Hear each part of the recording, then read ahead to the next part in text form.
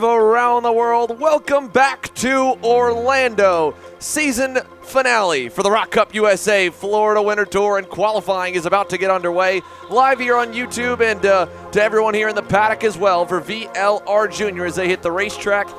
Qualifying will be set for 6 minutes apiece at each class. We'll continue to update you on times. Myself, Xander Clemens here. Joining me on the broadcast today will be Alexander Searle, Emery Lida, and the voice of ROK Cup USA, Ron John Ebersole. To kick off qualifying here, Alex joins me in the booth as we begin. Alex, again, you've been doing a little bit of scoping around here in the early parts of today to try and get some ideas of where everybody stands for VLR Jr. Track conditions are similar to where we were last week, about maybe 10 degrees air temperature cooler. And as we say that, on the screen, Leo Scorpioni is dragging something looks like almost a ratchet strap back on that Zanella Racing Tony kart. Yeah, I mean, interesting. I don't know how much of a performance deficit is going to happen. Probably not a lot. Like you said, a ratchet strap, it could be dangerous. I wonder if the officials are going to do anything about that, but if it's just some sort of, like a caution tape, it should be all right. Yeah, he should be okay. A little mistake there from one of the Speed Concepts Racing Red Speeds in front of him. That's Anthony Martella, who currently leads the train. And again, it almost looks like sparks that are coming out, but it's really just the tape, and there it goes. So honestly, it looks like he ran over a longer piece of radiator tape that someone ripped off in one of the 125cc classes. But all clear now, and we can give you an update of where everybody sits so far here. A minute and a half, really 2 laps in. This one will be the first time at full song. And setting the pace initially will be Chase Buscaglia on that Gillard for Team GWR. And at the same time, problems for Ty Fisher on that Speed Concepts Racing Race Lab Karting TB kart. He is off on the side of the racetrack and done early. But Chase Buscaglia right there on your screen in that GWR Gillard. Good lap last time by, sets the pace at a 57.172. One of the cool parts about the timing system we do have here this week, Alex, we have sector timing here at Orlando Kart Center. So 3 different timing loops throughout the racetrack. One that goes all the way from turn 1 to the exit of turn number 5. Another one in the run through the sweeper for 6, 7, and 8. And then one more here that starts halfway down that back straightaway for the final sector of the racetrack, the last hairpin, turn number 9. And then this quick run through the S's, turns 10, 11, 12, and then that dog leg onto the front straightaway. So we get to see a little bit of potential in everyone. The drivers are used to that. They get to see optimal lap times on the Micron. But for us here in the booth and for those watching along at the ROK Cup USA timing app, they get to see a little bit of what some drivers may leave on the table. Yeah, the sector times are interesting too, just because, sector 1, it's a technical part of the racetrack, right? You got double right, quick left to 2 hairpins. So really, a lot of the guys who are quick in sector 1 are going to have most likely a higher gearing, or at least just maybe the cart's just on rails right now. Sector 2 is the simpler one of the 3. It's just a long sweeper into a left, quick right-hander, and then sector 3 is one with, we had Aaron Ortiz last week, going over the curb. I heard there's a little bit of a change to the curbing, that they're not going to allow you to go over the curbs as much in sector 3. Yeah, that's one thing to note here as the drivers make some more laps. Salvador de la Vecchia has been on your screen in that Lando Norris kart. He currently is the fastest as he heads into turn number 9 right now and comes out of the hairpin. We'll pick him up here in just a moment. A few more passes going on further down the order. But, yeah, you can definitely see that there are some bigger pylons on the infield of where some of those drivers were really flying over the curbing last week. Kudos to the Orlando Kart Center. I mean, this is something that's cool for pictures and guys like to brag about, but definitely not easy on equipment. And we've had a number of drivers out for rib injuries. You can see also they put a plastic barriers over at turn number 3. In that KA Senior final, we saw a lot of corner cutting on the opening lap. Drivers just saying, you know what, all right, I'll just cut and take the access road and pick up 5 spots because there's no penalty. Now they got walls in the way. Yeah, I mean, it's good to see, obviously, just because last week there was quite a bit of corner cutting. I mean, most of it got picked up, but now we're taking, advances to make sure that doesn't happen again. But back up front, Shun Sakaguchi goes to the top of the board now on the Super Tune OTK go-kart. It's a good run for him. They're following Chase Buscaglia. And Chase, for the first few laps, went P1. He had a good, solid weekend last week at USPKS. He was top 5 most of the weekend. Didn't really have the luck he would have wanted in the final, but he was solid runs considering where he qualified. So he's just working on that momentum going to this weekend. Likes the ROK package a lot, and that kart seems to be on rails right now for sure. A good lap for Salvador de la Vecchia to jump to 3rd. A better lap here for Emma Scarborough on that Chad Dawkin Racing Kart Republic. She had a consistent weekend last week. Hung inside the top 5 for qualifying all the way through the heats and into the main event. has been showing a lot of pace, got her first career national podium just a month ago back at PK Race Park and Entertainment Complex. And as she trails a Scorpione and Stephen Miller right now, her teammate, she currently sits on top with a very good Sector 3 that last lap. She'll go purple here in Sector 2 this time, so could be another really good lap for Scarborough if she can put it together in the final sector, but she loses a bit of time out of turn number 9. And again, behind them, you can see where Buscalia and Shun Sekaguchi have lost a little bit of touch. So this whole group of 3 should be pretty good across the line. Who goes the best out of them? Does Martella go even better? Scarborough does not improve, slows down on that final sector there. Stephen Miller with a good lap, not good enough to beat his best, though, as well as Leo Scorpione, who does barely just go better than his best overall time. But this whole group, Alex, half a tenth for the entire top 4, less than a tenth for the top 5. It's 9,000s from Scarborough back to Stephen Miller in that 873. I'll tell you, though, the guy I'm most impressed with now is actually Anthony Martella, the guy in P5, because Martella is leading this group, so he has no benefit whatsoever of the draft, and no one's pushing him. So the laps you're seeing from Martella are all alone, while Stephen Miller's on a toe, Scorpione's got a double toe, and Scarborough's got a triple toe even from the 3 guys in front of her. But Scarborough, I mean, like I was saying with the different sectors, her quickest sector, she's really strong Sector 2, and that's where a lot of the horsepower comes into, right? So it seems to me that she has a little bit of a lower gear, which is why she struggled out of the hairpin that we saw last lap. So right now, I think you're going to see her really dominant in any of the straightaway parts of the racetrack. So Sector 2, long sweeper, quick left-right. You're going to see her go-kart shine more than into this Sector 1 part of the racetrack. Yeah, I mean, that's what we've seen from her the last couple of times so far. And I think the biggest thing they're really lacking is coming out of that hairpin as well, that slow speed stuff. Like you said, the mid-range second sector here kind of keeps them, again, right in that perfect power band in the center. And as they pull into the scales here with a checkered flag going, they will end that way. So the first qualifying session in the books here from Orlando.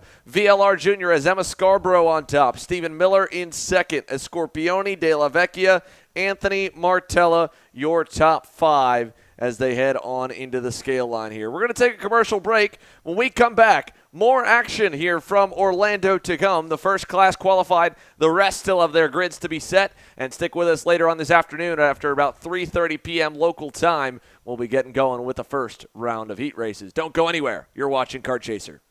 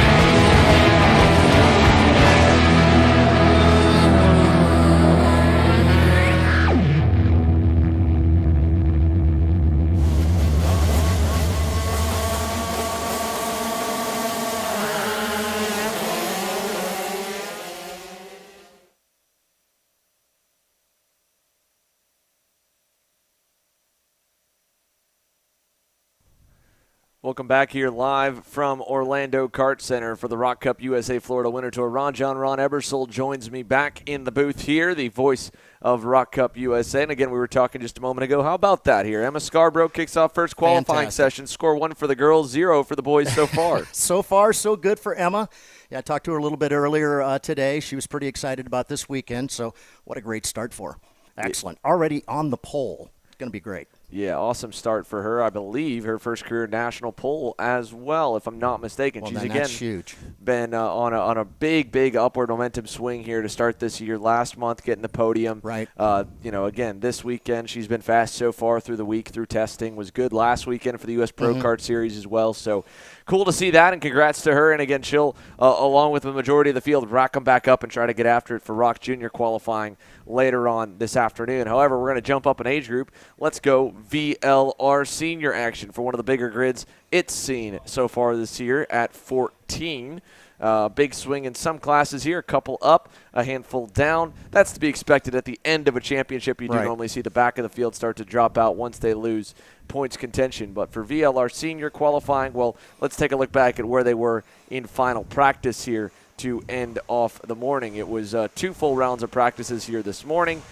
Beyond that, then we have qualifying here in the afternoon, and then we have of course, that one heat race runs as a later on into the day than where we normally have been. We'll be running until about 6 p.m. Eastern time, so almost night racing for those pro ROK Shifter boys at the end of the day. But it was Wes Duchak who was quickest there in practice number 2, so he'll lead the field out onto the racetrack here. Grayson Redzian in that Technokart USA Tony Kart was second. Quick call in Aitken. Joshua Sumvalis, Haopeng Zhang, Aiden Shimbashi. Elio Meza, our championship contender, was down in 7th at the end of final practice at a 57.4, about 7 to 8 tenths to find. So where does everybody stack up here for qualifying? Well, again, you imagine some of the drivers maybe went sticker Levanto tires for that final practice, but now everyone's all on sticker tires. So it'll be a level playing field and a good first gauge at where the class lines up here on the weekend. And I tell you, it's really great to be here. Our third and final leg of the Florida Winter Tour for 2023, the 25th year of the Florida Winter Tour. Just great being here at the OKC. Great folks here. Really excited about this weekend. Long-standing history with the Florida Winter Tour and with Orlando Kart Center. This track went away for a number of years from the national scene. Then over the last few years, and one of the first big series to revisit it was the Florida Winter Tour, even during that span. So to close out season number 25 here is pretty awesome, I think. And again, just for any major series to be around for 25 years, especially in a sport where the barrier to entry to build your own series is so small. You see series come and go all the time. So 25 years for the Florida Winter Tour is phenomenal. It's amazing. Just glad to be a part of it as well. And looking forward to crowning some champions this weekend. They've been working awfully hard the last couple of months to get to this point. Now it's just a few more races, and Sunday comes championship. Look forward to that. Yeah, tickets that'll take a lot of drivers over to ROK Vegas. You have tickets to the ROK Cup World Finals. So lots up for grabs here on Sunday. One driver trying to make an impact on Sunday as well, looking for potentially a race one would be Grayson Redzian. We saw him just right there make that pass on Wes Duchak. At the moment, on the opening lap, he is your fastest at a 57.206. Duchak second. Meza comes in third on the opening circuit, and a little bobble there for Wes Duchak will give Redzian a little more space here on this next lap. Now, with the pass, you'd imagine that it's going to be a little bit more separation than where he'd like in terms of lap times. This should not be a good lap for him. The next lap might be, and hopefully he'll have spaced out enough to not be giving Wes too much of a tow. Talking about a driver that was able to master the tow, though, a class where the entire top 5 was separated by 71 thousandths. VLR Jr, our top qualifier, is downstairs here, and we are going to go ahead and send it on down to hear from Alexander Searle and Emery Lida as they've caught up with Emma Scarborough. Or will in just a moment. You got me down there, Emery. Thanks, guys. I'm here with Emma Scarborough. Emma, solid start to your weekend, your first national pole. Walk me through how you were able to do it. So, I don't know. Everyone was right on each other's bumper, and it was so close. I didn't know what place I would be in, but I was hoping top 5, and then I came in surprise VP1. Yeah, I'm looking at, obviously, you've had a lot of pace, both at the ROK events as well as last weekend at USPCAS. Is there something that's changed over the winter that's allowed you to kind of get that extra bit of pace that maybe wasn't quite there, obviously, the new team this year compared to last year? I think the KR definitely helped, like moving to the team we're on now. I think it fits my driving better, and that helped a lot with our speed. Yeah, and obviously you've got your Chad Duncan team racing teammate and Stephen Miller also right up there at the front. Any plans to work together with him in the heats, or just trying to go figure it out on your own? Definitely going to work together with him, see if we can pull away, P1 and 2. All right, well, Emma Kate Scarborough, a nice start to her weekend. She's on pole for the first time in her national career. Back to you guys. Thanks, Emery. We go back on to other drivers trying to get a first career pole. It'd be a first career for Grayson Redzian. However, Elio Meza has found some speed here in qualifying. That Iron Rock Motorsports Tony Kart went quickest last time by. He's also quickest in Sector 1 right now. Let's see where he clocks here in Sector 2. He's got himself in a perfect spot, closing up to the PK Sports North America Gillard of Joey Botting. That could give him a little tow to finish the lap off, as long as Botting has a good final sector, doesn't hold him up too bad. He was a little bit slower than Grayson Redzian in Sector 2, so maybe here, Sector 3, will this be enough for a good lap? He's got the toe down the straightaway with 2 minutes to go. Can he go even quicker? He does not, by about 200ths. Wow. Elio Meza still quick enough to hold on to the pole right now. 600ths back to Wes Duchek, another 400ths to Redzian, and then a couple tenths of a second to find Colin Aitken on that Zanella Racing Tony kart in fourth. It's nice to see Ho Peng Zhang doing pretty good out there, the Super Tune driver right now in that 6th position. It's Aiden Shimbashi right now in 5th, the Canadian driver. It's nice to see we've got a little bit of folks from other parts of the world out here racing with us. Of course, talking with the Canadians, they are just so happy to be down here with all the weather they've been getting. So congratulations to them, and I just hope it continues to be great weather throughout the weekend. I know we might have a chance of possibly some liquid sunshine, but we'll have to wait and see. Well, nonetheless, we'll focus in on today and keep moving. Yeah, we'll stay on what keeps us happy about it here again. Yeah. Like you said, Sunshine. Long way over for the Chinese driver, Hao Peng Zhang. Oh, that was on your screen there on the Super Tune Tony kart. We go back towards two of our major contenders. Last month was a big-time month for Wes Duchek getting his first career national win. And that was the first thing, talking with his mechanic, John Russell, and some of the coaches over at the Russell Performance Group camp. You might think you know how to win until you do it, and then you finally know how to win. He got to lead his first lap, so he know how to lead a race and be comfortable at that point. And now he comes into this weekend with a whole lot of newfound confidence. And with the way the point structure is with a 33% points bump per round, so this round is now 67% more points than round number 1 in St. Petersburg. Performing at round number 2, big for his championship implications here as they move on, and that was a big lap for him as well. 56.359 to the pole for Wes Duchek here by 200ths of a second. Redzian followed him up there, 19 thousandths back to second, so they are peaking at the right time. We'll see if they go for one more hot lap here. Duchek looks like he will as they rocket through turn number 6. And Wes is going to take everything he has this weekend, but if he goes out there and does what he has to do, and that is put the kart in the right positions and stay calm and just get out there and, you know, go out there and get yourself a Florida Winter Tour Championship. It's going to be a heck of a battle there with Helio Meza, and see if anybody else is able to kind of sneak up there and maybe get a shot at the top. But right now, it's going to be that battle between Helio and Wes, without a doubt. That's what it looks like here. Let's see. It's a three-way battle right now for the pole. Across the line, Duchek does not improve. Redzian, just by 1,000th, misses on his best laps. That's a personal best in Sector 3. Elio Meza still yet to cross the line on that Iron Rock Motorsports Tony kart.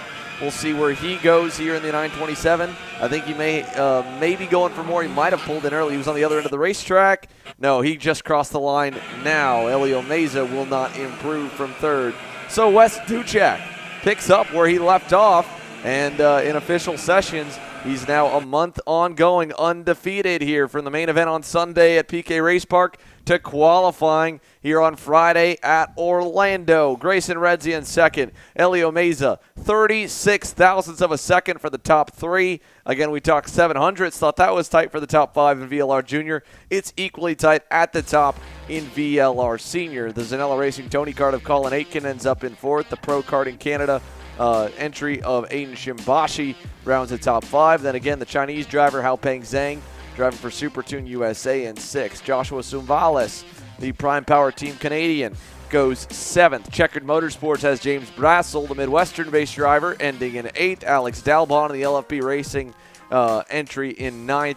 And Sarah Vico and the Prime Power Team Bureau Art rounds off the top 10 over Joey Botting, Miles Hewitt, Franco Savaglio, and Jed Perkins for your VLR Senior field. But the checkered flag has waved on them now. We'll take another commercial break and bring you back with more qualifying. 2 sessions down, plenty more to go here as the grids get set for the opening round of heat races. Live for the Florida Winter Tour at Orlando Kart Center, you're watching Kart Chaser.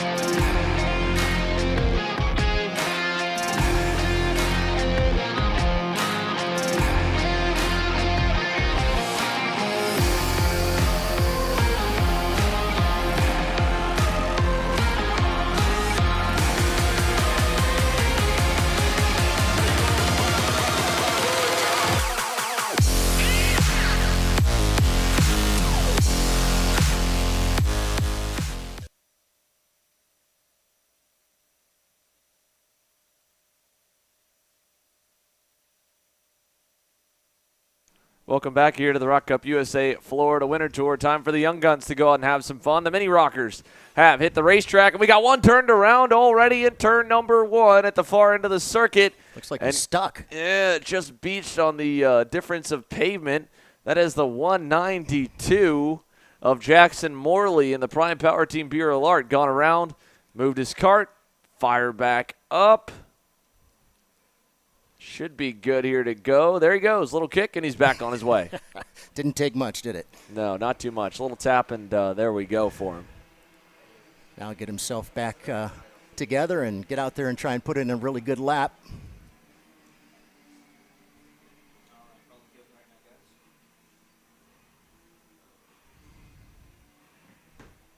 We were just looking here on the back end trying to get an idea of where we were with championship points right now, but yeah. We'll find them. We'll figure it out, see where everybody stacks up coming on into the weekend here. Again, your points somewhat do matter, but I mean, talking with Maxwell Macha's dad earlier on today, he was like, "Oh, we just got to be good. We just need 100 points. That's a pretty healthy cushion." I said, "Well, with the way the points boost are, there's going to be about 400 to 500 points up for grabs in the main events. All of a sudden, a 100-point heat race is 167. Yeah, exactly. 100 points. He's like, "Oh, 100 points really isn't that much." I said, "No, you need to perform specifically, if anywhere, at Orlando Kart Center to win yourself a Florida Winter Tour title." It's a cool and interesting concept. It's the only series we've done it. Only been doing it for the last handful of years of the Florida Winter Tour to kind of both continue interest and keep guys into it. If they feel like they have a bad round 1, hey, you know what? Still run the full championship. Anything can happen. A good round 3, and all of a sudden you could be a champion. And again, it just kind of builds the pressure on as well, because now qualifying means more. The heats mean more. I mean, the heats today, or heat number 1 today, will be almost as much as what a main event was back in St. Petersburg. Right. And I can tell you, I've seen it where folks have actually missed one of the races and did so well in the very first race, and then didn't race in the second race, but came back in the third and absolutely just, won everything and basically ended up winning the award for the Florida Winter Tour with just 2 of the 3 races. So just goes to show you there's still opportunity for people this weekend. Here we go. Found our championship standings as they Yeah. run. So to give you an idea of where we stack up currently in the Mini Rock Class, of course, Kai Johnson's had a stellar year so far. Good run at St. Petersburg all the way through to the main event, and then just everything kind of fell apart for him with some mechanical issues. Right. But then when we moved on to PK Race Park, he was awesome all the way through the weekend. Podium there. He enters this weekend with about a 120-point championship lead, going back to David Zhao in that Goodwood Cartways X-Spree. Max Christie on the Motaz Sport Pearland enters the weekend a little bit out of the points, about 190 away from the championship lead. The same for Antonio Pizzonia-Nito, and it's about 300 back to find Antoine Lemieux, who rounds the top 5. So could see some shuffling inside the top 5 again. There's cash and prizes for the whole top 3 to top 5 in each of the championships. And with all the points up for grabs here, you could see a big swing throughout the weekend. And speaking about a big swing, how about Edward Kennedy here, starting off quickest in qualifying as he runs right behind Marco Romero on that Team Benek chassis entry. So Edward Kennedy was really, really fast at PK for all the weeks that we were there. Started to make some headway, made a start at the Rotax World Finals last year for the very first time. With a lot of coaching under the National Motorsports Energy Camp, he's been making some strides forward, and that was a good opening lap to set the stage here, or third lap, really, I should say. Second lap probably at full speed, and he's in a perfect position right at the end of a big pack of what looks to be relatively fast cars. Well, no surprise, Kai Johnson is leading that group all the way around, so that is going to be a fast pack. That certainly helps, yep, absolutely, and again, another fine young driver, Kai Johnson. Just thinking back on one of those races back at Loxahatchee, I believe he actually ran down the leader at the time, got to the start finish and won by 1,000th of a second to take that at least take that victory for that particular race. So, it's going to be interesting to see. Again, there's still, as we had mentioned, a lot of points. So some of these guys are not quite that far ahead of folks. All of a sudden, a 100-point lead is pretty small. Yeah. A 200 to 300-point lead isn't that big anymore. And again, it just keeps them on their toes. Everyone's got to be on their A game here this week. Absolutely. As we watch David Zhao leading this group here through the final corner. So he's been getting a big shove all lap long from Antonio Pizzonia. However, I don't know if it'll be enough to improve them. They did the last time. Pizzonia does do good in the final sector. However, it will not be enough to really move the needle all too much for either one of them as they stay the same. So everyone's plateauing right now. Julian Rivera at the end of that train hit a good lap, was still about a half-tenth off the pace. So that AKT Racing Team Energy there in third in line on the 134 is third overall. And even with a tow, even as good as the drivers that are in front of him, last time by was not quicker and not enough to knock Edward Kennedy off the top step right now.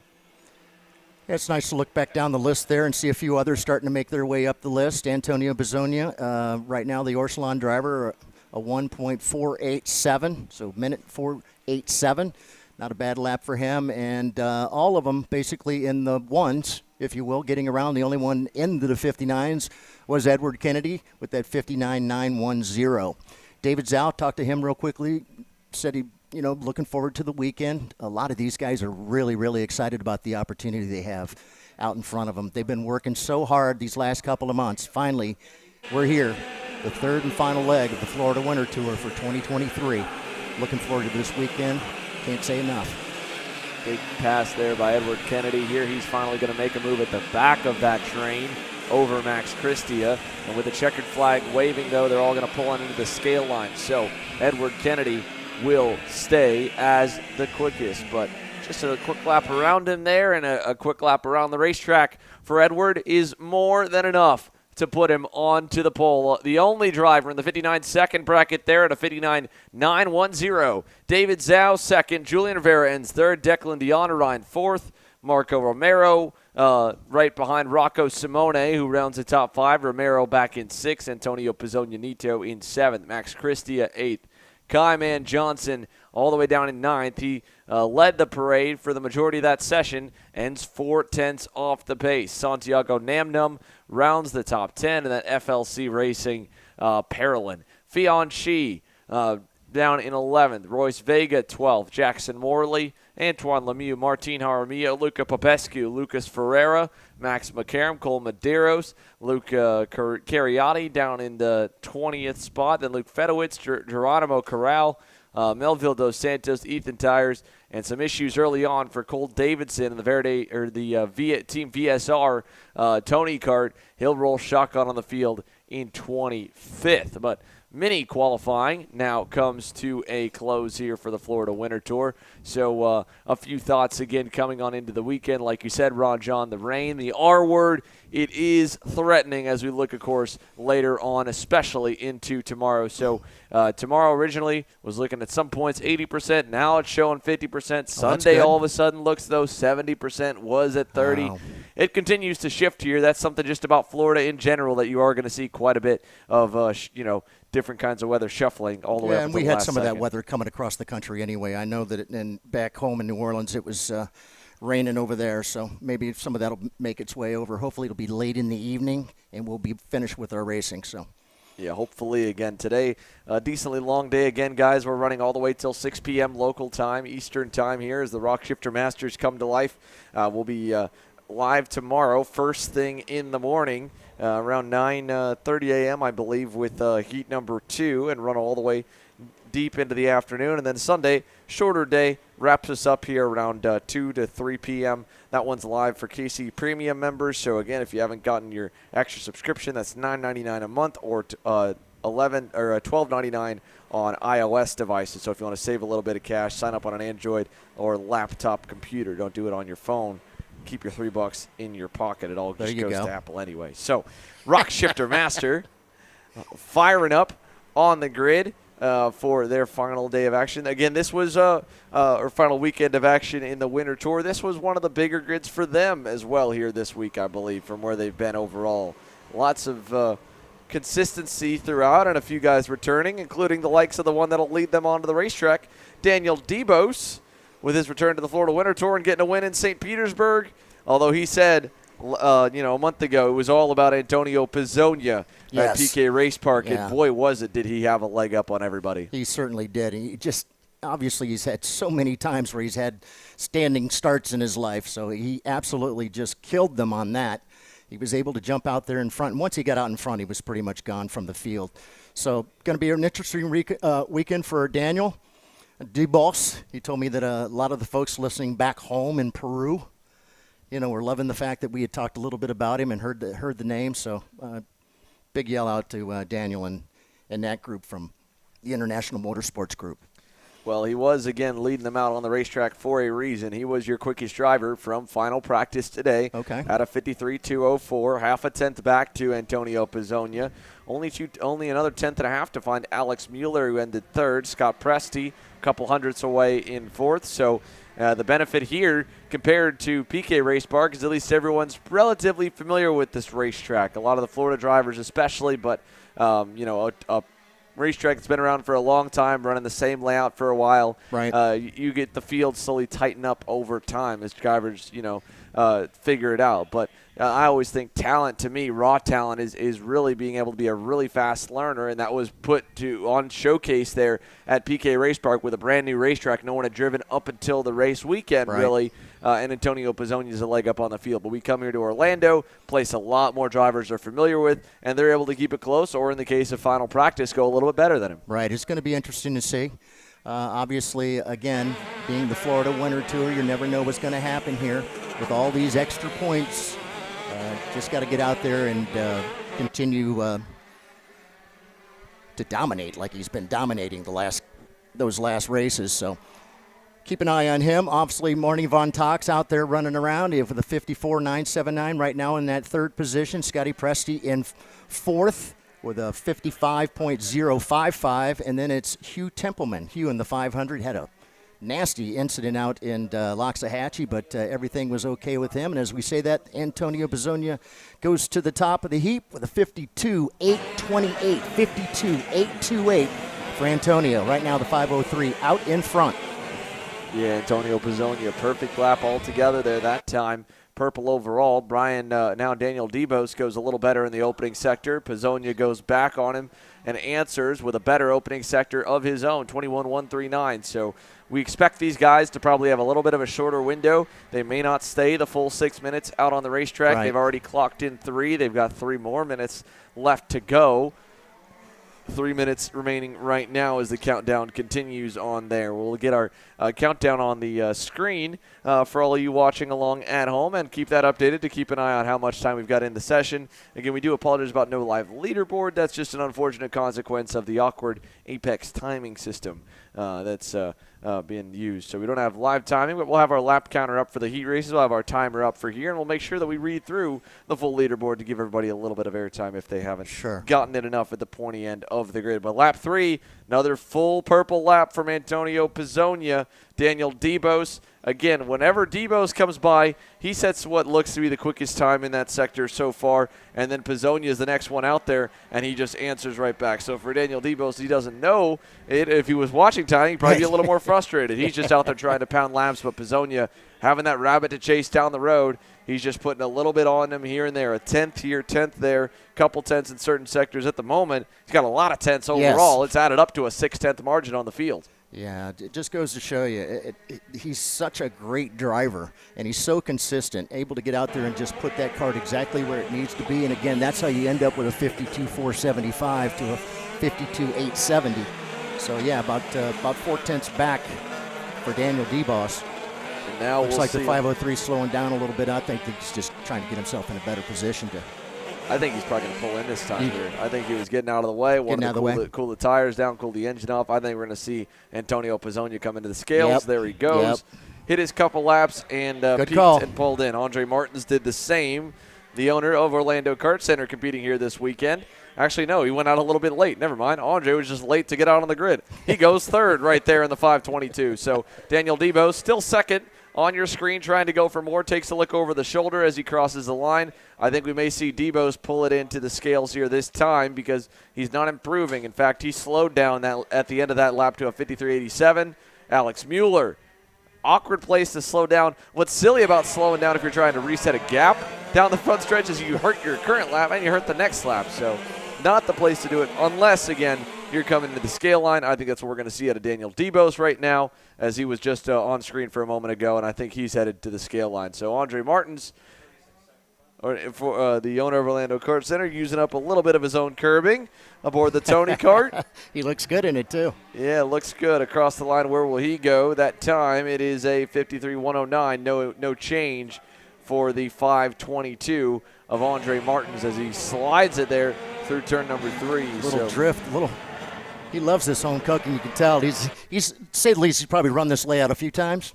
Maybe just a couple of times over Looks like he's already backed out. Decades of history that this racetrack has. Daniel Debos, it looked like he did a cool-down lap and is now on a push lap again. So he went slow for a lap and a half, has picked the pace back up, but I don't know if he got the checkered that time or not. He'll either be on the button to try and be the last one to get a lap in, or he's, so that's where he'll be. Final chance to knock off Antonio Pizzonia. He needs to find 4/10. Here comes one of the TB Kart USAs across the line. I believe that might have been Corey Matthews. Right. No improvement for Corey in the 5:15.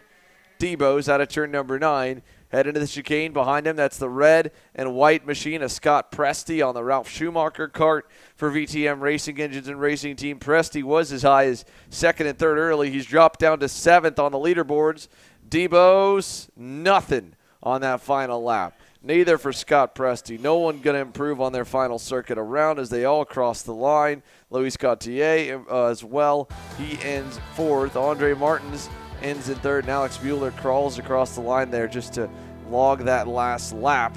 He will be 5th as the privateer Tony Kart driver. 7/10 back, 4/10 back for everybody to Antonio Pizzonia here as Dad sets the bar high once again. Sure for ROK Shifter Master. Stick with us, folks. More ROK Cup USA Florida Winter Tour coverage is headed your way, and it's going to be the Pro ROK Seniors on the grid and set to go here in a moment.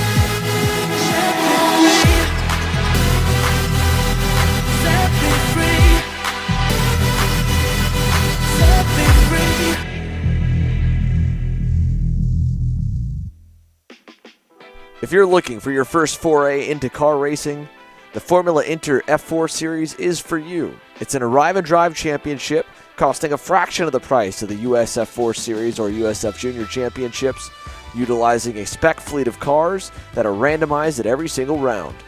You can start with International Motorsports Karting Team and advance through the ranks to the Formula Inter Championship. For more information, follow us online at Formula Inter on all social media. Welcome back here to Orlando Kart Center and a live look down on the grid here for the Pro ROK Seniors as they get set for qualifying. Mateus Morgado enters the weekend, 250 points to the good. He was not the quickest in final practice, though.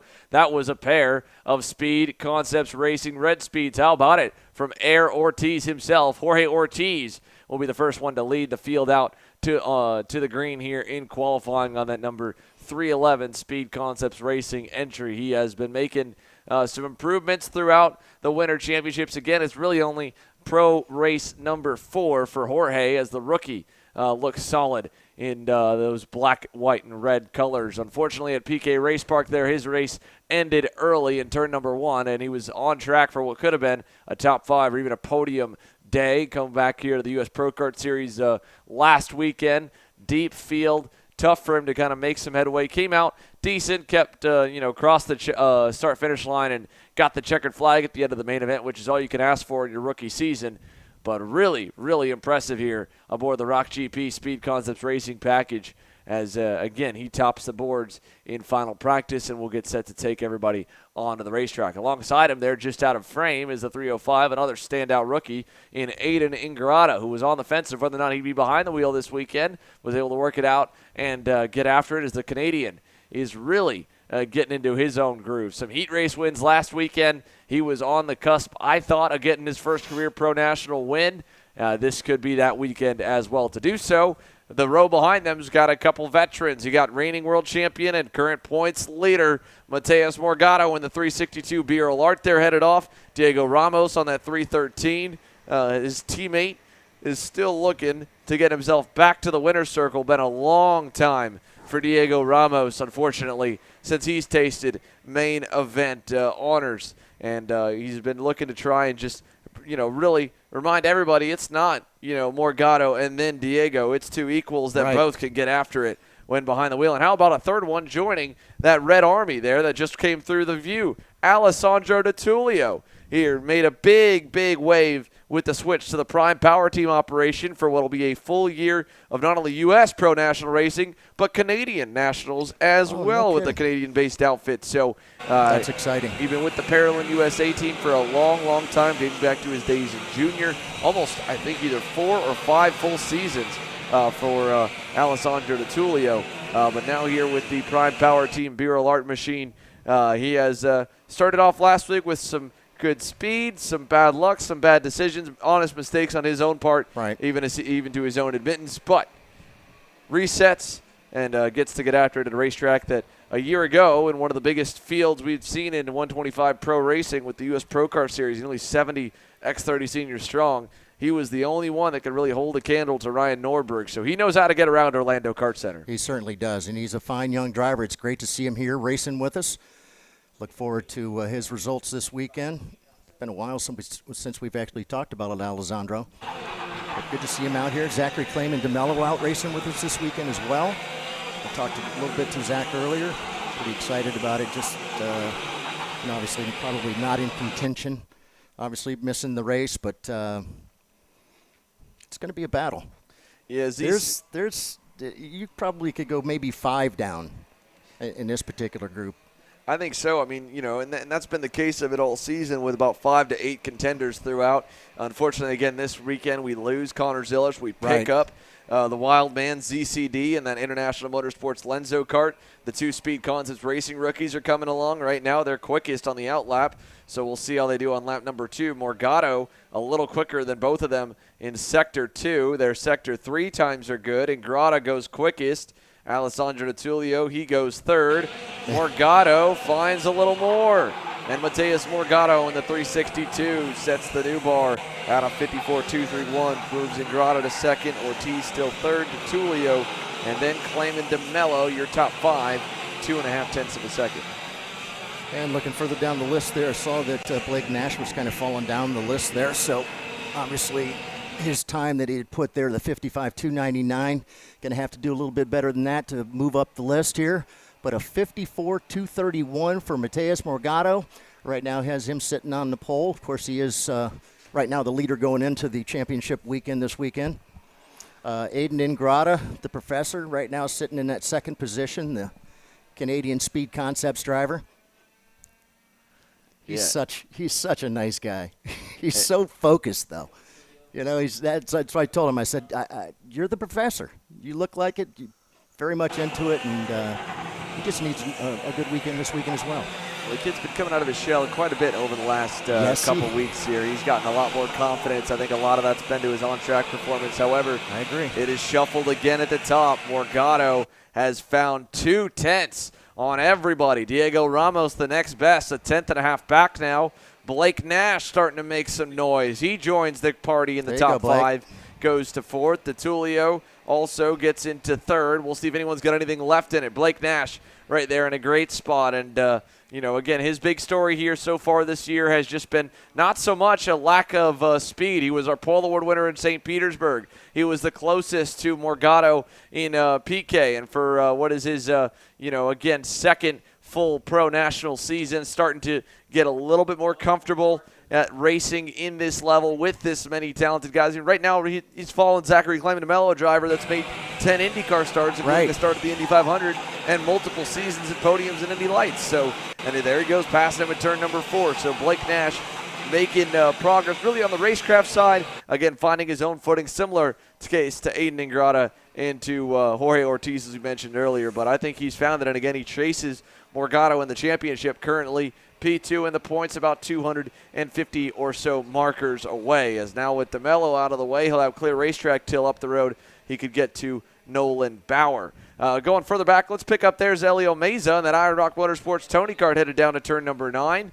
And we'll go even further to pick up a few more. But Elio Meza, man, was it so cool of a story to see him back at PK Race Park get up onto the podium for his first career podium and his first start in the Pro ROK Senior class. Double duty, just still him and his dad, no extra mechanics.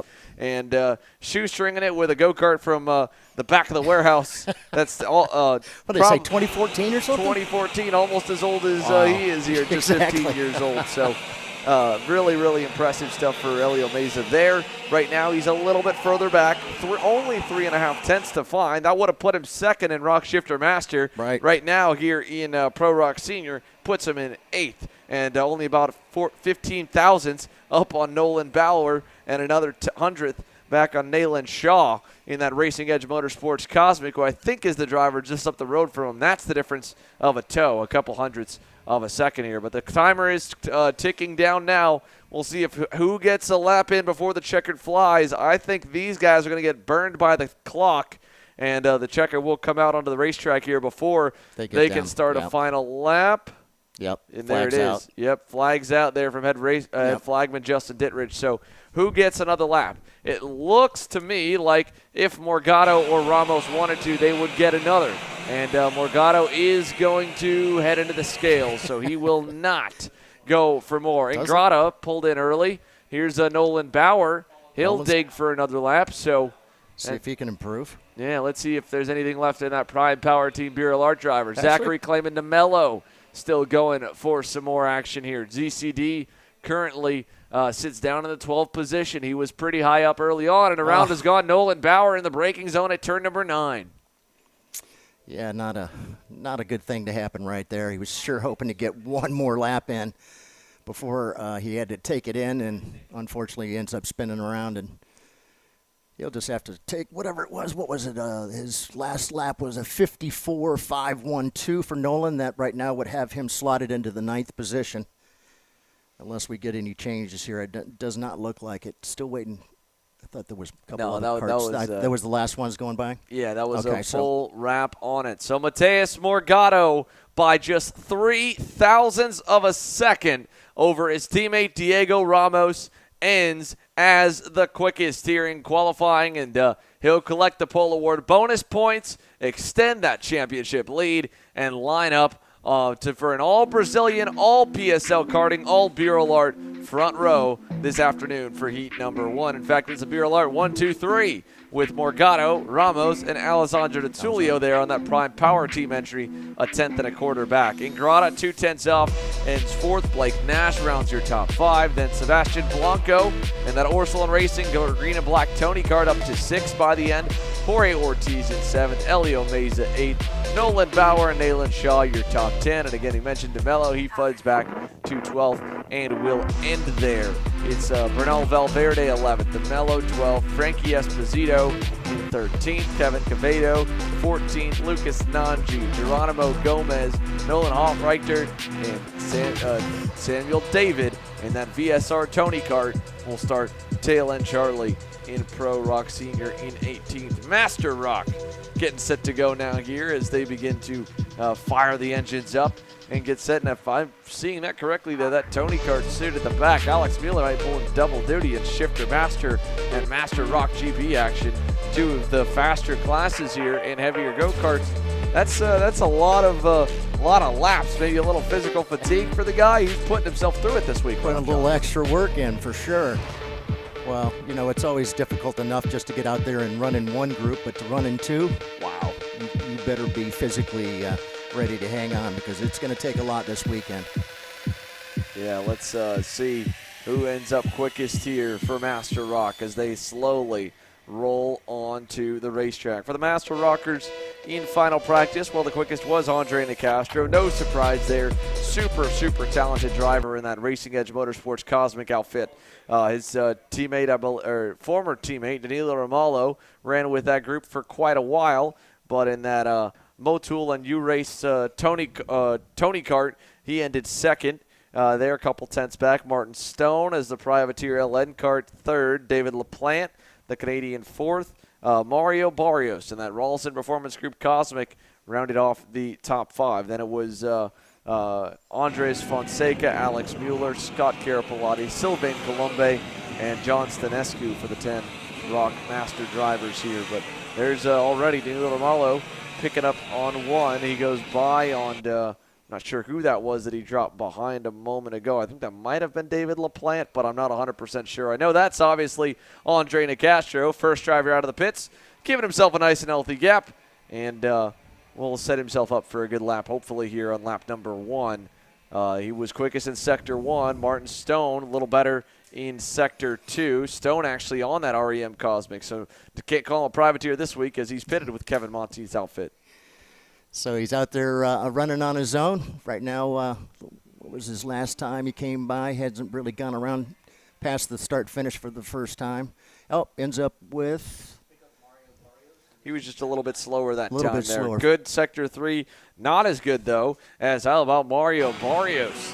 Mario Barrios in that RPG Cosmic in that bright yellow and white new helmet here for him with the classic RPG color scheme and then offset sports suit. For Mario Barrios, his opening lap, quickest overall, 50.0 or 56.045, tenth of a second up on Andre Nicastro. We haven't seen Barrios all season here at the Florida Winter Tour, but the first of the races here, and for many drivers as well, probably the case, where we're at a companion race here in Orlando where we've got races on the front and the back end of this week. That's, of course, part of the reason we're getting to see the GFC karting squad coming out. Great to see taking him advantage of the Florida Winter Tour and the SCUSA Pro Tour here coming here in 2 weeks. So yeah, it was definitely good to see Gary and his group here. Always a pleasure to see those young drivers from out on the West Coast. Greatly appreciate them heading all the way from the West Coast to the East Coast, along with all their other friends from California. So, yeah, absolutely great to see them here. New leader at the top, Danilo Romalo in the 618 has gone a little better on lap number 2 than everybody else. Quarter tenth of a second for him over Martin Stone. So that's a pretty big margin. He had an issue in qualifying last week that sent him to the rear of the field, had to drive through in all the heat races, got through in the main, and still came up just one spot shy to Mr. Mike Rollison in the final. Well, Rollison himself is not entered this week in Master ROK action, so that opens the door for Danilo Romalo at a racetrack where he's had a lot of success at, dating back to this race here last year as well, where he really was dominant for the entire month of Orlando with both the U.S. Pro Kart Series and the Florida Winter Tour. It felt like it was the only name we were saying when the Masters rolled onto the racetrack, and right now that is no different. Lap 3 completed, still the fastest, quickest through Sector 1 overall for a 55.363, putting him on top over David LaPlante, who puts a good lap together in that Premier Karting O2K to go to second. Yeah, David's last lap was a 55.469 to that 55.363 of Danilo Romalo. Martin Stone right now in that third position. Mario Barrios right now in fourth. It's Andre Nicastro in the fifth spot. Alex Mueller, Sylvain Colombe, Andres Fonseca, Scott Carapolati, and John Stanchkashu, I think it is. Anyway, I messed it up. Sorry about that, John. I'll work on it and get it better. But anyway, right now, Danilo Romalo showing you he's got the speed. 55.363 was that purple lap. Let's see how he does. Just getting ready to come back by the start-finish once again. Yeah, I think he'll peak here on lap 4 or lap 5. Good lap on lap 4, a little better, 55.248. Adds a couple hundredths to it. He's, again, like you said, in a good position on the racetrack. Got a driver to chase, but is too far back there as Alex Mueller rolls ahead of him.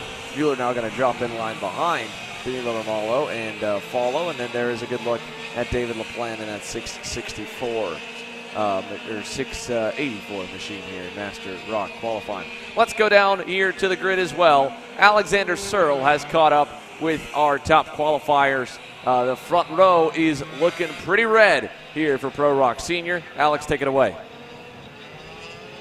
Thanks, Andrew. Here with Mateus Morgado, your pole sitter in ROK Senior. Mateus, I mean, pole position only by 3 thousandths over your teammate Ramos there. Obviously, Tulio in third. Burrell's look really good so far. Walk me through your weekend as a whole so far. Yeah, for sure. Really happy with the result. More points for the championship for me.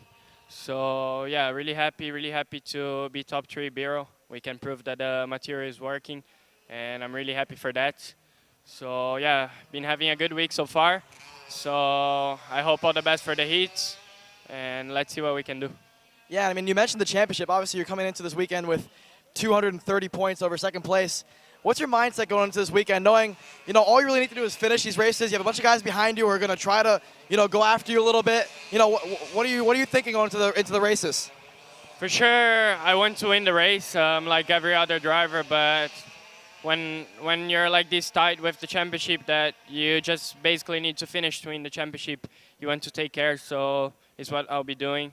I will try not to risk myself, but for sure I will try my best to take the win. All right, Mateus Morgado, everybody, starting P1 in ROK Senior for all 3 heats. Back to you guys. Mateus Morgado, again, feeling good and keeping a good eye on the championship at what he needs to do to accomplish that overall goal at the end of the weekend. He'd be the first driver in a long time in Pro ROK Senior to repeat and go back-to-back in Florida Winter Tour titles, so it would be a cool story for him.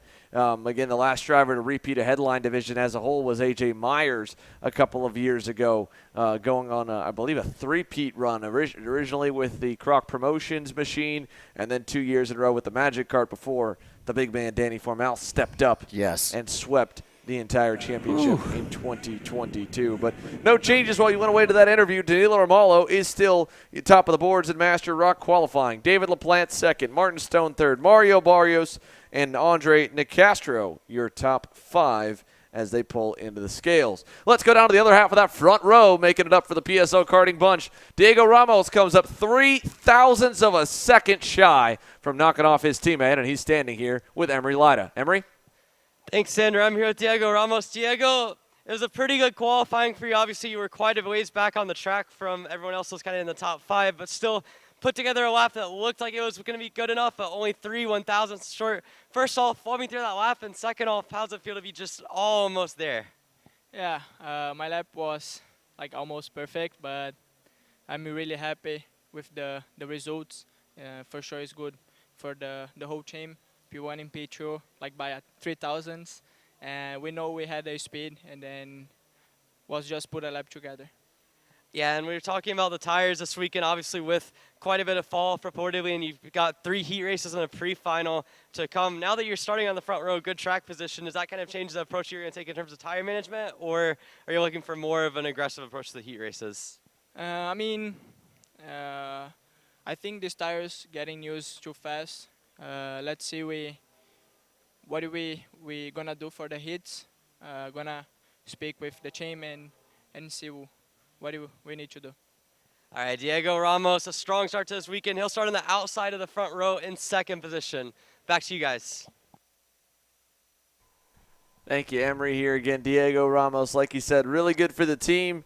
Almost perfect lap, and it's crucial here for that pole position in qualifying because it is such a tough run through turns 1 and 2 on the starts here at Orlando Kart Center. That outside lane, you get trapped on it. It's a full 180-degree corner, long sweeper. You could lose, in some cases, 3, 4, 5, or 6 spots on the opening lap because while you do have that left-hand kink at turn number 3 to kind of reset you, then you got that big braking section in turn number 4 that goes back to the right. So you're off on the outside for 3 of the 4 first corners and really the 3 major ones of it all. Diego Ramos, will see how he can do in that regard. Now, for the micro rockers here, the biggest class at the championship finale, they're getting set to go. Mikey Collins and that U-Race Parolin looks like was one of your quickest drivers at the end of final practice. He's lined up at the front, and it is a mad dash to get clear track position. So watch out, because the dance all the dads and mechanics are going to do to push them off the grid is going to be something to watch. But at the end of practice number 2, well, where did everybody land in Micro ROK? Again, Mikey Collins was topping the boards, and that's such a cool story for Mikey there in that U-Race Paralympic. To think just about a year to 2 years ago, Mikey Collins was getting lapped consistently and heavily in the way on the national circuit. And you turn it around here on home turf now, obviously a bit of a benefit, but, I mean, he is the driver to beat as practice comes to a close and we get underway with qualifying. Man, look at the big group of youngsters out there on the track. Ought to be exciting. Let's keep an eye on them, just getting out there. Qualifying underway. It's always a fun group to watch. Yeah, always a great group to watch there as they head down to Look at all turn of them. number 1. Yeah, big line Big of group. the Micro Rockers here. Now they're all going to be kind of mired in traffic a little bit, so Yep. hopefully they're all going to be similar enough in speed that they can put some good laps together. But lots of passing going on down here in turn number 4 on the opening circuit, boys. Remember, boys and girls, that it is just a hot lap session. We don't need to go after each other too hard here early in this one. But Antonio Pizzogno with the double duty in the Mini ROK and Micro ROK classes, he's the one with the big benefit and advantage. He knows what the track was like most recently, being out just about 40 minutes ago. And he's right now getting the benefit of the slipstream off the back of Collins as they head to turn number 9. Yeah, Michael Collins looking good out there in front, waiting for him to come around, get a time for him. Again, just for getting ready to come and make that left-hand turn and make that quick run down towards the start-finish. All right, here we go. Yeah, so across the line here for the opening circuit. Antonio Pizzogno going to set the benchmark at a 62.172. Mikey Collins second. Mateus Romalo, his Team U-Race teammate, in third. Juan Diego Garcia in the Orsolin Racing Paralympic fourth. Zane Burgess on a JC Karting Lando Norris kart, rounding off your top 5 over Yal Benadaman. Varela Lorenko in the PK Sports Sodi kart sits 7th. Gavin Decay on the Zanella Tony kart in 8th. Josh Bergman, another Sodi kart PK Sports driver, in 9th. And Nolan Carney 10th on the opening circuit. But again, 35 total Micro Rockers. Biggest field of any class we've seen so far this winter tour. Yeah, it's great to see them all out here as well. But, you know, it's still down to about a handful of them to see who's going to end up with this championship this weekend. It's going to be fun. Still got a bunch of races to go through before we end up on Sunday for Championship Sunday. But nonetheless, this is always a fun group to watch. Always put on some amazing races considering the fact of how young they are. They're really just getting started in the world of racing, but they do amazing stuff out there in those cards. Looking forward to it. Romalo right now out there in front, a 601. So right now that puts him on the pole. And there's a good look at him there as they come on through. He's in that number 16 orange and white U-Race colored Paralympic. He just made a pass that time on, I believe, Zane Burgess' blue and yellow Lando Norris card at the end of the train. It looks like another one of, no, that's the Orsolin Paralympic of Yal Benadaman. So it's, again, Mateus Romalo there in the front of the 3, Zane Burgess right smack dab in the middle, and Yal Benadaman's Orsolin Racing entry right at the back of this 3-car pack here. So with Romalo making a pass this lap, you don't think it'll be any bit quicker than his best. So does anyone else knock him off the top? Not now. In fact, nobody really improving on lap number 3 that time. Mikey Collins goes a little better. Same for Juan Diego Garcia. He improves, jumps into the top 5. Liam Van Beek takes his Motaz Sport Paralympic up the order as well, as now Benadaman goes by on Burgess. Burgess back on Benadaman as if it's a bit of a race there through turn number 5. And now as they head through the sweeper with 2.5 minutes to go, Benadaman this time will complete the pass and put Burgess on the outside in the marbles, and that'll make him slip and slide just a little bit on the next half a lap. Yeah, just like anything, certainly when they get into the marbles, if you will, there sure are an awful lot of them around here on the track. So sometimes. Oh, wow. Zane Burgess there went to pass him again, got crossed over by Benadaman, popped tires, and around he went. And Yal Benadaman was like, hey, man, why are we doing this? Yeah. Why are we passing 4 times in a single lap in qualifying? Zane, I think, was just on go mode. Yes. And, it looks like maybe not too much damage. Could have got a lot worse when those tires can wheel hop against each other. No doubt about that. We've seen what can happen when the wheels come together. Well, Maxwell Macha leads the championship here in the Micro ROK division by, again, about 100 points over Antonio Pizzogno. The SLA kart racing parallel drivers about midway through that bigger pack back there. Here's Mikey Collins, and whoa, that was weird. Looked like he was going to go pass on Pizzogno, and then all of a sudden locked the brakes up, pulled into the scale line. So Mikey's done. I think that was the bailout area at some point. Yeah. I'm not really sure what he was thinking there, but, he made it to the pit lane. In any case there, that'll put him third at best. Mikey Collins sits on a 61.980, 3.5 tenths off of Mateus Romalo, and Antonio Pizzogno third. Where is championship points leader Maxwell Macha? Well, he's not having the best qualifying of his career. He's down in 13th right now. 13th, yeah. For the number 33 machine. So across the line, working with what looks to be Alex Chandler and that number 26 Iron Rock Tony Card. He does improve a little, goes to 12th. But for Maxwell, this is not the kind of session he needs, not the kind of session he wants. Again, a 100-point lead with his championship contender up there qualifying second. He'd need a little more than just a 12th or 10th place result through the weekend to hold on to the title. But last week we saw Maxwell, terrible qualifying as well, qualified 20th out of 40 micros, drove through to the top 5 in all 3 heat races. So he's had no issues here at this specific racetrack driving forward, and he may have to do that right now because, again, not looking ideal for the number 33 SLA Kart Racing Paralympic. 12th right now, not bad as a whole, but not where you need to be to win a championship. How difficult is it to get out there and try and qualify when you've got 35 other karts out there with you? It makes it a whole lot more difficult, doesn't it?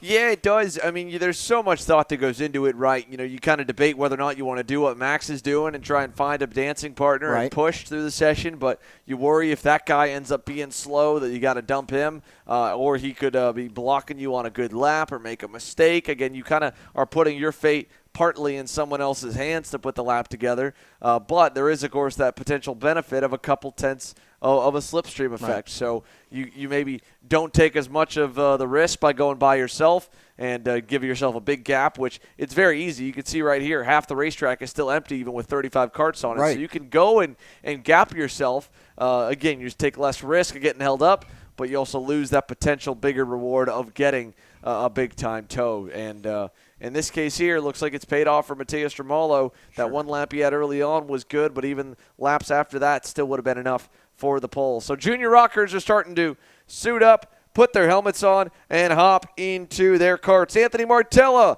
and the rest of the gang will be headed your way here live on Kart Chaser. You're watching the ROK Cup Florida Winter Tour live from Orlando Kart Center. We'll be right back.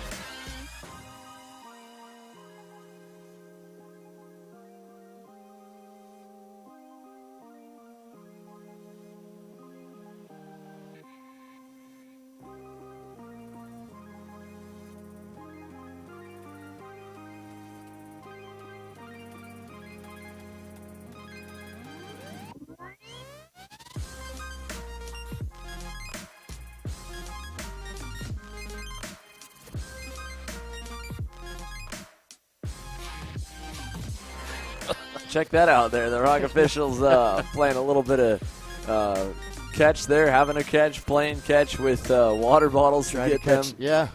I think they need to get hydrated out there as well. I mean, you could come down off the scissor lift for a second to get you a water. But, hey, nonetheless here, Junior ROK onto the racetrack. Only a couple more classes still yet to come for qualifying, this one being one of them here. And like we mentioned back when VLR Jr was on the racetrack, we saw a lot of these drivers already. So they're going to have one at least session under their belt with new Levanto rubber here at Orlando. Plenty of them probably went new tires in that final practice. But some of the ones not pulling double duty are the two on your screen. Ernesto Rivera, Teddy Musella, solely focused here on ROK GP Jr. In fact, the majority of the entries on a single run. Stephen Miller, Anthony Emma Martello. Scarborough. Anthony's been strong. Yeah, he's been really good all week. However, he's just getting passed and passed again. There goes Sebastian Garzone in that Orsolone green and black Tony kart. He'll make the move stick on him. And all the way to the end of that group there, you got the likes of, I believe, Caleb Campbell on that Speed Concepts Racing entry. And then you have Stephen Miller up behind him. But Leo Scorpione, quick lap, goes second. Oliver Weldon in the JC Karting Lando Norris kart to the top of the boards at a 56.209. Yeah, nice run there for Oliver. Yeah, Oliver Weldon, good opening lap here. Going to build a little bit of confidence. Got it. Look at where he's got himself track position-wise. He's got Enzo Vidmontien and that Motez Ford Pearland right behind him. But he's got a big gap out front, so that'll give him plenty of time to go at his own pace. And if Enzo does get around him, then he'll just be he'll still have a little gap behind Enzo where he can slot into the line and follow Enzo around the racetrack. So let's see what the 298 machine can do here this week. Oliver Weldon seemed like a little bobble there through the chicane. That was a rough impact for sure. Took a heck of a hit there coming over that bump. It's tough to find the right line. He's going to pay for it. He'll drop all the way down outside the top 5 to 8th on that lap. Sebastian Garzone, quickest now there, the Colombian for the Orsolone Racing Camp at a 55.405, 10th and a half to the good. Boy, what a group of drivers here. Garzone, Rivera. There's Escarponi, Leonardo right now in 3rd. Stephen Miller 4th. Teddy Masula 5th. Anthony Martella on the right now in the 6th position. Enzo Vidmontien 7th. Oliver Weldon 8th. Joseph Lanai in that 9th position. And Sarah Bradley right now sits in 10th. Just about pick any of those folks and they could win this race. Coming up a little bit later on. But a 55.405 right now. And I say that, Leonardo goes by him.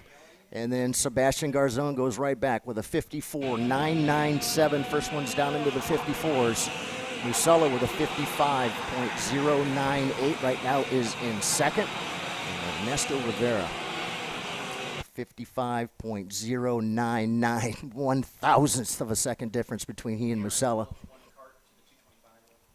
Yeah, super, super tight there. It's going to be a very, very, very tight race. You got to go all the way down to at least about 23rd position before you can see anybody just a second behind. Everybody else within a second of the leader here.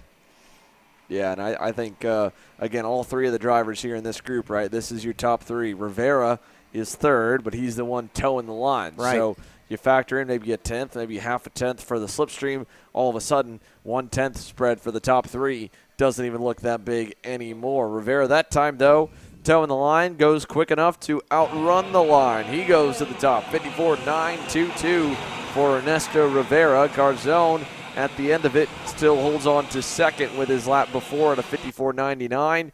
And Teddy Musella, 10th and a half back from the pole, and he'll get passed by Garzone that time, so now he'll get to line up behind Sebastian to try and run a lap. There is Teddy in that bright blue helmet, easy to spot in the RPG Cosmic. Yes. Christian Cameron, good lap that time. 55.166 for the PSO Karting VLR driver. He goes to 4th. Anthony Martella 5th. Miller, Escorpione, Scarborough, Dupuis, Sarah Bradley. Your top 10 as they stand, 4.5 tenths between everybody. Across the line this time, minute 20 to go. Where does Garzone go that lap? Where does Rivera go? Rivera goes even quicker. Wow. 54.764, 2.5 tenths up on everybody. Ernesto, that was a great lap. Didn't notice that he was out there on his own, or was he running along with somebody? Nonetheless, he put up a great lap, 54.764. That'll drop Sebastian Garzon back into that second spot with that 55.099, or excuse me, 97. That'll have him right now in second. Teddy Musella is still hanging on there in third. Christian Cameron fourth. Good lap there for Christian in the 209.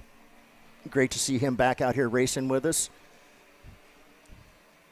He was there with us in Loxahatchee, but had an issue with a wrist and was unable to continue the racing in Loxahatchee. But he's back last weekend, and he's here with us again this weekend, so great to have them out from California as well. Yeah, awesome to have him out here, and really awesome to see such a big junior ROK contingent as a whole. 29 total drivers by the end of the championship is a strong turnout here. For Ernesto Rivera, though, I think we'll probably see him pull into the pits this time as he leads over a Scorpione in the grouping. And let's see. No, he's going to stay out on the racetrack. That's a little surprising. He'll run the one more lap just to make sure he's safe. A 54.76. 7.64, he's best. Garzon, Musella, Cameron, Martella, the top five. And again, a 2.5 cushion. That's a pretty big margin for them to hit on the final lap. We'll see. Checkers in the air. Does anyone have anything for the Mexican, Ernesto Rivera? Across the line to the checkered. No improvement out of Rivera. Nothing for Scorpione. Garzon, Musella, they all stay the same. And so that will conclude Junior ROK qualifying. Ernesto Rivera, again, tops the charts, and he will lead your field to the green in heat number 1 this afternoon. Garzon, Musella, Cameron, Anthony Martella 5th, Stephen Miller, and Emma Scarborough in the Chad Dawkins Racing Kart Republic go 6th and 7th. Leo Scorpione takes his Zanella Tony Kart to 8th. Nathan Dupuis, SCR Red Speed to 9th.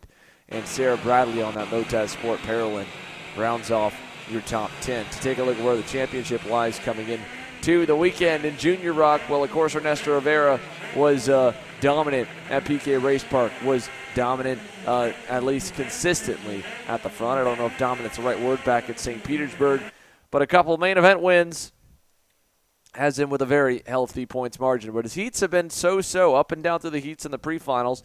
It's kept Anthony Martella pretty close, about 200 points away. Another 150 back to find Stephen Miller. So Martella still has an outside shot, losing the pole in qualifying. Well, that doesn't help. Makes things a little bit trickier to get up there. But and then Stephen Miller could play spoiler. Sebastian Garzon could play spoiler if all of a sudden they set the world on fire this weekend. But to do so, they'll have to go through Ernesto Rivera. Garzon gets the easiest shot at it, rolls off in second alongside him. Another commercial break coming. Then we're going to get set to go with more action as the timeline continues to roll on down the order here in Orlando. Only a few more classes yet to go green here from Orlando Kart Center.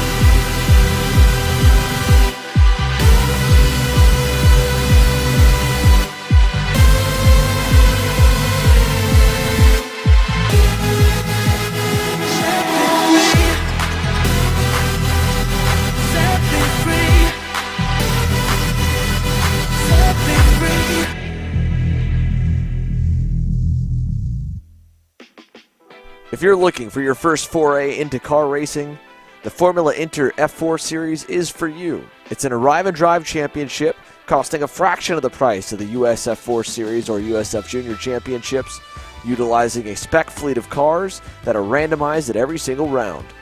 You can start with International Motorsports Karting Team and advance through the ranks to the Formula Inter Championship. For more information, follow us online at Formula Inter on all social media. Welcome back to Orlando. VLR Master onto the circuit here for qualifying. Laurentiu Mardan, one of the many names that's been quick in the division. He will lead them down to turn number 1 after having to miss out at PK Race Park's round, I believe, of the Florida Winter Tour. So open the door for a new winner. Boy, oh boy, was that VLR Master made at PK something else, eh, Ron? Don't seem like everybody was just going here, there, sideways, and all of a sudden, how about Carapalati?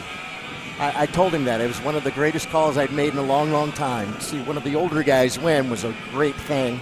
And, those guys get out here and race for us and put on the best shows they absolutely possibly can. But, you never know what's going to happen in racing. So sometimes guys like Scott end up, towards the back. But lo and behold, that was his day. That's all it took. Well, for VLR Master here on the screen, and the first lap's just coming in. Laurentiu Mardan right now best in Sector 2. Ariel Castro in the AM Racing Engines X-Spree. How about it?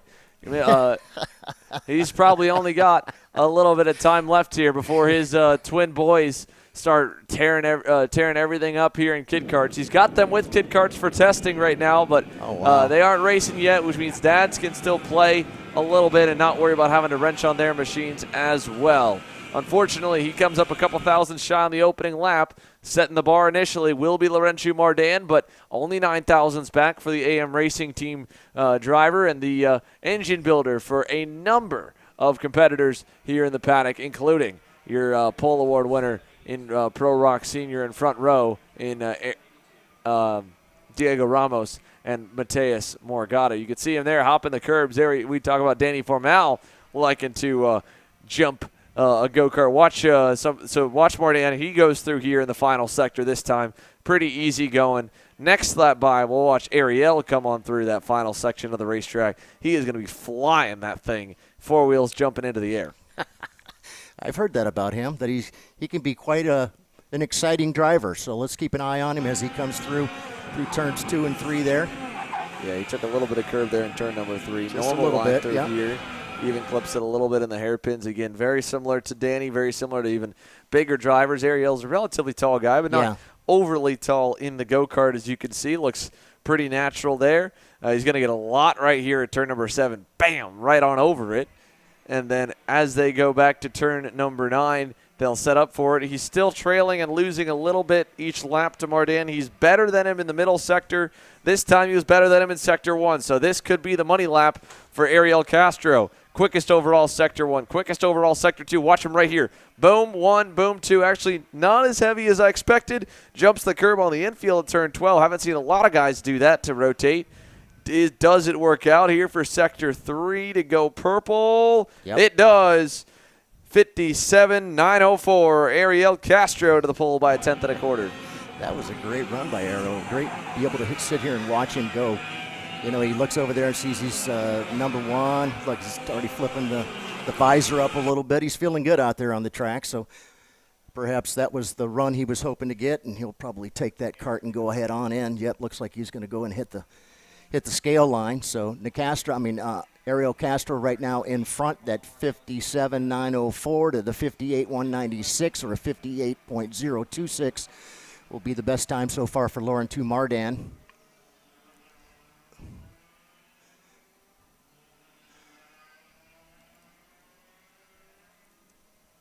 Again, about 1 minute and 50 seconds left to go here in qualifying for our VLR Masters.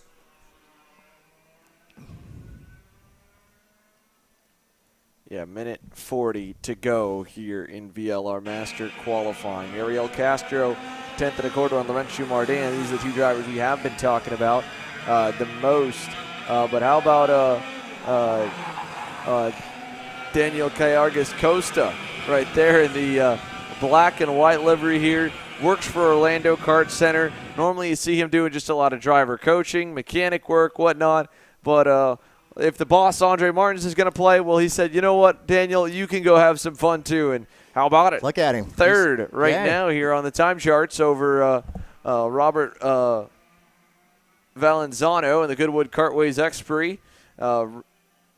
Fernando Rodriguez then behind him there. In line about a 10th back in the 5th position in the Racing Edge Motorsports Cosmic. Actually only about a couple thousandths off of him. So the Canadians, they're 4th and 5th. But Daniel Costa, 3/10 off the pole. Does he go any better that time? Not enough. Still at a close to his best, a 58.32 to a 58.23, but nothing to make any more steam up on Ariel Castro, who I believe has pulled in, hit his good lap, hit the money lap, knew it, went to the scale line after 3 laps of running there, yes. John. Yeah, once he saw that he had basically gotten that great time, he looked at the crowd and said, hey, I think I'll go ahead and take this in. I'll stick with that 57.904, and right now it is hanging on with just about 7 seconds left here. So next time by, these guys will be picking up their checkered flag here. See if anybody's got anything for our top cart right now. Ariel Castro, the 779 in with that 57.904. Let's see if anybody else is able to catch up. Here comes Lauren to Mardan. He was sitting there in second. Will he be able to do anything? No, a 58.311. Here comes Daniel Costa. No. Looks like everybody right now in those top 5 are going to remain the same. Yeah, no change. No shuffle there. No. So that'll do it. Ariel Castro in home turf here, advantage for him, whatever you want to call it, in Orlando. He goes quickest and will lead the field to the green in front of friends and family this afternoon. Cool for Dad to get after it, and we switch our thoughts and focus from the VLR Masters to Pro ROK Shifter. Marian Kremers and Giorgio Carrara enter this weekend extremely tight in the championship. Let's take a look down on the starting grid of where they are as they're getting set to line on up. Giorgio Carrara again getting suited and booted in the International Motorsport Lenzo kart there on the right-hand side. There is the championship points leader, Marian Kremers, who was close through a lot of championships last year. Got the national #1 plate by winning the SCUSA Pro Tour. He's just checking in here with Gary Carlton there, who's doing a little bit of a dance, talking about what the go-kart's probably doing on the racetrack, maybe? You think about that? I don't know. In any case, Kyle Wick lining up, trying to find some more speed. They got a little work to do in that GFC karting entry. How about Hunter Pickett, who was quickest in the opening practice here this morning? And also as well, a big happy birthday to Hunter Pickett. And again, I know he's got a family, his family watching back home, traveled back and forth. But how about it? There it is. And now everybody knows. Happy birthday to Hunter Pickett.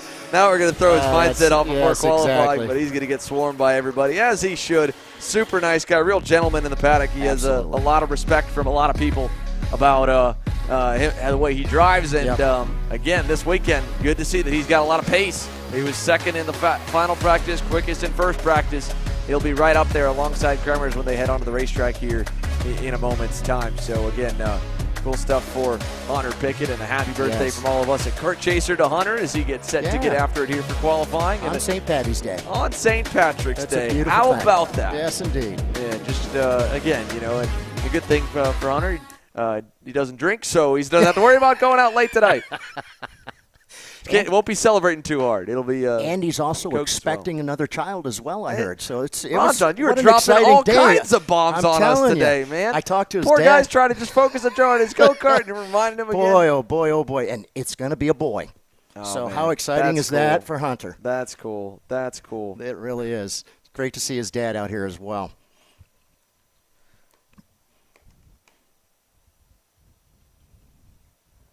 Well. We'll wait a moment here for Pro ROK Shifter to hit the racetrack. But again, live from Orlando Kart Center and hitting the track in just a moment.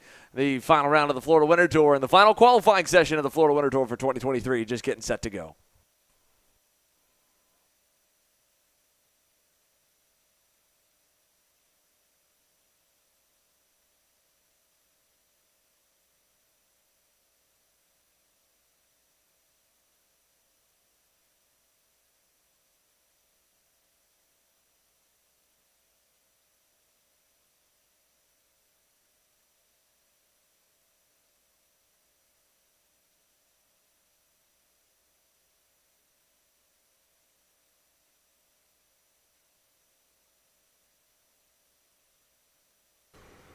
So here we go for qualifying. Marian Kremers leads out Giorgio Carrara. They entered the championship within 100 points of each other. So it still could be really any man's guess as to who takes the title by the time we get to Sunday. But Kremers takes them across the line there. Here's the rest of the pack still kind of all finding some space down by turn number 9. But Carrara is going to follow his rookie teammate, Karel Pashewicz, making his pro ROK Shifter debut. Made a good run through in the 125 single speed classes, but really wanted to get behind the wheel of the gearbox package as soon as he could. And at that same time, Zachary Clamamello was looking for a ride, looking for a seat to hop into. He takes over the honors of flying the Orlando Kart colors in Pro ROK Senior and gives Pashewicz the opportunity to jump up into the Pro ROK Shifter class. Hunter Pickett a little bit slow, making his way around. I don't know. I would imagine that is probably just to find himself a place in line and bring the engine temperature up slowly but surely. But again, happy birthday to him. Let's see if he can get himself a birthday victory. Hunter Pickett headed through turns 1, 2, and 3.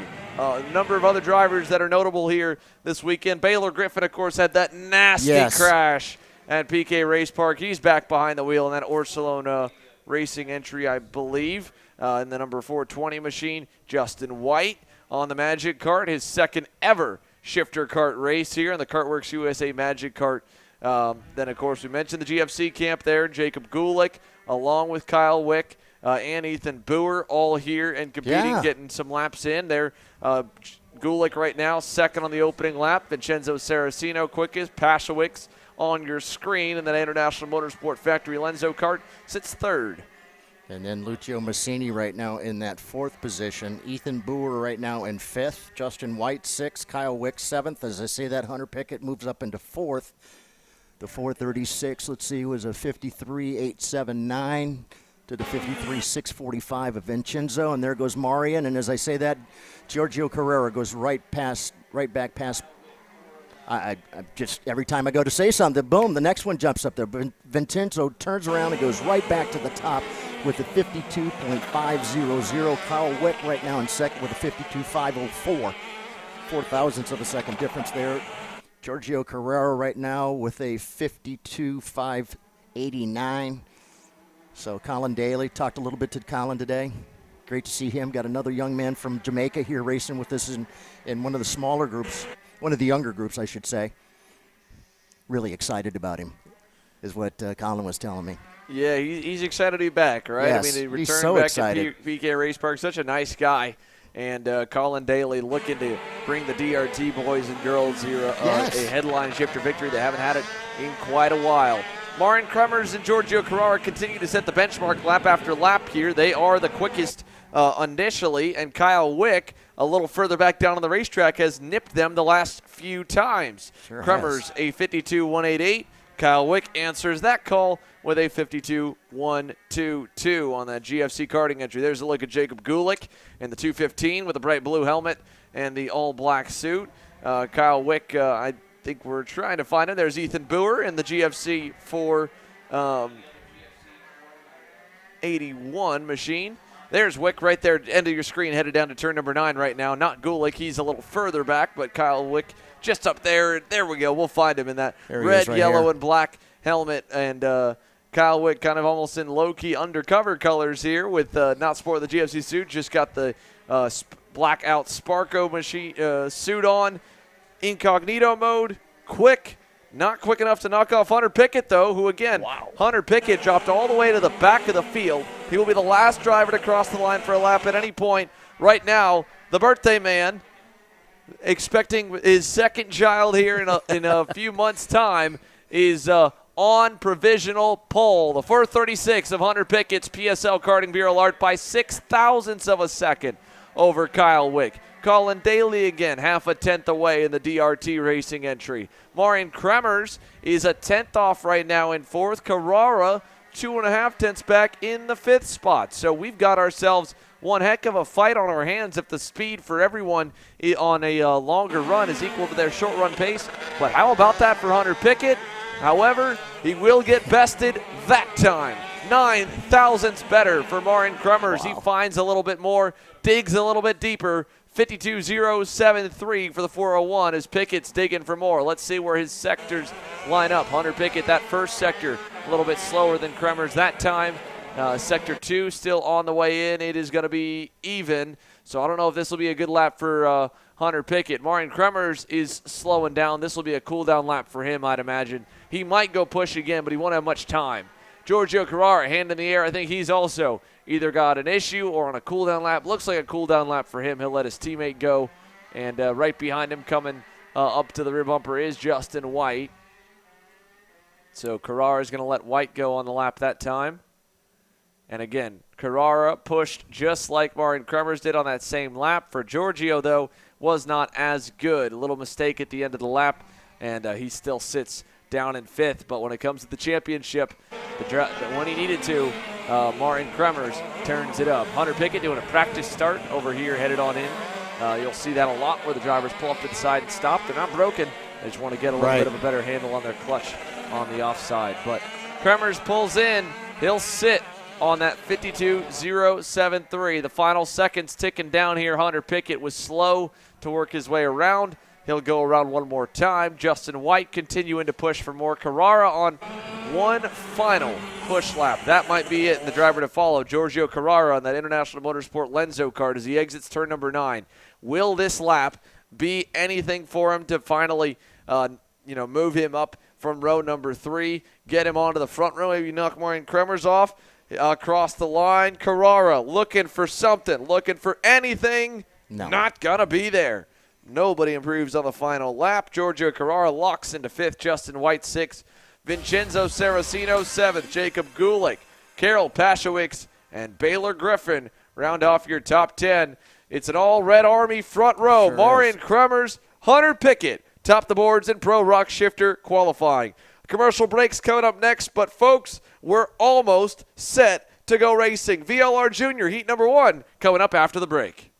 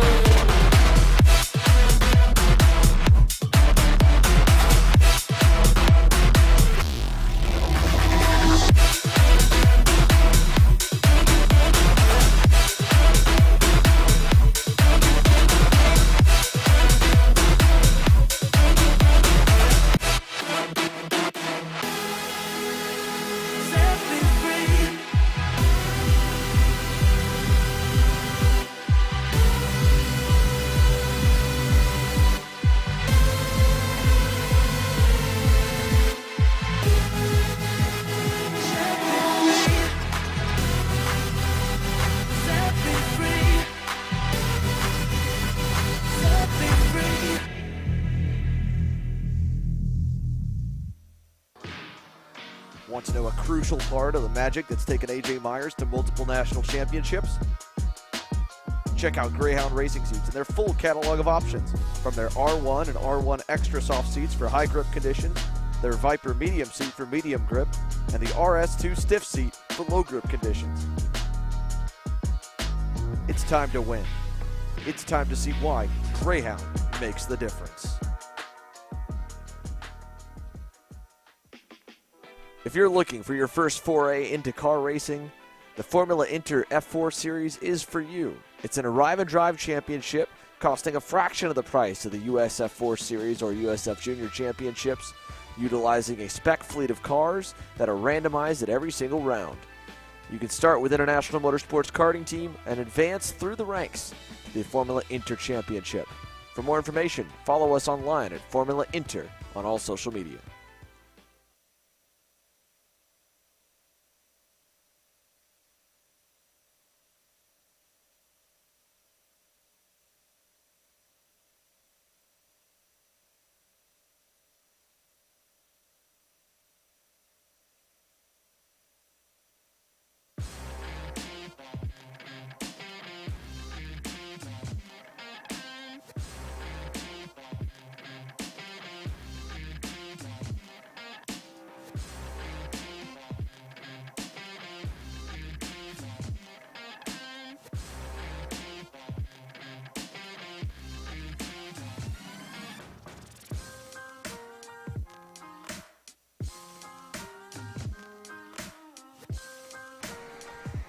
Well, here we go. VLR Jr taken to the racetrack for the very first time to race here in the ROK Cup Florida Winter Tour at Orlando.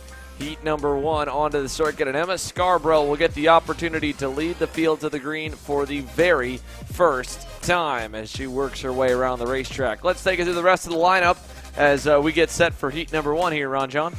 All right, outside of Emma Scarborough will be Stephen Miller. Stephen will line up in that second position. Leonardo Escarponi up next. It'll be Salvador Della Vecchia, San Antonio racing driver, up next. Anthony Martella.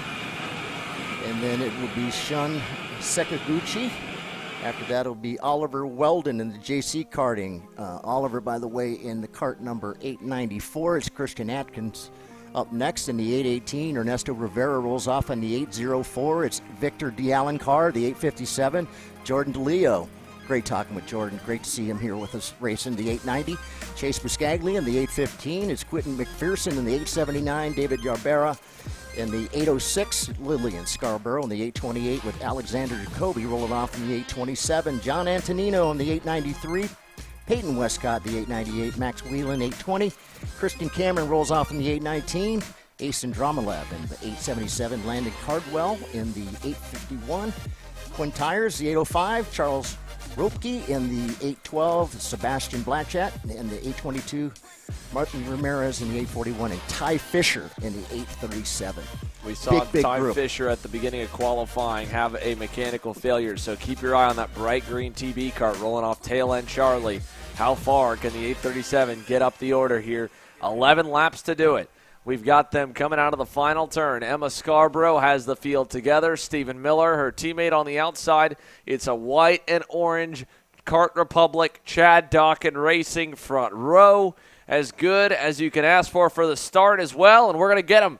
Boys and girls, we're underway to turn number 1. Scarborough gets away nicely here. Miller drops into second, and they're all going to survive turns 1 and 2. Anybody off the racetrack in 3? A couple are at the back, but we're clean up front. Oh. 2 drivers way off there. They'll mow the lawn a bit, bring some dirt on the racetrack. That'll be key to think about for later in the lap as well, because when they come back through, the leaders will have no idea where the dirt is. They'll hit that and then try to break turn 4 and go wide as Oliver Weldon finds a place in line right behind Shun Sekaguchi, ahead of Ernesto Rivera. And Die Bomb Sekaguchi, who caught him way off guard. Sure he'll did. pick up, he'll lose a couple of spots. And as we have seen, you open up the door, one cart comes by, look out, here comes from friends. And as we say that, we get somebody spun around there.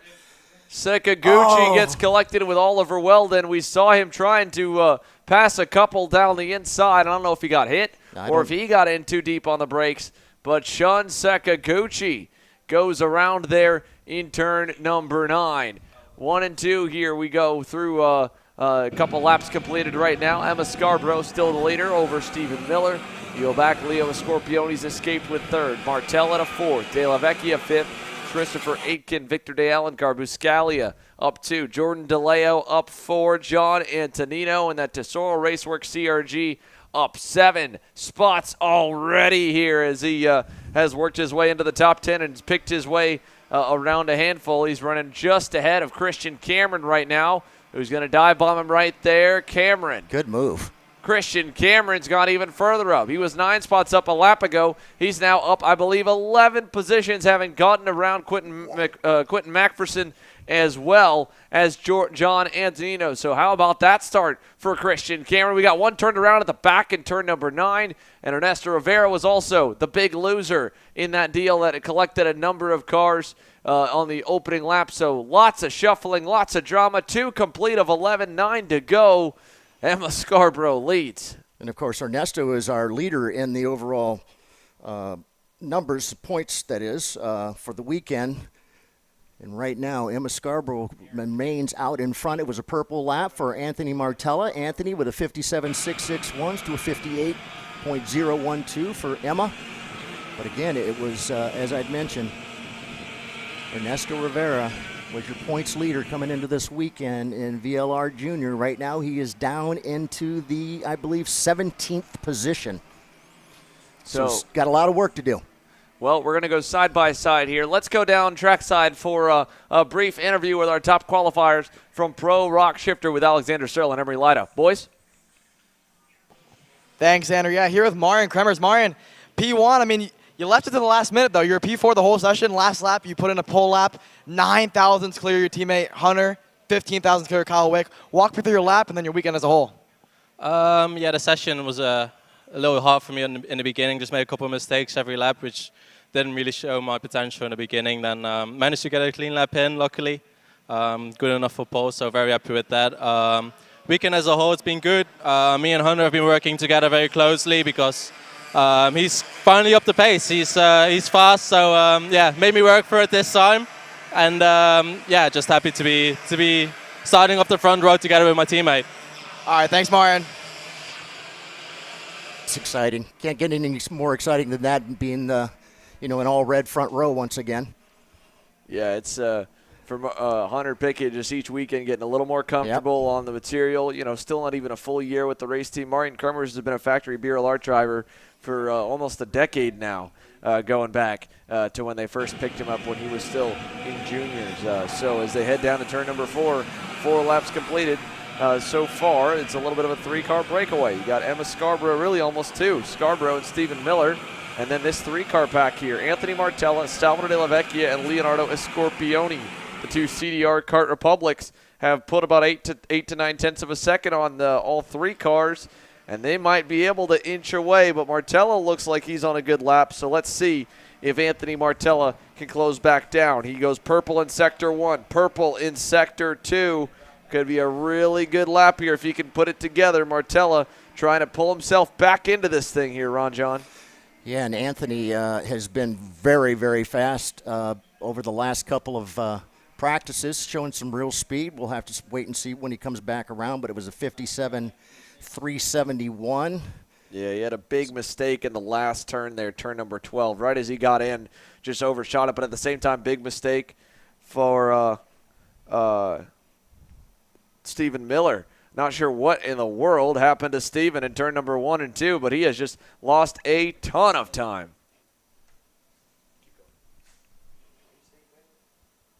All right, Stephen Miller last time by 57.319. 57.319 went purple the last time. Still, though, Emma's time is still hanging on to that front spot. Again, Stephen Miller right there in that second position. Anthony Martella still solidly in third. Salvador De La Vecchia. De La Vecchia now up into that 4th position. Leonardo Escarponi back down into 5th. Christopher Aiken right now in 6th. Again, these guys are going 11 laps here. We've got 6 already in the bank. 5 more to go. Still, Emma Scarborough out in front. Went purple that last time by as well. Fastest out on the track with a 57.101. So Emma really putting out some real speed. Chad Dockin racing driver right now. Probably just a couple of kart lengths away. That's going to be Stephen Miller making his way. Got around. Looks like that would be Anthony Martella now up into that second position once they get back around. I think that Martella had gotten around. No, not yet. No, he hadn't made it up there. Okay. Yeah, Stephen Miller's still hanging on there for Stephen, second. Yeah. Martella back in third. He has been closing up a little bit to him here as they head through turn at number 12 right now. But, yeah, Stephen Miller, whatever mistake he had a moment ago where he allowed Emma Scarborough to pull away, he's at least put a good lap together that time. Was actually the fastest driver of the session in Sector 2 that time by. So good lap to recover, but he needs a little more pace to get there. Let's go side by side again here while we continue with VLR Junior's opening heat race. 6 down, 5 to go. Emma Scarborough leads the way down to trackside here with Emery Lida. Thanks, Sandra. I'm here with Hunter Pickett, who is on the front row for ROK Shifter. Hunter, best qualifying effort of the year so far, only 9,000 short of Marian. Walk me through how it happens. Yeah, no, it was definitely a good outing for us this time. Best of the year so far. We were close. I was hoping for one more lap, but once I managed to pull off my fast lap, we caught traffic and tried to slow down, try to get some space, but couldn't make it happen. So we have a consistent kart, I think, so it was a little bit tight in qualifying, but it should, as the tires degrade, get a little bit better. And taking a look at the rest of the weekend, you're starting on the front row. We've seen some people talk about the tire drag over the course of the weekend. How's that factor into kind of what you're planning for in the heats?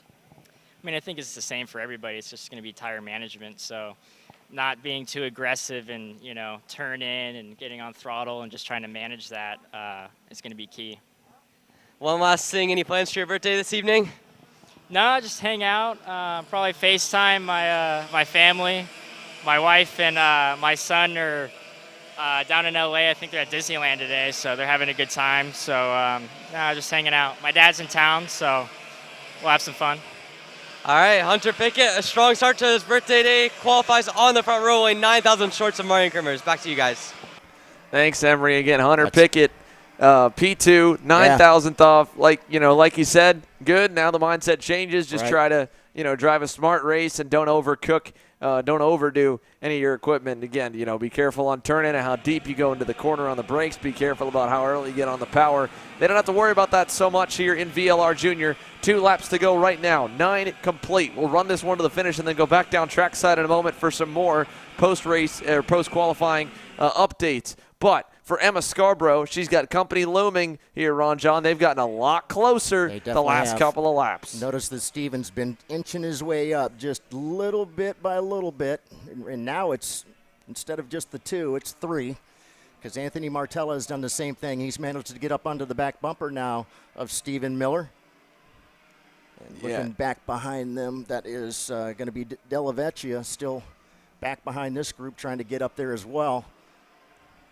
Yeah, they've got a little bit of a gap to him. Not a big one, though. De La Vecchia with a good view at the top 3. They'll head here for the white flag. Big mistake from Martella. He slid it 4 wheels through the braking zone at turn 1 and cost himself some time. They're separated back out by a couple car lengths. Emma Scarborough earlier here just a couple hours ago got her first career national pole, looking at a first national heat race win, I believe, as well. Coming off a first national podium a month ago. Emma Scarborough is looking really strong here at Orlando. Really strong. But she's got half a lap to hang on here. Still got a little ways to go yet. I don't think Steven Miller's going to throw any crazy dive bomb. We saw him last week with a wild shot at Ernesto Rivera in one of the heat races. But, again, it's teammates. They're sharing data. They got to go back to the tent. They got to play nice with each other, and I think they're going to do that to the finish. Over the curbs to the final time, Emma Scarborough will round turn number 12 and will score the opening heat race victory in VLR Junior across the line. Bam! The first bam of the weekend. Yeah. We're in now. There you go. I feel better. Warmed up. Steven Miller second, Anthony Martella third, Salvador De La Vecchia, Leo Escorpione, your top 5. Chris Aitken, Chase Buscalia, Victor De Alencar, Christian Cameron ends in 9th, picks up 12 spots. Great drive forward. David Ibarra rounds off the top 10. Let's go down trackside here for some more intel of what we've got from Emery Lida and Alexander Searle. Boys, take it away. Thanks, Andrew. You're here with Kyle Wick. Kyle, first time in a kart since Vegas. Essentially you had 1 practice, you told me, in January, but in comparison to the other guys in the class, pretty much no track time since Las Vegas. First time here in Orlando, and you qualified P3, only 15 thousandths off pole position. Walk me through your lap as a whole, and then talk to me. What is it like to be back in a car right now in first time in 5 months? It's nice to be back driving again. It's fun to come here and make some laps with everyone, and hopefully we can keep it up in the heat races. Yeah, and obviously, I mean, being so close to the guys in red there, Hunter Pickett, Marion Kremers. What are your expectations going into the race, starting P3 inside of the grid? I just want to keep it clean through the heat races, work on some stuff, and see what we have for the main event. All right, thanks, Kyle. Thank you. Great to see Kyle out here racing with us. He's a good young racer as well. Yeah, super talented guy. Very talented. Got a lot of years now in the pro shifter ranks here. Yeah. He's really began to become one of the elder statesmen in the division, one of the veterans in the class, and one driver who is getting more and more of his sea legs out here is Wes Duchak in that Rollison Performance Group Cosmic, lined up and ready to lead the field to the green here for VLR Senior, and he's got to beat that guy right behind him if he wants a shot at the Florida Winter Tour Championship title. Elio Meza enters the weekend as the points leader with a healthy margin after winning in St. Petersburg and just coming up shy, unfortunately, with a mechanical failure in Loxahatchee. But how about this kid right here, Grayson Redzian, in that Technokart USA Tony kart? Well, he could play spoiler to both of them as the field clears. and we get to the chance to take you through the starting lineup for the very first time in VLR Senior here, Ron John. All right, and sitting on the pole, as you had mentioned, the 935 of Wes Ducek. Outside pole, the 984 is Gratian Redzian. Haley Omeza up next in the 927 with Aiden Shimbashi rolling off in the 972. It's Hopeng Zhang all the way from China to come race with us. Great to see him in the 931. He'll start in the 5th position. Joshua Shumilevs in the 969. It's James Burcell in the 913. It's Colin Alexander Dalbon in the 959, Vico Serra in the 921, Joseph Botting in the 955, Miles Hewitt rolls off in the 917, Franco Savaglio in the 999, Jed Perkins rolls off in the 915, and Colin Aitken will round out our group in the 919. Again, Wes Ducek. On the pole, outside pole is Gratian Redzian. So a couple of OTKs to make up the first couple of spots all the way back to find the Prime Power Team VLR, Joshua Sumvalis, the first driver outside the top 5 and 6th, along with the Magic entry of James Brassel and onwards. But for Wes Ducek, again, he's been in this position at least once before now after that solid performance in Loxahatchee, Florida, just north of West Palm Beach for round number 2. He knows what it's like to lead a field to the green, to lead laps in a race here, and, of course, take a main event win. So he'll slowly bring them through the infield S's. And, again, great look at those brand-new bright yellow pylons that have been put up over where some of the curbs that have been hit where the drivers were. Again, you got to kind of cage them. You can't just say stay off the curbs. If it's faster, they're going to go there. It's no different than why we have race directors. They don't want to race dirty, but, hey, if you can get by a guy and it doesn't penalize you in any way, well, you know what? You might do it. However, they've got all the eyes of the officials on them right now as the start gets underway, and VLR Senior heads down to turn 1 here with Ducek getting the lead. Meza side by side with Grayson Redzian for P2, and a couple drivers will nick the pylon. Redzian gets into second. Meza's going to go back on him. He'll take it away. And look at Hopeng Zhang with a great start there in the 4th spot, just looking on in that Super Tune USA Tony card. Yeah, man, not bad move at all there. And meanwhile, we're waiting to see what had happened. Where did he? Oh, there he goes. I was wondering where Weston had gone, and now I see him. He's out there in front. There we are. Yeah, West gets away with that little pass that happened over at turn 4. I thought something had happened, and he kind of disappeared on us. But no, there he is. He's out there ahead of him. It looks like he's probably about a good. Whoa, how about it there, Joshua Sumvalis? Hang on to her. Locked the rears up and nearly went wide. I think that was Sumvalis. It might have been Aiden Shimbashi in the Pro Karting Canada entry. That was the 972 indeed, Aiden Shimbashi. Yeah, Shimbashi. Locking him up going into turn number 9. Gathers it back up, falls back a little ways. So your updated top 5, Ducek, Meza, Zhang, Redzian, and Joshua Sumvalis there on the Prime Power Team VLR. But Grayson Redzian was adjusting some stuff on the carburetor down the backstretch. Now he's going to dive bomb Hopeng Zhang, take over 3rd. And look at this gaggle of karts here. This is 6th on back, 2x2 all the way backwards. Yeah, they are going at it back behind him. Again, every point counts, right? So important. Extra points here. So. Oh, hang on. Oh. 2 hooked together. 2 of the Tony card entries. That was the 919 of Colin Aitken on the inside. To the outside was the 959 of Alexander Dalbon Cologne.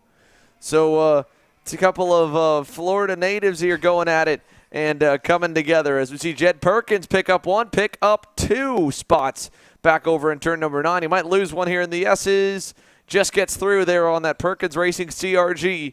And they'll round the final corner and head down the front straightaway. So some attrition already, some calamity to start in VLR Senior. They haven't been as nice as the VLR Juniors were. 2 down, 9 to go. Oh, no! Perkins goes around with help from behind in turn number 1. Big impact with the wall. It wheelied that front end up in the air, and he's probably got at least some parts in the rear end of that go-kart bent up. Probably a little bit of frame damage. Yeah, he's wondering what in the world happened there. All of a sudden, just out of nowhere, bam, he gets pushed into the wall. Nonetheless, he was able to get back underway. Back going at the end of the field there. So it'll be unfortunate for Jed. He'll fall outside the top 10. We're watching on your screen right now the battle with Joey Botting, James Brassel, and Miles Hewitt there. That's 5th, 6th, and 7th because, as you can see, the top 4 have gotten pretty well separated. It is about a second apiece from Ducek to Meza to Redzian to Hopeng Zhang, and Zhang back here to this grouping. as James Brassel in 6 is trying to hang on. And look who's joined the party, Aiden Shimbashi in that pro kart in Canada. Charles Leclerc kart has caught back up in his comeback drive to crack the top 5 once again. And Grayson Redzian that time was the fastest kart out there, the techno kart driver with a 57.747. Right now has him solidly in that 3rd position. And that's making headway on the top that 2. Is. That took 3/10 off the gap to Elio Meza, 4/10 off the overall gap to Wes Duchak. So this battle here right now, James Brassel, Miles Hewitt, Aiden Shimbashi, still no passing yet. In fact, they're trying to, I believe, maybe run back down Joey Botting, and they're doing a pretty good job of it with the opening couple sectors. They picked up some time on him, so they're going to stay close enough. I don't think they're quick enough to run down Hao Peng Zhang, but a little signal there from James Brassel back to Miles Hewitt to push him, and he will for the moment. 4 down, 7 to go here in the 11-lap heat race for VLR Senior. Let's check back in of where things are up at the front. Holy cow, Grayson Redzian, another 2/10 knocked off the lead. He and Elio Meza are hunting down Wes Duchak for the top spot. Yeah, this time it's down to 0.8 of a second back up to Wes from Helio, and then about 2 seconds back to Grayson. But again, another great run for him. Went purple the last time by, a 57.605 to the 57.803 of your leader. So slowly but surely trying to make their way up to that back end of that Rollison Performance Group. Driver of Weston Duchak out in front in the 935. Of course, trying to be run down there by Helio Meza. Right now, Helio solid in second at the 927. You're not too far back in points either. The Iron Rock Motorsports driver just slowly trying to get his way up there to the back end of the leader of Wes Duchak. Let's send it on down trackside here and go side by side. 5 laps complete, 6 laps to go. Wes Duchak gave up again another 2/10 to Meza, another 4/10 to Grayson Redzian. This battle is going to heat up here in a few moments. We're going to go and get us some intel from the VLR Junior drivers that just came off the circuit with Emery Lida and Alexander Searle. Emery? Thanks, Xander. I'm here with Stephen Miller. Stephen, pretty sketchy pre-final, or heat number 1 for you. You ended up in 2nd spot, but you had a little bit of a mechanical gremlin. Walk me through it. The start of the race went perfect. Everything that could have happened happened. I was behind my teammate. I tried pushing her for a couple of laps. Tried to save my tires for the pre-final because we have 3 more heats. And over the whole entire race, I was just thinking when I should pass or keep on going. And then in turn 1, my engine just shut off, and then it turned back on like half a second after, and then we kept on going, and we got back up, and that's how it went. Yeah, I'm looking at the pace side of things. Obviously, tire management's an important factor for everyone this weekend with kind of the wear that we've seen through practice. As you look through the next 2 heats, obviously, were you kind of leaving some in reserve throughout that race? Kind of. We're just saving tires, you know, for the pre-final because we have a long time into the pre-final. We want to keep the tires as nice as we can. Yeah, and it looks like so far this weekend you've had a little bit more pace in the VLR compared to the ROK Junior. Is there a reason behind that, or just kind of the way it's gone? I'm still working on a little things of my driving. We'll figure it out. Gotcha. All right, Stephen Miller, strong start to his VLR campaign. He finished off heat number 1 in 2nd. Back to you guys. Out of turn number 9 we go here. Wes Duchak continues to show the way. Elio Meza, Grayson Redzian trying to close up. They picked up a little bit the last few laps. The last lap, he kind of evened things back out. This lap, it looked like Meza got a little bit closer again, and he did. 2/10 through Sector 2. Elio Meza picked up the margin, and once again, Grayson Redzian is flat flying at the moment. Another fast lap of the race, a 57 flat again. They're less than a second apart here. 4 down, 7 down, 4 laps to go.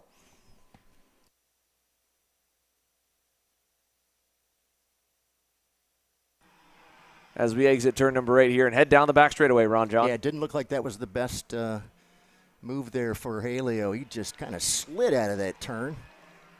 Looked like he lost a little bit of grip going in there. That pushed him back just a little bit. But guess what's happening? That's allowing Grayson to get right there onto the back bumper. Perhaps the two can kind of work together and push their way up there to Wes. Laps are definitely winding down. I believe we're going to go ahead and bank lap number 6 here, so we'll be... We're on lap number 8. Sorry, we'll let the ticker catch on up. I'm sorry.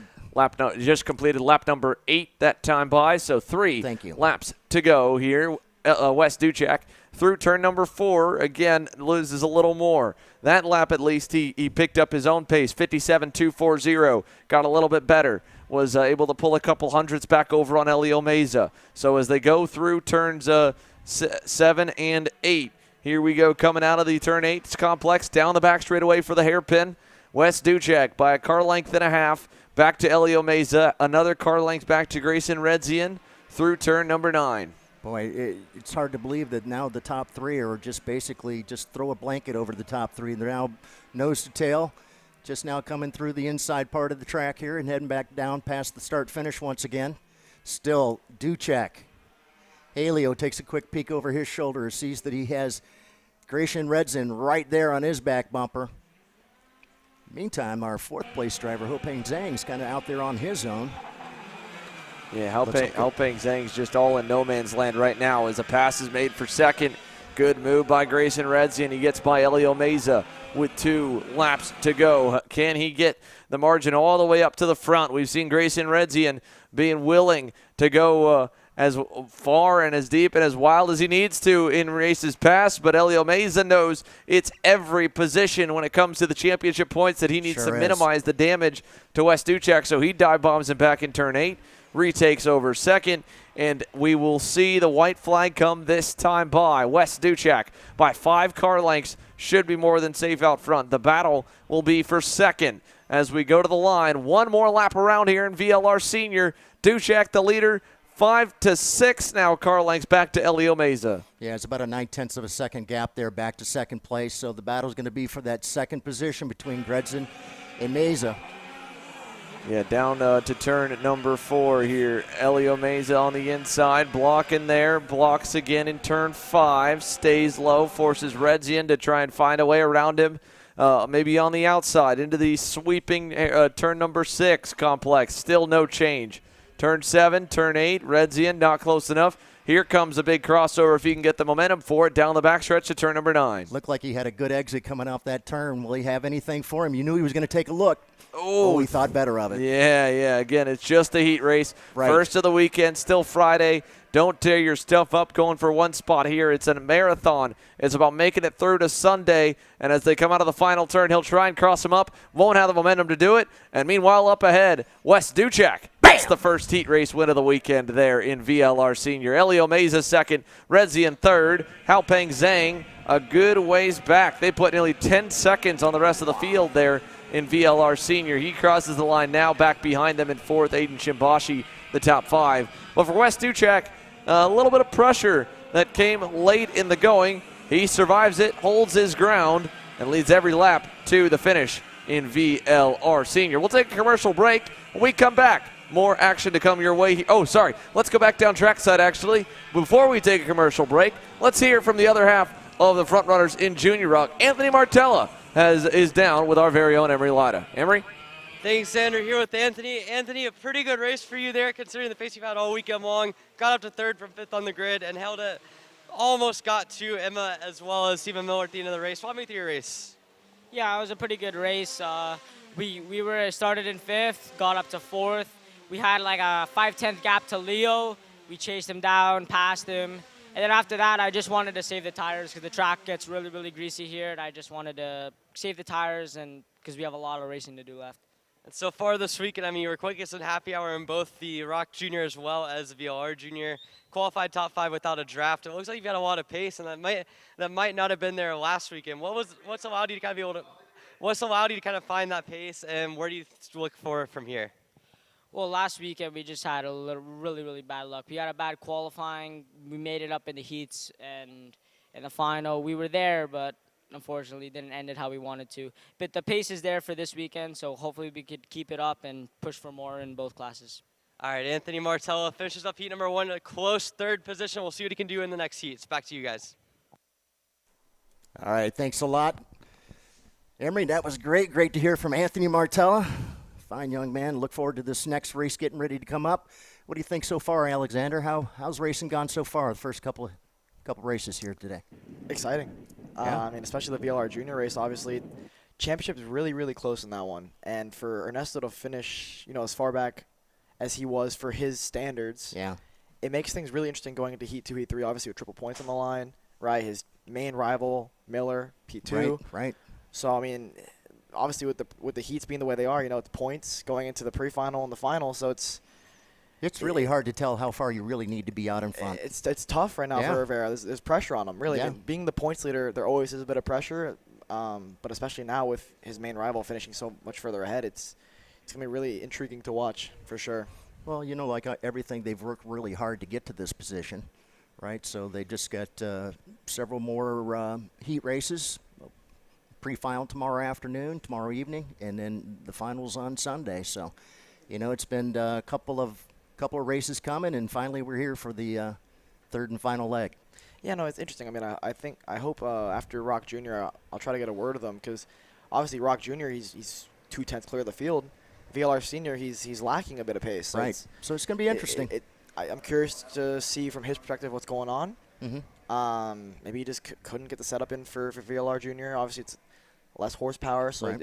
it plays a little bit of a factor. But usually, if you're quick in VLR Jr., you'll be quick in ROK Jr. and vice versa. So, especially for a guy of his caliber who's been P1, most of the year so far. Yeah. Yeah, he's a fine young driver, that is for sure. And he has been absolutely red hot, especially in Loxahatchee. He just absolutely dominated the whole weekend in both groups that he was running in. So we'll obviously have to keep an eye on him. Mini racing now, though. This is always a great race, though. Oh, I mean, I remember at PK we were announcing most of the mini races together, and it was the best race of the weekend every single time. And I expect more of the same here with how close to qualifying was. And you got guys like Pizzonia, Fifth, Kai Johnson, Christie, guys that you expect to be up there who aren't, on kind of pole. starting a little bit further back, right? A little further back than you expect them to be. Certainly. It makes things really, really intriguing for this race, and I'm excited for it. Absolutely. Look, it's all about winning the Florida Winter Tour, and it all comes down to it, right? So you want to get out there and do the absolute best you can. We've got this race for him, and then they'll be finished for the day. And then tomorrow will be a full day full of racing and other opportunities to gain as many points as possible. So still a long way to go yet. Yeah. But here we go. David Zhao on the pole. Julian Rivera on the outside pole. Rocco Simone and Marco Ramiro will be on your second row with Antonio Bizzogno and Max Christie rolling out in that third row. Kai Johnson, Santiago Nandam, Fian Shi, and Royce Vega roll off together along with Jackson Morley and Antoine Lemieux. All right, looks like they got their hands up in the air. The guys are saying, no, we're not ready. One more time. I love it when they police themselves. Oh, I mean, the inside row was three they were way three back. Positions ahead of the guys on the outside, so that was never going to go green from the get-go there. But, yeah, I mean, it's a little frustrating for the guys who, have tire pressures a little bit higher, right? So they wanted to get this race going green, and obviously the guys that had the lower tire pressure, they're excited for this. But obviously an 8-lap race, I expect, not a lot of strategical, plays being made in tire pressures. I expect it to be roughly the same between, all the guys. Maybe the guys starting a little bit further back would have, higher tire pressures, like guys like Pizzonia, Christie, Kai Johnson, who, are 5th, 6th, 7th, a little bit out of their element in terms of what we expect for them in pace, but should be good here. Just a matter of getting everybody together, get them all lined up, and get ready to go racing. Again, these guys going 8 laps. So it's a quick race for them. The best idea, get in there and give it everything you've got, and try not to wipe yourself out going into turn number 1. Well, no, I mean, especially with the way the heats work, right? They're not progressive. It's where you qualify is where you start R3 heats, and if you have a bad heat, you could win the next 2 and still start P7. Right. So there's a balance, and we talked about this obviously at PK and at St. Pete's. Yep. Heat 1 and Heat 2 is where you see a lot of you see a little bit more calm driving, and then Heat 3 is where you see the guys kind of pick up the pace a little bit. Looked like back in that picture there we had somebody that had kind of stalled. There he comes. He looks like he's been able to get the cart back underway and race up there. All right, here we go. I say that, and it does look like he's still way back. All right, we're green here for Mini ROK. Inside row gets a really, really good jump there. So good start there for David Zhao. Julian Rivera's going to slot into second place, I believe. He might have fallen back to third. He does. So good start there for Rocco Simone. He's gonna play defense. He's going to go to the inside, actually. He's going to go for the lead inside. Rocco Simone to the lead here. Good start for him. Huge start. That's our 2022 Florida Winter Tour champion, so good to see Rocco out there in front.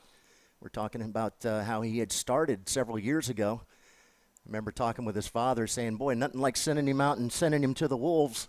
Yeah. And 2 years later, he wins the Romero. whole thing. So Marco Romero on Pizzoni Nito, and Pizzoni Nito is going to have to defend here from, I believe, Max Christie. So, wow. Marco Romero, Kai Johnson follows him through, and now Christie's going to go to the inside. He's going to push him wide. Pizzoni Nito is going to fall 4 spots here in 1 lap. You know, it doesn't take much. Again, you just as you think you're the only guy coming by, lo and behold, look, he's high-sided. Yeah, that's the 133. Is that 133? See if we can get a glimpse of who that is. Oh, it's Antoine Lemieux. Yeah. The premier karting driver, just that's high-sided on the curb there. And that's unfortunate because, you know, you just want to, you know, you've spun around now. You just want to get back going, and you're kind of caught on a high spot there. So.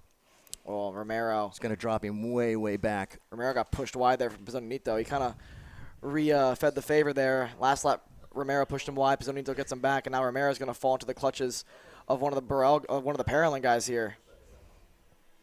As they come around, looks like Kai Johnson is now all the way up into the 3rd position now. So a good run so far for Kai. He's your overall points leader right now heading into this weekend. And David Zhao right now sits in that 2nd spot. Not too many points back behind him. So, again, he's looking up there ahead and knows that that guy that is trying to get the championship is right there up ahead of him. Yeah, and obviously with these lower horsepower karts, right, I mean, in a minute, 3-second lap, too, it's a pretty long lap for a kart track. But you're going to see these guys try to work together, especially because it's the first heat. You know, it's, again, like I was saying, you're not going to see a lot of aggressive driving because you don't want to end up, you know, like Antoine Lemieux, right? So now instead of, he wasn't P12 at the time, now he's, you know, P last, right? 24th. Right. So that's essentially his chance is almost done because then even if he has good Heat 2, Heat 3, it's not going to go well for the pre-final there starting, you know, mid-pack. So you're going to see a lot of these guys try to work together. Obviously, you got an energy kart here, Bennett kart, trying to work together. Obviously, Kai Johnson and Rivera, quick karts. They were quick all year long so far. Had a good run in PK. But I expect to see Simone and David Zhao try to work together and pull away.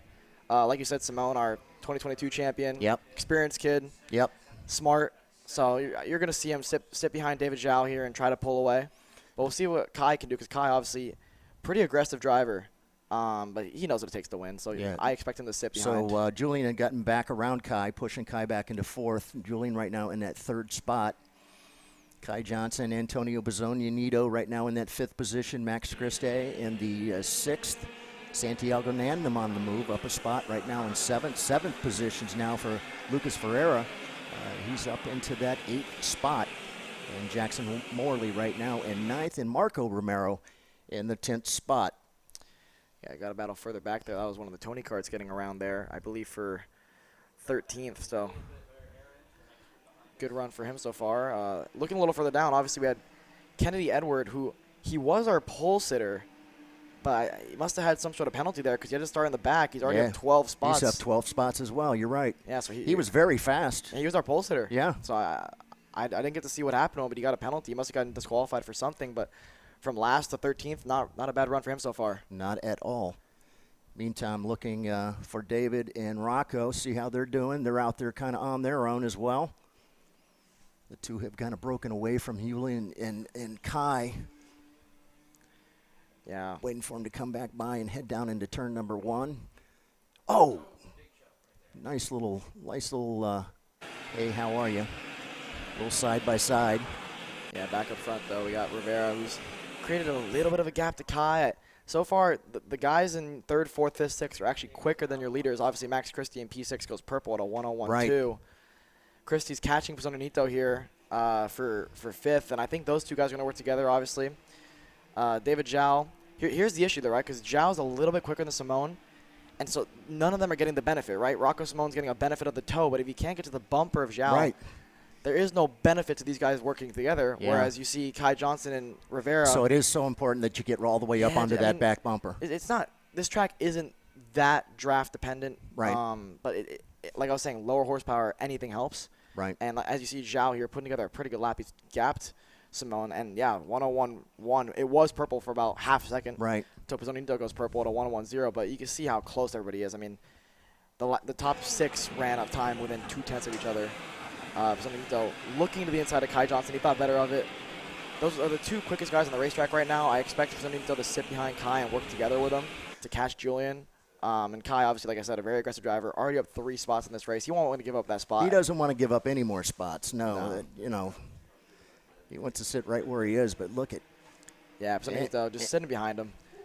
He's going to work with him. Antonio's really fast. Yeah, but like I said, I expect him to. Oh, no, Kai Johnson, I think he just let him through there with how easy that pass was. He must have just let him through. I think he looked back, realized that Pizzonio just has a lot more pace right now. And Pizzonio's going to go after Rivera here. And with the pace he's shown, I don't think he'll be able to get to David, but it'll be close with 2 to go here coming up. Yeah, still Zhao out in front. Rocco Simone in that 2nd position. 3rd spot is Julian Rivera, Antonio Pizzonio in 4th, and Kai Johnson right now rounds out your top 5. Yeah, a little bit of a update on Kennedy Edwards' progress. It's kind of halted a little bit at P12, but still up 13. Good run for him. But the guy behind him, though, Declan Deonaran, goes purple at a 1:09, up 11 spots. Those 2 guys working together pretty well. Yeah, I mean, the 2 energy cart guys. Working well together, obviously up 13 and 11 spots, so the carts are on rails so far. The 2 fast guys on the racetrack actually are 12th and 13th. So it's been interesting. David got out in front, has just been able to maintain that distance. As you were saying earlier, Rocco's getting anything from just sitting there right there in that spot by himself. Yeah, I mean. And in the meantime, here comes a few other drivers that are working together. If Pizzonio and Rivera played their cards right, they could catch Simone with Simone's pace dropping off a little bit. Rivera and Pizzonito are flying right now. Yeah, they were 0.3 quicker than Simone last time by, but oof. I love those over and under moves. Yeah, Pizzonio thought he had him in the 1. Making a pass in the 1 is really difficult, obviously, as we see Rivera playing super defensive here in the hairpin. He's going to get a good run out. Let's see if Pizzonio's going to go for the over-under here. It's hard to get the over-under in this corner, though, because of the fact that the next corner is a long sweeper. Right. So, yeah, Pizzonio's going to go to the outside inevitably, but it's really hard to go on the outside there with all the I was wondering if he was going to push the driver out a little bit further, but no. In the meantime, we still got Kai going back around another one of the drivers. Yeah, Kai gets around. That got him must have been Max Christie. Christie. Rivera looked left. Pizzonio went right. He got him with the dummy there, and Pizzonio up to P3. Let's see if Rivera's going to get the crossover move. Rivera got a real good run out here, and he's going to get him back. So another over. That's 2 over-unders in 1 lap there for Julian Rivera. Oh, Kai gives him a little bit of a bumper there, and Kai to P3 or P4. Sorry, Christie's going to fall through. So Pizzonio, he thought he was P3, and now he's P7. And David Zhao takes the bam, baby. Yeah, congratulations! Ends up being David Zhao, Rocco Simone, Julian Rivera, Kai Johnson ends up in 4th. It's Max Christie that ends up in 5th. Antonio Pizzonio in 6th. Santiago Nannum ends up in 7th. Marco Romero 8th. Royce Vega in 9th. And then Edward Kennedy up 15 positions into 10th. So the hard charger is Edward Kennedy that time. Yeah, good run for him, obviously. Trying to Great run. Make amends for what happened in qualifying. Sure. And it worked out for him. Obviously, David Zhao, impressive. I mean, this is one of those classes where it's really hard to pull away. And even 0.8 and is considerably, a big gap for the mini class. That being said, though, we're going to go to commercial break. More racing coming at you here, live from Kart Chaser.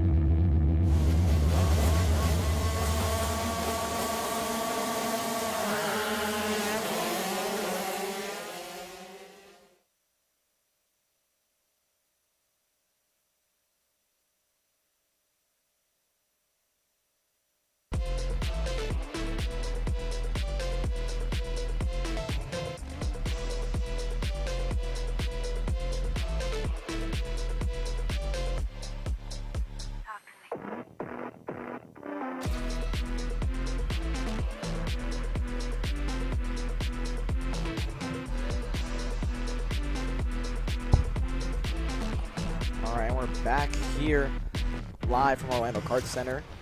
Round 3 of the Florida Winter Tour. We're going to go Master Shifter Racing here for the first heat. Pizzonia Jr. now, from Pizzonia Nito to Pizzonia Jr. Yeah, another great performance from him so far. Oh, absolutely. P1. Yeah. These are points that are going into this weekend, but it's not as big of a gap as you think in the points. Right. He still needs to perform. Yep. It's going to take a lot of work from Daniel DeBoss to be able to actually overtake Antonio, but it's definitely doable. You just got to go out there and be smart throughout the weekend.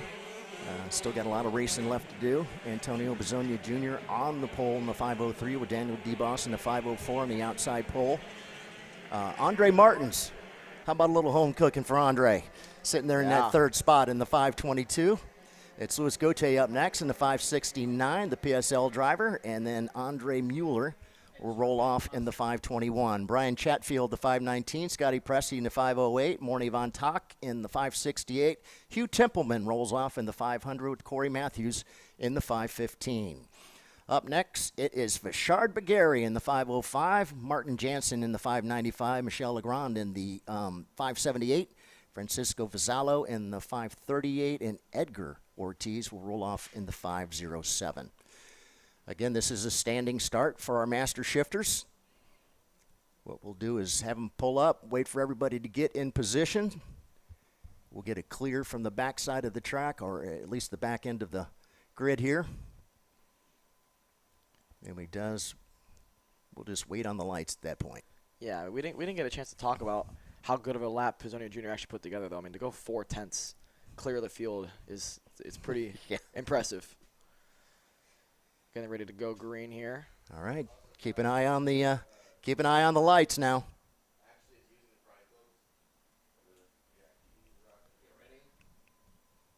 And we're green here. Good start from Pizzonia. Real good start from Daniel DeBoss, but he's going to slide into second place here. We're 3 wide exiting turn 2. Well, it's going to be hairy. One of the guys going to back out of it there. You're going to definitely have to give a little room to allow everybody to get through. That was a great jump there for DeBoss. I thought maybe he might have had enough to get out ahead of him. Yeah, just not enough.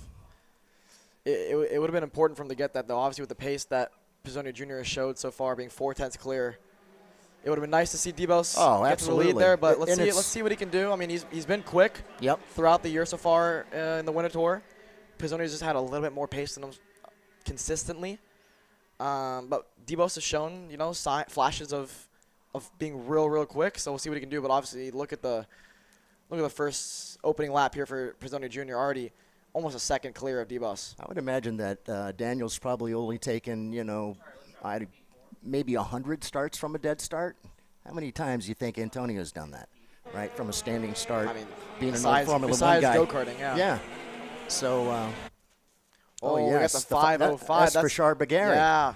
Oh, that's not what we want to see for him. Not at all.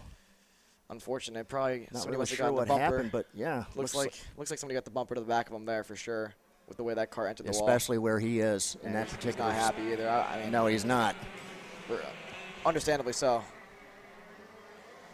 Oh, we have contact here. Oh, that's the 519 and I believe the 521 of Alexander Mueller and Brian Chatfield. That was a battle for P6. Yeah. Oh, look, Vishard is absolutely sizzling over there. All right, let's see here. Waiting for our leaders to come back around. Oh, that's a 595. That's 595. Martin Jansen. That's one of the PSL guys. So he's out of the race. Seems to be a little confused on what happened. Looks like a mechanical issue for him there. They're dropping like flies right now. They sure are. I wasn't expecting that. And, of course, Antonio Pizzonia Jr. goes out and puts a 53.559 to the 54.478 of DeBoss. Yeah, I mean. And Antonio, again, he's an amazing driver. He's very consistent, right? I mean, after being an F1 guy, he better be. Consistency is important. Is extremely important. And especially in shifter. These guys, it's a rhythm thing, right? You the same downshift every lap, same upshift point. I mean, in any sort of racing, it's all about rhythm and consistency. But especially in shifter, right? It's a flow. Once you get into that flow, you talk to any of these guys, and it's one of those things where these shifter guys know when they're on. And Pizzonia clearly right now he knows he's got a real good kart right now. And I expect him to, yeah, as you see, he turns a lap that's slower than what he did last lap. I expect him to take it pretty easily, knowing that he has such a good kart. Right. He's gonna take his time, Like we've heard him keep talk his tires under him. Right. You got 3 heats to make these tires last, Right. so it's important for sure. So what did he went at 53.661 the last time by. Yeah, I mean, he's still 7/10 faster than anybody else on track. So then he stretched it out to him, 2.3 seconds. Right, exactly. To him, he's slowing down, but he still looks quick to everybody else. Good battle here for second, though. I've always wondered about the whole idea of taking your hand off the wheel and shifting. Make it a little more difficult, or is this? It's not as difficult as you think. Okay. Anytime you take your hand off the wheel, it's similar to, you know, I do Miata racing, right? Mm-hmm. So it's same concept. Similar, just to doing your shifting. Middle of the corner, you're doing shifting sometimes. So sure. You don't realize how second nature it is until you're out there, and it's like, okay, you forget that you're even shifting. Gotcha. But obviously, if you have a moment, it's a different story, right? If you have a mid corner, you have a moment, you got one hand on the wheel, right? It's all of a sudden, things can get a little hairy for you. But now these guys have been doing this for so long, right? The master guys. So these guys, they don't even know they have one hand on the wheel half the time. Yeah. Any idea what kind of a speed they're traveling down the backstretch here for these karts? I don't know. Probably in the 70, high 70, high low, 70s? maybe even low 80. Okay. Oh, it's quick. They're moving, for sure. A lot of field sped right now. I mean, it's not surprising, right? Like I said, Heat 1, you don't really see a lot of aggressive driving. I mean, I said that in the first 2 laps was pretty hectic. Right. But now I think you see a lot of these guys kind of look at karts off the racetrack and they realize, okay, I already have one spot here, one spot here. They're doing the math in their head, and they realize they just got to keep it clean for the next 3 heats. That being said, I think we got an interview down with Emery. He's got an interview for us preparing for ROK Senior. What you got, Emery?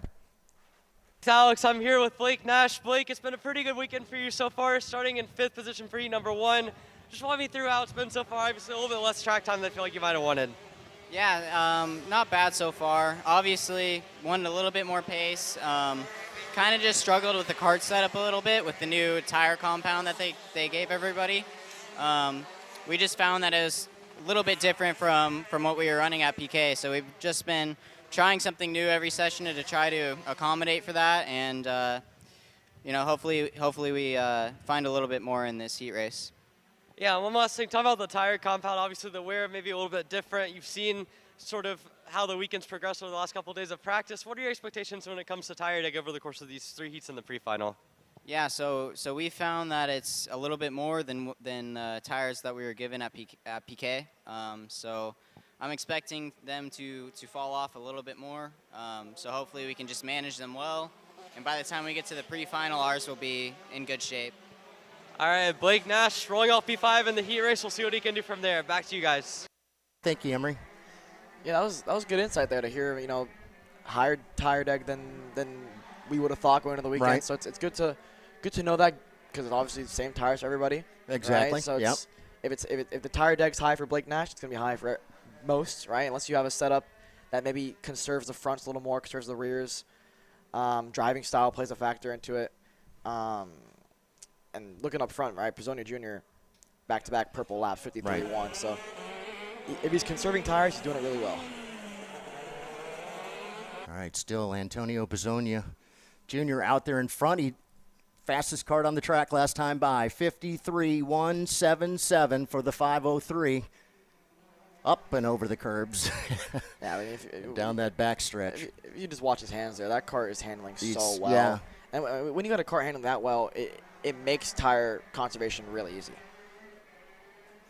All right, looks like we might have an interview. Is that Emery down there? Let's go down and see who Emery has for us. Take it away, Emery. Down here with Jorge Ortiz. We were joking a little bit before this interview. First of all, quick in one of the practices this morning, and then just didn't really come together. Kind of felt like you missed it a little bit in qualifying. Yeah, we missed the setup a little bit, but same with my driving. Just have to stay a bit more consistent through the laps. But yeah, we changed the setup a little bit, changed the axle, see if it feels better, and hope it makes me up there, and I put myself up there as well. Well, speaking about putting yourself up there, your follower count's gone up a little bit here in the last 7 days. Only your 3rd ever pro senior race. You're already in a viral clip. Has everybody been, what's been the fallout of you going viral for being the one guy to go fully airborne last week? It was, I didn't really wanted to do that, obviously. It was just like one of those things that just happened. I really just didn't want to do that. I wanted to have a clean set of corners and not fully send it like that. But I guess that that clip got me up a lot, so I'm pretty happy about that. And how do you feel about the Air Ortiz nickname that everybody's been calling you? I like it. It rhymes. Air Ortiz. Yeah, it's cool. Well, we'll see if Air Ortiz can get himself into the top 3. He's got a little bit of work to do here in Pro ROK Senior, but a fast speed concepts racing piece. Good luck, Jorge. Thank you. Back to you guys. Thank you, Xander. Appreciate it. Sorry for calling you Emery there. But that's a fine young driver there as well. Yeah, real quick. I mean, you know, he went viral for that clip, obviously going all 4. Yeah. Can't do that this week. Got the bollards, you know, blocking a lot of the curbing. So you won't see anybody really go 4 off, 4 up in the air, should I say, like Air Ortiz did last week. But certainly one of the cooler things I've seen in karting in a while. I bet. Yeah, sometimes these guys, you know, hitting these curbs, they bounce way up in the air. I've seen some great pictures as well, catching them up in the air, sideways. No, I mean, it looks really neat. I wish somebody would have grabbed Ortiz's, you know, picture in there. Obviously, we got the video, which is pretty cool. Yeah.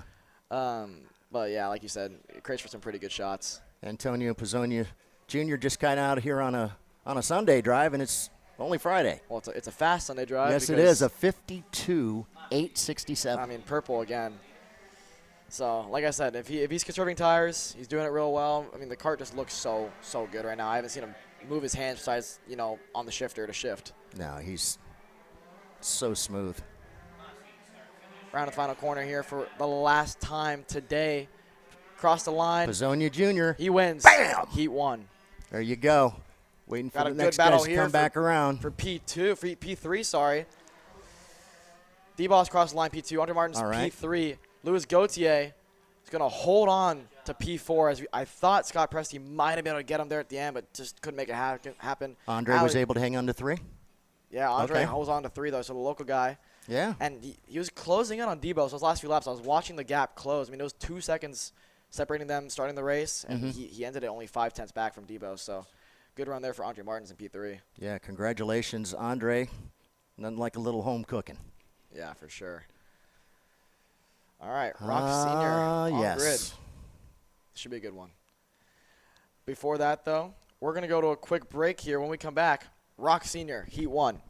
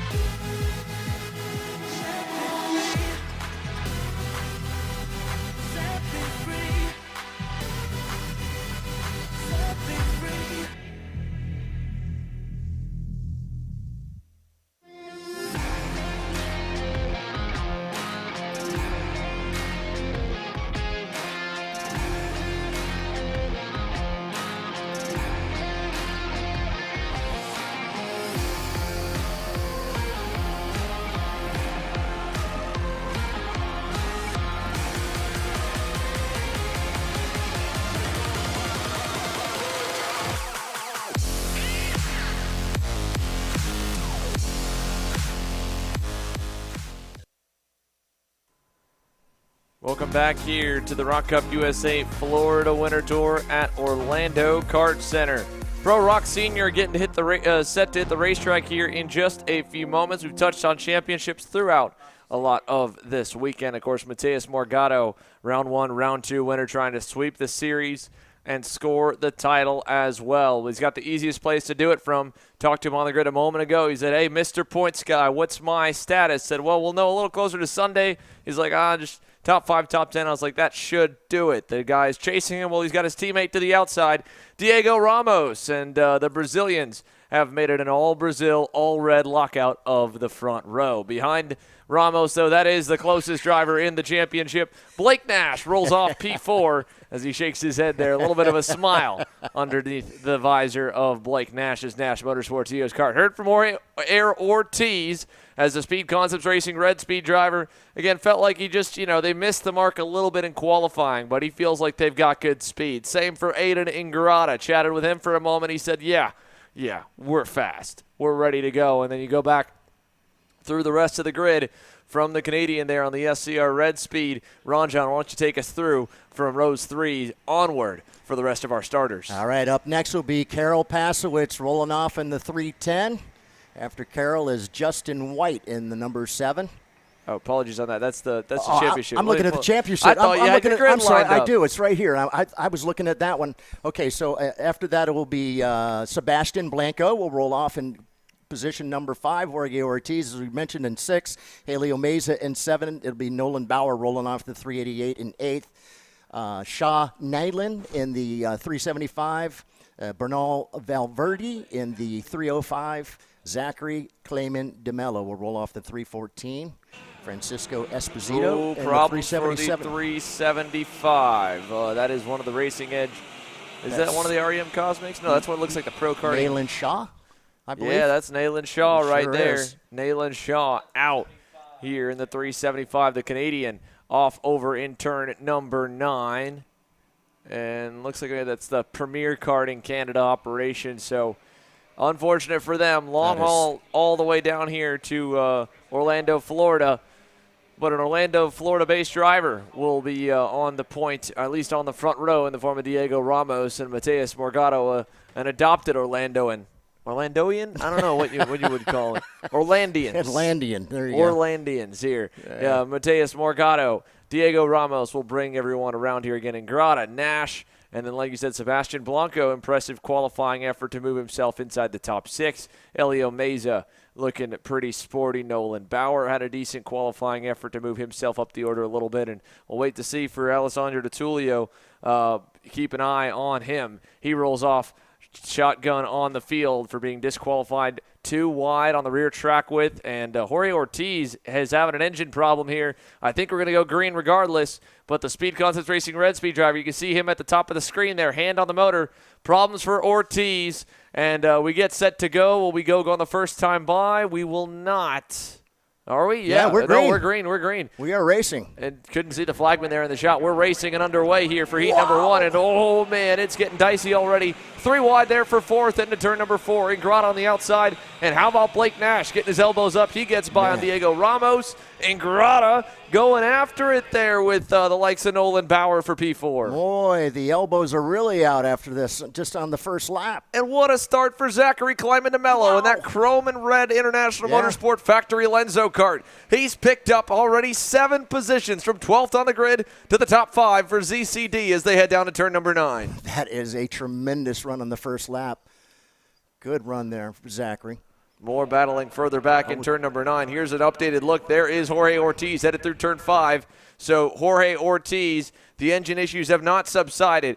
Big time issues there for Air Ortiz, and he'll drop down the order. Meanwhile, Blake Nash, phenomenal opening lap, trying to close up to Morgado as Diego Ramos has Aiden Ingrata all over him for 3rd. Turn 4, looking inside, and got him. Aiden Ingrata gets through. And now he'll set his sights on the top 2 drivers headed over to turn number 5. ZCD right behind there in 5th, also looking to get around Ramos. Got a run on him over to 6. Watch for the move right here, Ron John. Turn 8 coming up to us. They'll pop the curb in 7 and look in. To the inside. There he goes. Zachary Kleiman DeMello to 4th. You absolutely knew that one was coming.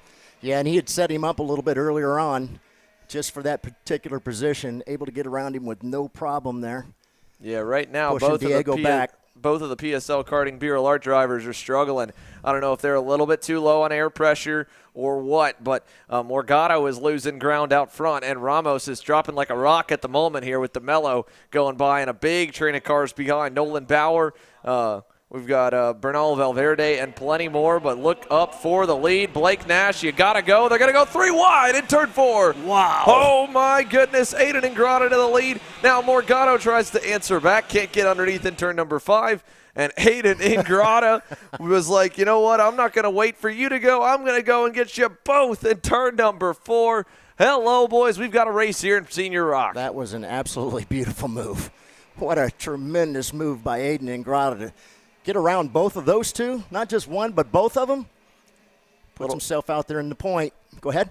Little blocking back behind there for Elio Meza, trying to hang on to his spot, and we got problems for one of the other VLR drivers further down the order. Update on Alessandro Tullio. He's picked up a handful of spots, got to the top 10 last time by, digging for more. He's at the end of this train right there. There is the 320, second to last in the line, behind just ahead of Sebastian Blanco in that Orsolon Racing green and black Tony kart, the red and white Prime Power Team entry of Alessandro Tullio. Across the line, there was P10, and they're all spread out a couple car lengths. Here he goes looking for 9th. Gonna get it there as he goes by on the 373 of Kevin Cavedo. So Alessandro Tullio, ADT, chopping wood and working his way up the order. Man, that was a great move as well. Great pass there. Let's see if it looks like somebody's going to take a look down to the inside. Able to get around the other Burrell driver. He's going to try and do it a little over and under here. That's the 388.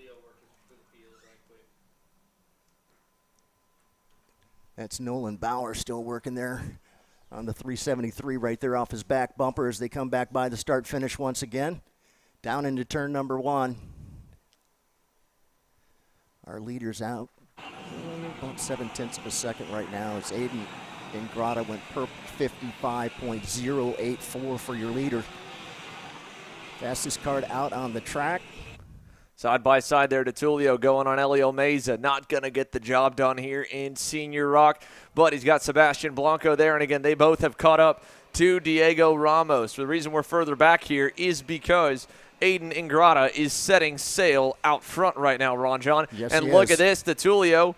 With Meza knowing that he's coming, Tullio is having to find a way around him and get creative because Meza blocking there saying, dude, stop blocking me for 7th in a heat race here. Working lap number 4. We'll update the ticker here in just a moment at the top left-hand corner of your screen. Across the line, 5 down, 6 laps to go here right at the halfway marker. And again, Tullio frustrated with the rookie Elio Meza throwing some blocks to try and survive there for 7th.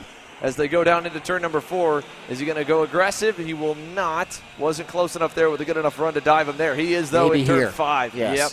Going to get him and get clear. So Meza drops back. Meanwhile, Aiden Ingrata, still your leader, pulling away here. He's got about a second lead now and growing over Mateus Morgado. Blake Nash still back there in 3rd, claiming to Mello.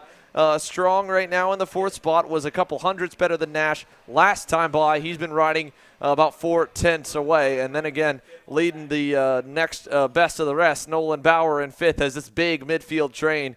And it's a sea of red. Bauer, then Diego Ramos, then Alessandro Tullio, who again had to start dead last. He's up 11 spots from 18th to 7th with still plenty of time left for more if the speed is there. 5 to go. And interesting, watching him with the pass there the last couple of laps, he took his time. Didn't get too overly excited with the fact that Elio was kind of blocking him and kind of gave him the finger from behind, but just letting him know he was there and able to take that patience and finally get around to Helio with no problem. Yeah. Good run so far. Yeah, didn't get too worked up. Definitely a little bit frustrated. Yeah, he was definitely frustrated. At the end of the day, he's got the speed to get up there. He's closing in on his fellow VLR driver in Diego Ramos. He's got his teammate up the road in Nolan Bauer on the Prime Power Team entry as well. All the while, all of that group right there, they actually were a little bit quicker than ZCD last time by, and they've been at times quicker than the group all the way up the road as well. So we'll see if ADT can get going. Alessandro Tullio now with just 4 laps left is watching this battle here just ahead of him for 5th position on the racetrack. Nolan Bauer versus Diego Ramos. Everybody else pretty spread apart. Ingrata continues to set an unmatched pace, man. He is so fast right now. Look how quick he is through sections 1 and 2. And then again goes purple with a 54.598. Yeah, he's fast. Yeah, Aiden Ingrata looks really, really sporty here. However, this fight for 5th might surmount to something. There's Ingrata, there's Morgatos, Nash, DeMello. DeTulio's close enough to Ramos he could maybe do something. He might ride there in 7th here to the end. There's no need to kind of force the issue. If it comes to him, great. If it doesn't, learn and pick up where you can, because he gets 7-7-7 through the heat races with natural attrition. That'd be a top 6 spot for the pre-final in the afternoon tomorrow, and that's already more than safe. So not too bad for him to have to come from the rear here in heat number 1 and to be where he is at currently. 3 to go now, 8 down. 3 laps remaining here in Pro Senior ROK for this fight for P5. DeTulio really got close there to Ramos, though, in the center of the corner, Ron John. He about got into the rear bumper. Yeah, I thought for sure he was perhaps going to try and make that pass. Thought better of it. Once again, that's his teammate up there in front. No reason to be battling over 6 and 7 spot when we still got an entire weekend of racing to go. Still a lot of points out there to be had. Yeah, so there they go. Of course, that's not going to make a whole lot of difference for Alessandro because obviously he didn't race but just this one race. So, but for the other ones who have been racing with us, it's important. Yeah, I mean, again, you have Connor Zilish is going to drop out of the standings. There's, again, more points up for grabs at each round as the season progresses. Look at this down here to turn number 1. With 2 laps to go, Nolan Bauer has a bumper full of Diego Ramos. He's got nothing but backwards here throughout this heat race. Maybe he can get something cooking. Look in, turn 4, going to get him. And here comes DeTulio looking to the outside of his teammate. They're going to start to battle. Big crossover move from DeTulio. He'll get clear. That was slick from ADT. Nice move up to 6th. And now he's got Ramos ahead of him. Does he go on Ramos here in 8? Ooh, he thought about it, and I think Ramos went center track to defend it. So nothing there, but Diego Ramos has got to be careful because DeTulio's coming, looking inside. Clear, but overcooked it, and he'll get crossed over there as Ramos gives a little wave by to him. Just good job, nice buddy. Move, man. That was beautiful. Nice try. White flag coming. 1 to go. Fun battle here for P5 as they head across the start-finish line. Yeah, waiting for our leaders to come back around. One more lap here. White flag is out for Aiden Ingrata, the professor. Yeah, Ingrata has been so strong here the last week and a half from testing 2 weeks ago, then being super quick last Sunday at the U.S. Pro Kart Series. All weekend, won 2 of the heat races there. Was a contender for the race win, nearly got his best career finish on the box. Yeah. Ended up still inside the top 5, but got crossed over on the final lap, battling for 2nd and 3rd. And right now he's going to put one over on the reigning world champ and current Florida Winter Tour points leader, Mateus Morgado. He'll jump the curbs one final time out of the last corner. Aiden Ingrata will cross the line in Pro Senior ROK to score the Heat 1 victory. Bam! So Ingrata the winner, Morgado 2nd, Nash in 3rd. DeMello, again, great drive forward for Good ZCD. Run. 7 spots gained to 4th. Ramos hangs on for P5. DeTulio, 12 gained to 6th from 18th. Nolan Bauer ends in 7th. Elio Meza 8th. Brunel Valverde 9th. And Sebastian Blanco falls all the way down to the edge of the top 10 in 10th. But Pro Senior ROK all wrapped up. Great drive forward for Alessandro DeTulio after the rear track with the DQ that sent him to the rear. So impressive to watch. And those boys are all wrapped up on the day. 5 sessions down. 5 more still to come here for heat racing here in this afternoon at Orlando Kart Center. Stick with us. Don't go anywhere. Kart Chasers coverage of the Florida Winter Tour Championship Weekend continues after this.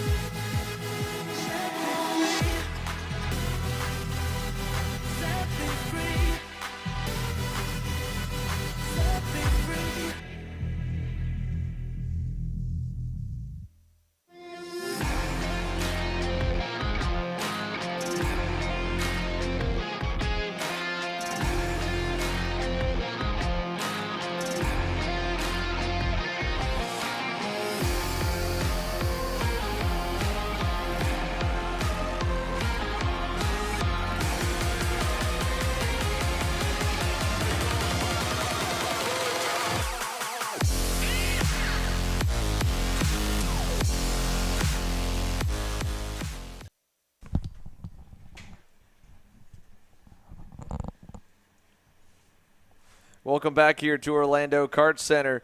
And we have the engines fired up for Master ROK. Danilo Romalo is your quickest driver here. We've got 5 sessions in those so far. Again, my name's Xander Clemens here in the booth. Alongside me, the voice of ROK Cup USA, Ron John Ebersole. Opening thoughts so far of how everyone's behaving here in Orlando? I think so far so good. But, you know, this is for all the marbles this weekend. So I think things are going to obviously pick up as the heat races go on. It'll be really interesting to see how pre-final is tomorrow night. I think that'll really give us an idea of how Sunday's going to work. Yeah, as the weekend goes, you'd imagine the desperation builds Certainly. a little bit. A drive like that from ADT. He was a little bit frustrated at points in that senior ROK Heat race, but calm down. It's still only Friday, only the first heat race, and he was on a good run. Is he going to think like that when he's fighting for third in a pre-final, or especially fighting for the win on Sunday? And then, of course, for a number of classes that do have championships up for grabs, they've got a lot more to think about as well. They certainly do. It's so important with the extra points that are, that they're able to acquire from this weekend. So I'm really looking forward to it. It's going to be a lot of fun. There's a lot of close races still to go. So let's see how things shake out over the weekend. Could be really interesting if perhaps we get a little bit of that. Get a little bit of that liquid sunshine. You know, last year it was crazy enough as we had it, right? We had cold, we had rain, we had wind, we had bees in my drink. I mean, it was crazy, right? It was a crazy time. One of the wildest moments we've had on the air. Without a doubt. Wildest for me as well, but I am really looking forward. These guys, it's a big deal. It's 25th year, right? For the Florida Winter Tour to be around for 25 years and somebody's going to be crowned the 25th year champions. That's pretty exciting. Well, I'm excited for him at least. Just what animal do you have to drink now if it's a 25th year? Last year, you're 24, you swallow a bee. What do we got to eat? You got to find a butterfly or something? I don't know. What's the thing that you eat for the 25th? We're near GATORLAND. GATORLAND. Eat some gator? I am from Louisiana. Yeah, well, the drivers that are not from Louisiana on the front row are from Brazil. Danilo Romalo will lead it off. David LaPlante to the outside in the Premier Karting Canada Cosmic. And we're green down at turn 1. Big shimmy in the braking zone as they all tried to open up for the corner from the inside or dive down to the inside and crowd them from the outside lane. But into turn number 4, it'll be single file first and second. Andre Nicastro trying to make something happen on Martin Stone. Can't do it. Pulls back in line. And we make it out of turn number 5. That could have been ugly. That could have been real ugly right there. You can't obviously win the race in the first couple of turns here, but these guys are going at it. Look at this. This is what I was looking for right here. Yeah, big slider. Overshoots it a little, though, David. And so LaPlante gets it back on him. Now Stone lets him go, goes back again, turn number 9. LaPlante again crosses him over. There comes the hand signals. Why are you passing me back? Why are you passing me in the first place? All kinds of on-track arguments going on. Can you imagine if these guys had comms with each other? That would be great. For this class especially, I think there would be a lot of angry yelling. But as they head down to turn 1, a little bit of shoving there from LaPlante to Martin Stone. Unintentional, but just saying, all right, you went ahead. Time to go. If not, I'm going to go. Turn 4, it's LaPlante back to second. Now Mario Barrios, having gotten around Andre Nicastro, is starting to go to town here for 4th. In the meantime, look at the two back-to-back pushing one another through the corners. I actually backed off just a little bit there. That's the 606. That's Martin Stone right there, as you just mentioned. Quite a battle going on here. Yeah, quite a battle here for them. And again, Mario Barrios. Up front. Yeah, Danilo Romalo up front on that U-Race Tony Kart. Andre Nicastro looks like he's having something kind of almost like a misfire coming out of turn number 9. Maybe the power valve not opening for him, but as they go across the line, he's now back by about 5 or 6 car lengths. Yeah, there's something wrong for Andre Nicastro. Maybe the throttle's not opening all the way. Don't know what the issue is. He just lost a spot there to Alex Mueller, the privateer Tony Kart driver. Has gone around him. He's going to dive him back, though, and I think at this point Andre Nicastro has realized it's not going to cause him to retire from the session. So, you know what? Let's just keep going and fight like crazy to try and keep as many guys pinned behind him as he can. Mueller finally gets it done. Let's see. Watch Nicastro. Is he going to dive him right here? He does not. Maybe turn number 9. I thought he might fight a little bit harder. You can hear him hopping in the seat. That's what makes me think it's the power valve, the fact that he's hopping in the seat to try and activate that. But the good old bunny hop, huh? Yeah, well, so back in the peak era of when the Rotax days got really bad, the power curve wasn't linear. It's similar to how this deal is. And what they basically call hitting turbo when you get it above a certain RPM range. Well, drivers first were realizing if they hopped in the seat, they could spike the RPM, they'd get in the better power range or part of the power band, and then they would go quicker. And then even a few guys realized that when they banned hopping, because every little kid in Minimax was hopping in the seat, they banned the hopping, then you would shimmy, almost like drift it for a second. And that little quick spin would spin the tires up, and that would get you the RPMs you need. So, it's not just because he's antsy. He's trying to do something. Sure he is. And again, don't know what the issue is for Roger Nicastro. We'll find out, but definitely something wrong on the power plant for him. He's lost a couple more spots here as the leaders head down in turn number 9, and Mario Barrios is bearing down on everybody. He was purple last time by, 56.194, a thousandth better than the leader, about a tenth to 2/10 better than Martin Stone and David LaPlante. Yeah, hadn't had Mario race with us in a while. Great to have him out here as well. He's actually one of our former Florida Winter Tour champions as well. If I remember, I believe we gave him the trophy a couple of years ago in Ocala. Sounds about right. Mario Barrios, a lot of experience, and yes, now he's definitely been around. Oh, man, did he about bike that thing down in turn number 4. Big time hike for him when he got into the corner and turned the wheel. So Barrios nearly grip flips, but hangs on. And that was one thing one of our camera guys texted here me just a moment ago before we were rolling with this session that he has not seen this racetrack since we've been here the last 2 weeks as grippy as it is right now. The amount of rubber that has been laid down and how sticky it is in the center of the corners here. I mean, that's what we're talking about grip, just the rubber meeting the road. So it is very, very, very tight at the moment. Lots of grip laid down. And for the Masters drivers, that's where it's the trickiest because, again, they got so much weight on the go-kart already that they're stuck to the ground, stuck in it even more, the heavier that they are. We'll go side by side here, 5 laps in. Now 6 laps to go. Barrios up to 3rd, around Martin Stone. Next up's David LaPlante, a second or so up the road, who's half a second back from race leader Danilo Armalo and chasing on him. But we've got the Pro ROK Seniors slowly making their way through the scale line. Let's go down trackside here for some intel from that first heat race in Senior ROK. Thanks, Andrea. Here is Zach reclaiming the medal. Zach, wasn't the qualifying you would have wanted, really not the weekend you would have wanted up to this point, but that race went really well for you. I mean, we were talking before the race, and I asked you, how do you always find the gaps at the start of the race, right? You went from 11th to 6th at the start, finished 4th. You had the pace of Morgado and Nash. Walk me through your race, and then walk me through just how you get those crazy starts all the time. Yeah, I mean, I got, like you said, a lot of spots early on. I just kind of found the hole. I always look for where everyone is not. So everyone checking up on the inside, went to the outside, gained a few spots, and settled in early on. I mean, we were a second off before the qualifying. In the qualifying, we were 5/10 off, and I think we're even less now. So we're chipping away. The team's done a great job all weekend. Definitely not the start we wanted. But, I mean, there's a lot of heats, and the heats are for testing. So hopefully by the final we can get there and give Aiden and Morgado a nice little challenge. Yeah, and obviously, you were here last week, different tire compound this week, laying down, a little bit more rubber maybe. It's after being here for so long. What's that track evolution been like so far that you've noticed? It's super slippery out there. I mean, the biggest thing is I'm trying not to overdrive. It reminds me of my Rotax days with Mojo. The tire's really finicky, and it's important not to hurt it early on. So even that race, once I saw I wasn't going to catch Blake, and I realized I had a nice gap, I just tried to calm down and save the tire as much as I could. All right, thanks, Zach. All right, Zach claiming Smart a mellow. man. Yep, good to hear Smart from him man. on the inputs. And, yeah, no major strategy to it. Just, find where the guys aren't going and try to go there on the start so you can get through and get a lot of spots up sometimes. That's what it takes sometimes, and he was obviously very, very happy to have done that because he ends up in that 4th position. So a good run there for Zach.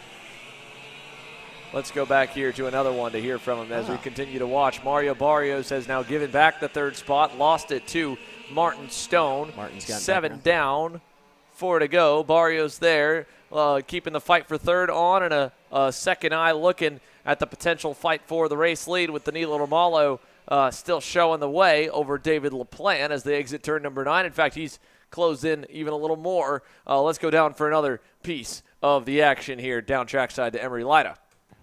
Thanks, Sander. Here with Aiden and Grada. Aiden, Started in third, was able to kind of get yourself up to the front. A nice 3-wide move on Blake and Mateus, and then pulled away from there. Walk me through your race. Yeah, I mean, I had a terrible start. I dropped down to like P5, P6. Slowly made my way up past Blake and Morgano in the first hairpin, then was just doing consistent laps, saving my tires a little bit, and car was on rails, engine's amazing. And yeah, Speed Lab Racing Engines, Alex, Adam, I'm thankful for my parents. They prevented like a good package, really good package. Yeah, looking back at last weekend and into this weekend as well, you've had consistent pace almost every session. You're in the top 3, with the exception of qualifying being kind of the one blemish. When you look at how you've been able to do the last week and a half, what's been the difference in you being able to run so fast? Yeah, I mean, last weekend too, we were really fast. So far, so good this weekend. The difference so far is I have a DNF to Heat race, yeah. So knock on wood, hopefully I don't DNF and lose a lot of points, but so far so good. Yeah, we're not going to jinx that one, but Aiden and Grotto off to a really nice start here in heat number 1 in ROK Pro. Back to you guys. Thanks, Emery. Again, Aiden and Grotto, like you said, just can't afford to not finish any of those heats. That's what was the big costly factor for him 1 week ago, was he had an issue where the bumper got stuck behind the tire, and it took him out of contention in the opening heat of the weekend. He came back, won the second heat, won the third heat, still had to start at the edge of the top 10 in 9th. So he knows firsthand what it's like when you have speed to win, when you have everything together that you need, and you're able to put it there, but one bad heat race can all of a sudden throw the weekend out the door. And now, with 2 laps to go, talking about throwing the weekend out the door, don't wreck here for third, boys, but right. Have at it. They're going at it, too. They're Yeah. going back and forth. Boy, pushed them a little high there going into turn number – what term is this one? The last one will be This one's here out of turn number 12. 12, heading down for front stretch, back by the start-finish once again. Yeah, Mario Barrios, white flag in the air, trying to defend that third spot from Martin Stone. Couple crafty veterans of the Master ROK class getting after it as Danilo Romalo exits turn number 5, or turn number 4 and heads for 5. You can see David LaPlante is not close enough. So this fight for P3 is going to be what we follow as much as we can on this final lap. For now, Barrios has defended nicely. Little slide into 6 is going to bring Stone close to him. He could maybe get him here, but Barrios covers low. Yep. Stone's going to get the run out of the corner. Barrios sees him, drives low. Stone goes lower. He's in the dirty part of the racetrack. Look at all that crud on the inside. Got that all over his tires. I think that might have hurt him here coming on the run to the final corner. I'm with you there. I think that hurt him for sure. I don't know if he's going to have very good grip coming out of this turn right here. Not enough to get there across the line. Danilo Romalo wins heat number 1 in Master ROK. Second to David LaPlante. Barrios hangs on for third over Martin Stone, Alex Mueller, Sylvain Colombe, Scott Garipalati, Andres Fonseca, John Stanescu, and then again Andre Nicastro eventually did fall all the way to the tail end of the field and pull in early. Unfortunate for Andre Nicastro as the Brazilian really had no shot to begin this one. So it can happen just like that, as Aiden mentioned there. Anything to force a DNF can take you out of it. Stick with us, folks, here again from the floor of Orlando Kart Center. More action to come your way for the Florida Winter Tour. We've got Master ROK all wrapped up. Junior ROK still to come. Micro ROK headed your way. Pro Shifter ROK as well as VLR Master all still on deck.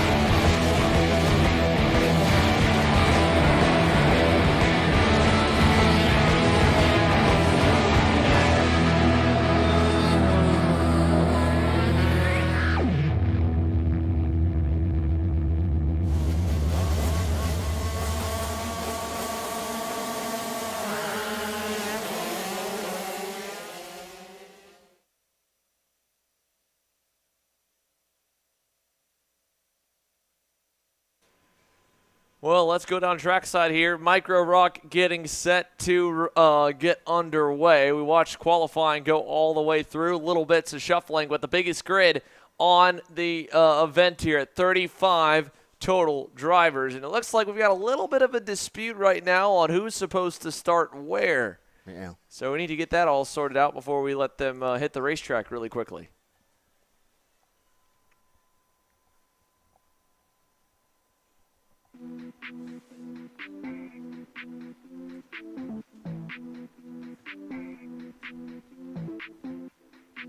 Yeah, so there's, again, the ROK Cup USA officials talking about where they're all slated to start. We do know at least what the lineup shows us on the timing monitor, so that gives us the opportunity to recap what your starting lineup should look like here. Again, we've got Mateus Romalo set to lead your field to the green right here in that U-Race Paralin. Antonio Pizzogno to the outside of him. Championship points leader Maxwell Macha. Out of all of our championship contenders, I think he's probably got the hardest start to a race weekend here with a qualifying effort that has him outside the top 10. I think it only has 100 points up for grabs. 100 points you would think is a lot. It's up to, I believe, 400 or 500 markers for winning the main event, plus all the heat race points and the pre-final points as well. So that 100-point lead all of a sudden doesn't sound that big. No, not at all. And we still got a ways to go yet. Still got lots of racing. Obviously, we got the rest of the afternoon today, but we've got a whole big long day tomorrow for them. So, yeah, this is what it's all about. This is big right here, Ron John. There is one driver. I think it might be. It's either Mikey Collins or Antonio Pizzogno. I think Mikey Collins is going to the rear, and that is forcing everybody to all of a sudden move up one spot, which again is moving them off lane to lane, because Liam Van Beek in that Motorsport Paralin was going to line up in 5th. Now he goes to 4th. Alex Chandler goes into 5th.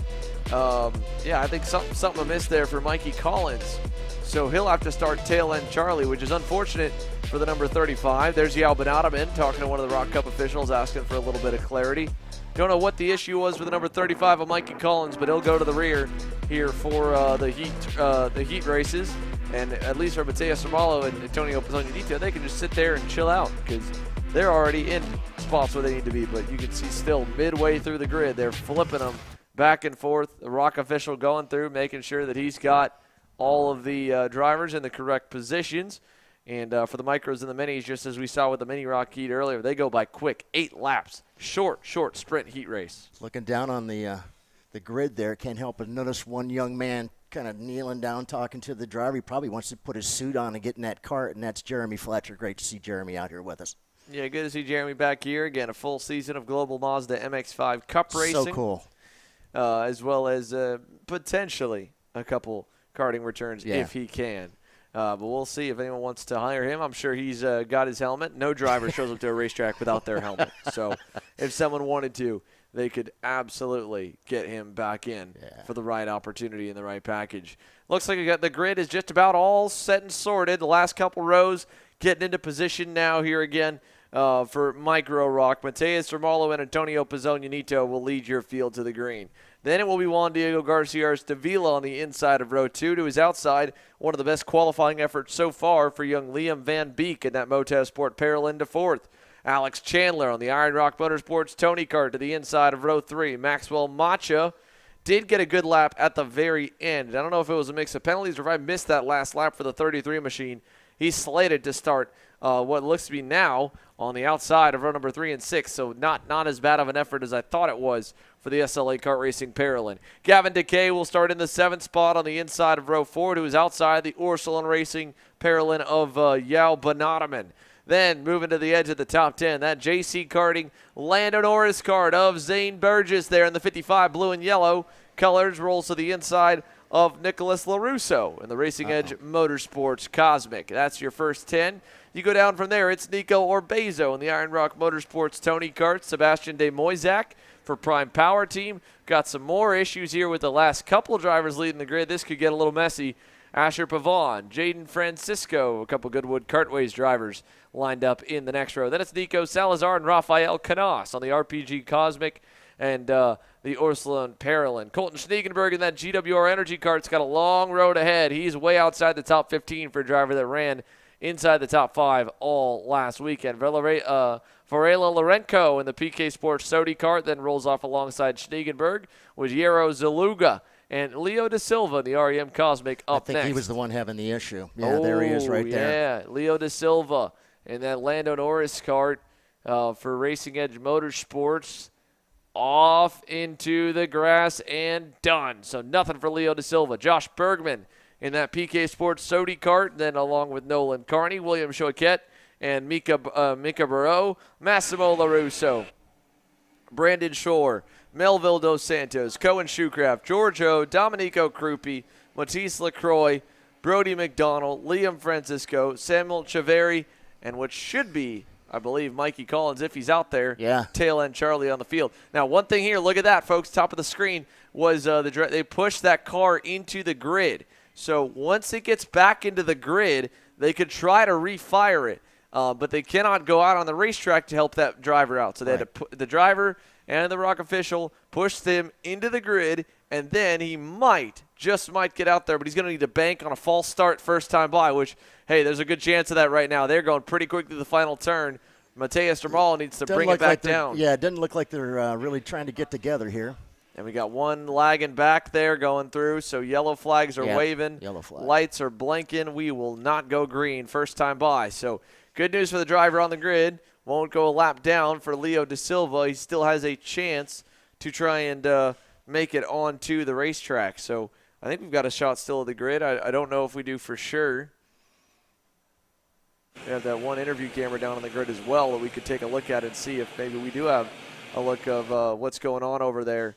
No, he just pulled on in. So nothing there for Leo Da Silva. Hate to see it for the oh, there they are. There's a better look right there. So they've got him fired up. Perhaps he's fired up, yeah. Yeah, no, if they're standing like that, he's good. Okay. There's Nakazanella there, probably engine builder. Yep. For him. Thumbs up from the ROK officials. They're good. They got it fired. Don't need the external starter. All right, and now they'll push him out. So he's going to get back into it. Another shot at life there because the kids were a little bit too fast coming across out of that final turn. And we're going to get him able to start now.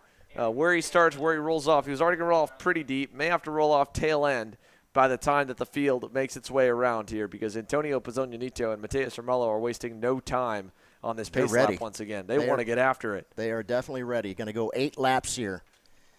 8 laps of micro racing. Well, here we go. Micro rocks into the lines. Last couple stragglers pulling on in, and they fan out. We're green down to turn number 1. Big swing around the outside for Antonio Pizzognanito. Couple drivers up and over the tabletop curbing in turn number 1. And so far, they've all survived over to 4 as we go side by side for second. Great pass right there. I believe that was Juan Garcia Stavila. Oh, little contact in turn 5. It looked like Ramallo might have kind of gotten into him a little bit there in that U-Race Parolin. Yeah, he was able to get back around him, though. They got it done. I'll tell you what, he got it done, but boy, oh boy, what a great run so far for Antonio. Again, kind of like his dad, likes to get out there in front and run away.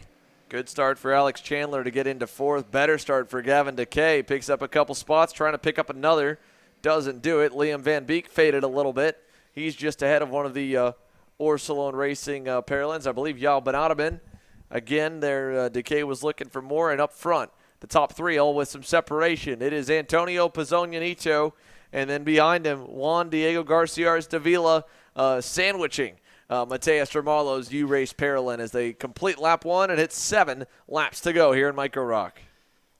We'll have to keep an eye on that battle going on up there in front. As you said, right now Matthias is in the sandwich sad of things. Well, look at us, another one of those over and under passes as we head down into turn number 5. A little bump in there, just to let him know he's still here. Yeah, good over and under there by Alex Chandler, and still just looking away around. Oh, we got problems for another one of the U-Race drivers. That is the number 34 of Nolan Carney. Carney around over in turn number 1. Meanwhile, back to the fight here for 4th. They don't have a ton of time to give up here to the leaders. As around goes Juan Diego Garcia Davila. That was weird. Locked up the brakes and just spun it around over in turn 9. Sure did. Don't know if there was an issue or if he just made a mistake. Either one equally plausible here in the micro rocker absolutely, class. Yeah. Because again, that's one of the tight. It is the tightest hairpin we visit on the national circuit. It is the longest braking zone you will find probably at any racetrack that we visit as well. So, and again, for all the karts except for the shifters, it's rear brake only. You hit that pedal a little bit too hard, all of a sudden you're going for a ride in the spin cycle. Now, as it's shaken out, it's made it a two-driver battle up front. Mateus Romalo, Antonio Pizzogno, pair of Brazilians up there. About a second and a half back to Gavin Decay, and it's about a 6-car train. That includes the championship points leader Maxwell Macha, goes all the way back to Zane Burgess in that JC Karting Lando Norris kart. So 2 down, 6 to go. Big gaggle there, 2-car breakaway up front, and you're seeing Pizzogno just kind of push on Mateus Romalo as Romalo's gone through to the lead. Yeah, that was a good move there for Romalo. Again, Decay kind of taking a peek over his shoulder to look back behind him and see he's got an earful of the number 14. I believe that is Liam Van Beek.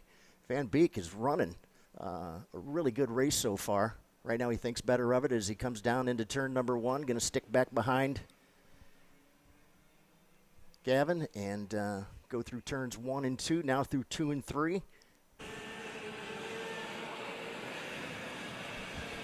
Where one goes high, one goes low, one goes to the middle.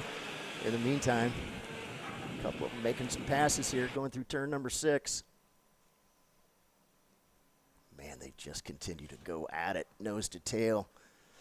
So yeah, is that Maxwell Macha in there, the 33? Yeah, that's Maxwell in the 33. Alex Chandler on that bright yellow helmet and the Iron Rock Tony kart back and forth. Problems for the 72 International Motorsport Tony kart.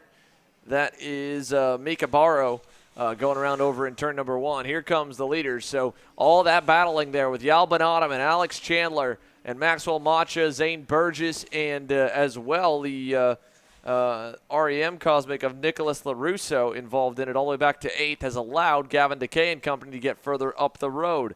There goes the number 41, Liam Francisco, and the Goodwood Kartways Express is out as well. 4 down, 4 to go, halfway in and halfway home in Micro Rock. We got another fight for the lead as Pizzogno takes the position back in turn number 4. Man, no problem there. That was, again, another great setup. Made the pass with no problem. And as we say that, guess what? Gone right back around him. Yeah, Mateus Romalo right back to the point there, headed over through the sweeper. So he retakes the lead as they go through that bend over through 7 and 8. And, yeah, Mateus got to the lead, lost it, quickly said, nope. I want to stay here. Yeah, absolutely. Okay, you go ahead and take the lead for a little while. How about that move back behind him as well? Liam Van Beek for 3rd. Did he get around? He did, right there. Just got the job done on Gavin Decay. So Liam Van Beek, that black front bumper on that Motaz Sport Paralyn up to 3rd. Highest he's ever run, to my knowledge, in a national event here. Really, really good run coming together for Liam Van Beek. He's doing a great job, too. Gavin Decay continues to follow. He's telling Gavin to get on his back. Yeah. Push me. Let's go. Well, the good news, even with the pass there, because the leaders passed, didn't lose any time, didn't gain any. They still pulled away from Yal Bonadaman's group back behind him for 6th on backwards. So Mateus Romalo, Liam Van Beek, Gavin Decay, and Antonio Pizzogno pairs of 2s up front with 3 laps to go, and they've all got a big amount of cushion space out back to Maxwell Macha, who's worked his way up to the lead of that main second group, really. 3rd group, if you want to count them as individuals, because there's Macha, top of the screen on that yellow helmet, red and white SLA Paralyn. Here's your leaders coming down. Here's the gaps all the way through 2 seconds. And we got more drivers at the back of the field together. That's the 2nd time here. The number 34. Yeah, Nolan Carney around again with Brandon Shore in the DRT Racing Team entry. And they got to be careful because they were already 40 seconds behind. Now they're going to come on the racetrack and be within 10 seconds of the leaders. That's normally the window when the ROK officials start to pull them from the racetrack. I just hope that they pull those guys early because look at that. You can see one of them. Yep. Yeah, here comes Mateus Romalo up to him. Pizzogno sees it as well. The chances are always better to be the leader when it comes up to lap traffic than to be the one in second. So you're much better off right now doing what Antonio's doing, getting through. 6 down, 2 laps to go here in Micro Rock. I don't think Mateus wants to stay there for very long. I think he wants to get in there and, yep, here we go. Going to go back around him. I think he held up just enough to be able to hold up Antonio just a little bit going down. Yeah, held him up just a little bit. And again, now, look at this here. This is where it's going to be awkward. This is going to be perfect for Vermalo, not so perfect for Pizzonionito as he had to work his way around the lapper in the middle of the S's. And Vermalo got through it on the entry. He lost probably half as much time. That gap is up to 4 car lengths. Liam Van Beek, the big benefactor, he closes up big time here at the end of this heat race. But Antonio Pizzonionito probably going to be frustrated after that one because, again, looking through it, he was going to be, maybe having a shot at the lead here for the win on the final lap. Now he's a little bit too far back, and he even has to worry about potentially Liam Van Beek getting in and starting to annoy him and pester him a little bit for second. Yeah, I would imagine he's probably not too happy with that. But, hey, second place is second place. Take it and keep moving on. Still, like I said, a lot of racing yet to go for the weekend. Looking forward to handing out those trophies on Sunday. All right, last lap here for our micros. Through turn number 9 here, Mateus Romalo's lead, hanging on here at about 5 car lengths back to Antonio Pizzonionito. He'll jump the curbs one more time for Micro Rockers to put it in the books here for today. Mateus Romalo scores the pole, battles a little bit, gets the win in heat number 1. Bam! Mateus Romalo over Antonio Pizzonionito. Liam Van Beek, again, 2 spots up from his starting position to 3rd. Gavin Decay to 4th. Maxwell Macha 5th. Zane Burgess 6th. Alex Chandler 7th. Bonatoman in 8th. Varela Lorenko in the PK Sports Sodi kart. Actually, both of the PK Sports Sodis. 10 spots gained for Varela Lorenko to 9th. 12 spots gained for Josh Bergman from 22nd to 10th. Good run. Impressive run for the PK Sports race team. Really got both of those 2 kids rolling forward. Yep. And 10 spots gained as well for Massimo LaRusso in the REM Cosmic from 26th up to 16th. Just comes up behind Nico Orbezo. 3 classes remain here on the afternoon: Junior ROK, VLR Master, and then Pro Shifter ROK. For the juniors, Ernesto Rivera has been phenomenal. He will lead the field to the green. When we come back live from Orlando, you're watching Car Chasers coverage of Championship Weekend for the Florida Winter Tour.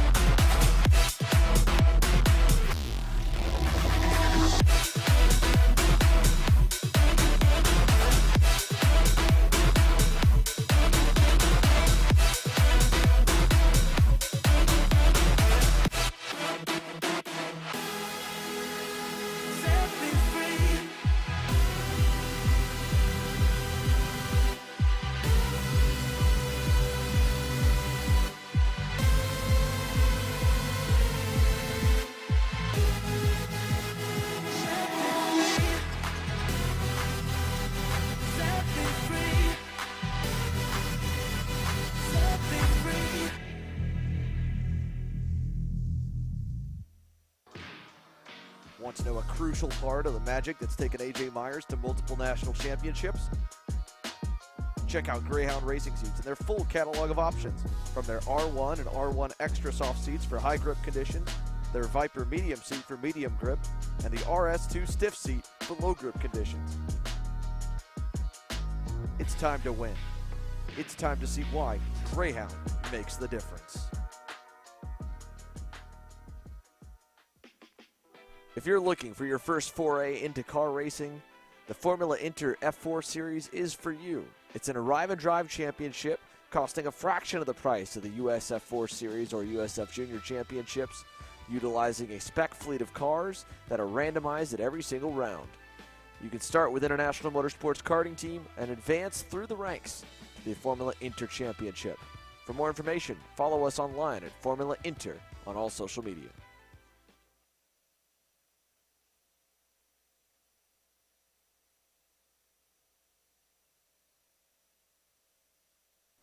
Welcome back here to Orlando Kart Center. Junior ROK on the grid and just waiting a few more moments before they roll onto the racetrack. Gives us the opportunity here to talk a little bit about, again, the junior class and walk you through the lineup while they're lined on the grid as well. Ernesto Rivera is going to lead them off to the green. What a great start to his year we have seen from Ernesto Rivera, Ron John.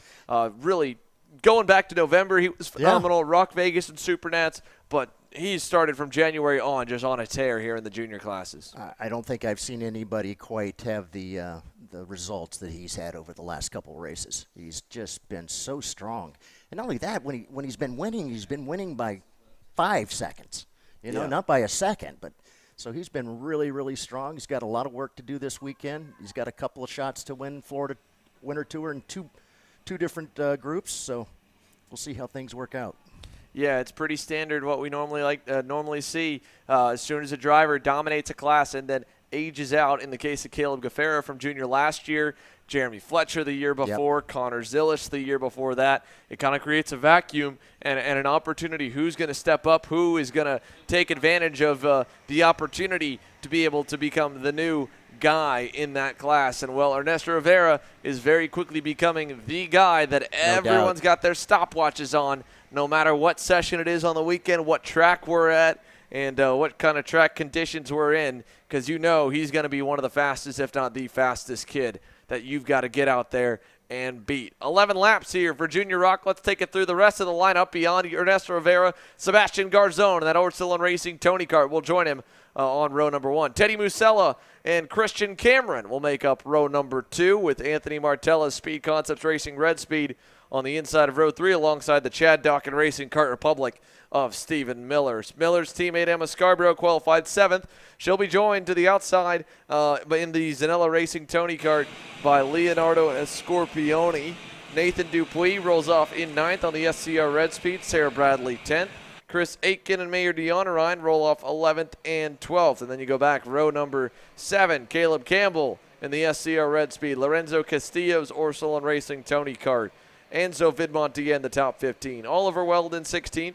Joseph Lonnie, Amador Martinez, Yo Shimoda, Anthony Reducano, Ty Fisher, Major Makovskis, Ryan Maxwell, David Martinez Rodriguez, Santiago Medina, Aristides Theodore Oropoulos. Theodore Oropoulos. And Javier Chaparro, Carlos Sassio, and shotgun on the field on the AKT Racing Team OTK, Lorenzo Lopez, the number 230. In the AKT Racing Team Energy. Here we go. Into the tram lines. Looking to go racing for Junior ROK action.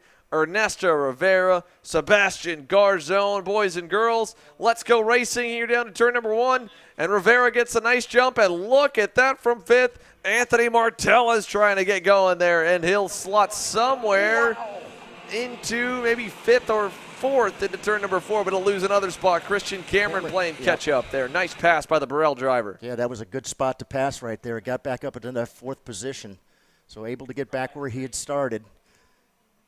Good start for Scorpioni. Good start. Yes, Leonardo's right there as well. And what a start for Stephen Miller, man. How did 6th Stephen on go the from grid 6th to 3rd, huh? Yeah, unreal. Wow. Great start for him. Cameron getting dive bombed by Martella, though, back. Now he's got more company coming. Here comes Sarah Bradley. Here comes Emma Scarborough. Some girl power down the inside to go by on Anthony Martella. At least now he's got a gap out back and he can reset, or for Christian Cameron, so he can reset. Yeah, all moves and counter moves in the opening few laps. The drivers that have bested it so far, Ernesto Rivera, Teddy Musella, they lead the way at the end of lap number 1. Stephen Miller 3rd. Garzone, Martella, Scorpioni. 1, 2, 3, 4, 5, 6. They were side by side going to turn 3. And look at that. All the dirt kicked up on the opening lap had Rivera completely blow the corner at turn number 4. Teddy Musella went wide with him, kind of followed him off the cliff. I thought there for a second maybe Teddy was going to try and get around him. Yeah, you would think so. That's normally the rule of thumb. When a driver makes a mistake, you go. Right there. There he goes. Miller tries to follow, just can't do it there through turn number 8. Yeah, just not quite enough speed. In the meantime, looks like we're going to have Ernesto go back around. He's going to bring Stephen Miller with him. Yeah, more dust kicked up there out of turn number 8. And oh, man, Teddy Musella just was trying to get in line, I think, and him and Miller collide. And now Garzone's going to take advantage, and Teddy back to 4th here as they cross the line. 2 down. Now 9 laps to go here in Junior ROK. And look at Stephen Miller down the inside. Got him. Nicely done by Stephen Miller in the CDR KR. He takes over the lead. Haven't seen that in quite a while. been a while since Ernesto has seen the back end of another bumper.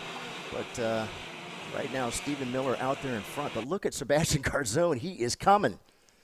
Right now in that third spot, the 208, the Ursuline driver. Yes. Actually, Teddy Musello's coming right along with him. If those guys could work together, and as I say that, it looked like he was going to try to dive bomb me going right there. yeah, right as you called it. He wanted to go. He sure did. Just couldn't quite get the job done there. Leonardo Scorpioni all the while closing on in. Here comes as well Anthony Martella back to the mix. Sarah Bradley, Emma Scarborough, 7th and 8th right now. Last time by, they were a little bit quicker than the race leaders, so with another pass for the lead, they'll inch a little bit closer towards the front. But they finally spread out, so now we'll start to see some good lap times. A Scorpioni, a 56.92. Miller, a 57 flat, even with a pass in turn number 1, only a 10th off the best time. That's pretty impressive, and you can see it on the screen. He's already starting to edge away. 5 car lengths, maybe 4, the margin out of turn number 5 for Stephen Miller. Wow. Didn't take Stephen long once he got around to really start to stretch it out a bit. We'll just have to keep an eye out on Ernesto and see if he's able to make back up. And as I say that, look at Sebastian Garzone throwing it through there, up over the barrier. The curb. Able to make a great move there. Yeah, it was a little bit awkward because he was Meantime, in it so late. And look what happens. And that's what burned him a lot of time and burned Rivera an additional 2 spots for hanging tough on the outside because he lost all of that momentum and got the bumper hooked a little bit on Garzone, and now his teammate Musella went by, a Scorpioni went by. I think a Scorpioni might go on Musella here in a minute, though. He's still been one of the quickest drivers on the circuit. So watch turn 4 here. Let's see if that bright yellow and black Zanella Racing right Tony Kart goes. There he goes inside. Rivera follows. Musella loses 2 spots there in turn number 4. Nothing like watching your teammate go right around you, right? Yeah, right as you think you finally just got him. You just got him. Nope, he's back there. Got me again. That's the way it goes. Leonardo is on a move himself, but as I say that, they take a look to the inside. They're going to get around him. That was Rivera. Ernesto. Yeah, was that Ernesto. Rivera? Yeah, Ernesto Rivera. Wow. Nice move. So yeah, nice move. Again, remember, Scorpioni, I don't think he looked over and saw that Musella was there, moved over in the braking zone, bent the bumper a little bit, but hey, he didn't close the door once he felt the contact gave way. Good clean racing there from Leo. Didn't want to try and chop Teddy Musella. Those are 2 Orlando, Florida natives, kids grown up racing against each other. John. Oh, yeah. It's, of course, he and Emma are pretty good friends, talking about Leonardo and Emma Scarborough, so I know that those two always like racing one another. Quite interesting between the two. Yeah, for sure. They're fun. As we head through the sweeper here, turn number 6, Chad Dawkin Racing's Stephen Miller still leads them. Scarborough down in the 8th spot, as you were pointing out there, but about a half second away from Anthony Martella. They're all kind of evenly gapped out now at this point here. The biggest gaps are first to second and second to third, but this line goes all the way back beyond Scarborough even to Enzo Vidmontien, who did not have that great of a qualifying run. He currently rides in that 9th position, that red and white Motaz Sport Paralyn of Enzo Vidmontien, up 6 spots so far. Oliver Weldon up 6 spots as well in the Lando Norris kart for JC Karting. So good run forward for Enzo Vidmontien. Let's see where his lap times lie here this time by, as well as for Oliver, a 56.39 for Vidmontien, a 56.2 for the leaders. So about a 10th and a half still off the pace, and they were a little bit quicker in the middle of the pack with some tow. But at least he's driven through the back half of the field so far, just kind of stalled out progress at the edge of the top 10. And a big run forward for Javier Chaparro. What a great run for Javier. The San Antonio Racing Tony Kart. 10 spots gained to 17th. Spots. Yeah. So good run from the back of the field. That's a lot of work out there, that's for sure. But no changes so far here in the lap that we've done the rundown. 4 laps to go this time by. Ernesto Rivera trying to make some headway here on the leaders. But all 3 of the leaders, Ron John, within 1/100th of a second, within 10 thousandths of a second. That last lap around. Let's see what it looks like this time. Rivera making up ground. That was a good lap for him. A 56.1 to a 56.3. Indeed, Musella resetting fast time of the session. So late race charge here for the 2 Rollison Performance Group Cosmics. They are 4 laps away from the finish. They got to get on the afterburners now because it's a 9/10 gap to Garzone. It is 2.1 seconds to Stephen Miller for these 2 here in 3rd and 4th. Yeah, they'd have They have to have something happen up in front for them to be able to catch Stephen Miller. I think with a 2-second lead, he's pretty far out there. They would have to have one of those racing events, you know, where chain falls off or some crazy thing like that, you know, which we've seen before, unfortunately, happen to folks. But right now, everything looking good. And, of course, the pounding these carts take, hitting these curbs, I do wonder about chains. But yeah. So far, so good. Yeah, so far we haven't seen any major players lose one, but it is a real concern, right? Especially even the size of the rear gear that you go with, right? Mm-hmm. You want it as small as possible. The bigger that gear is, the higher the chance that you bend it going over top of a curb with the engine side, or when you land as well. If you ricochet from hitting the curb on the left-hand side, and the right side digs into the ground, and again, it hits that sprocket, it'll break, it'll either slightly bend the sprocket and knock the chain off, or just knock the chain off, but the sprocket stays okay. All that, like you said, from the pounding they're taking over the curbing, at least 4 times a lap the drivers are airborne with 1 or 2 tires touching the ground. So that's a beating. And there's a lot of ways to try and, manage that. You have, plastic chain guards, obviously, that kind of just keep the chain from going. That's like that gray piece right there. That's not so much anything for it. But there's sprocket guards as well you can put on both sides of your gear. Keeps the gear from bending, keeps the chain kind of in place over top of it. Not everyone's always a fan of it because there's a little bit of extra rolling resistance on the rear axle. Okay. But I'd rather have a slightly slower axle that still has a chain in the right place on it than maybe a little bit faster, but chain might not be on. Yeah. It's not fast at all if it goes 0 miles an hour. It doesn't do too well without a chain, does it? Well, with all that talk out of the way, Rivera has continued going. Look at this. He's coming. 2 more tenths lopped off the margin. He's getting there here as the field heads down the back straightaway. All right, working lap number 10 of 11, so they'll pick up the white flag this time by.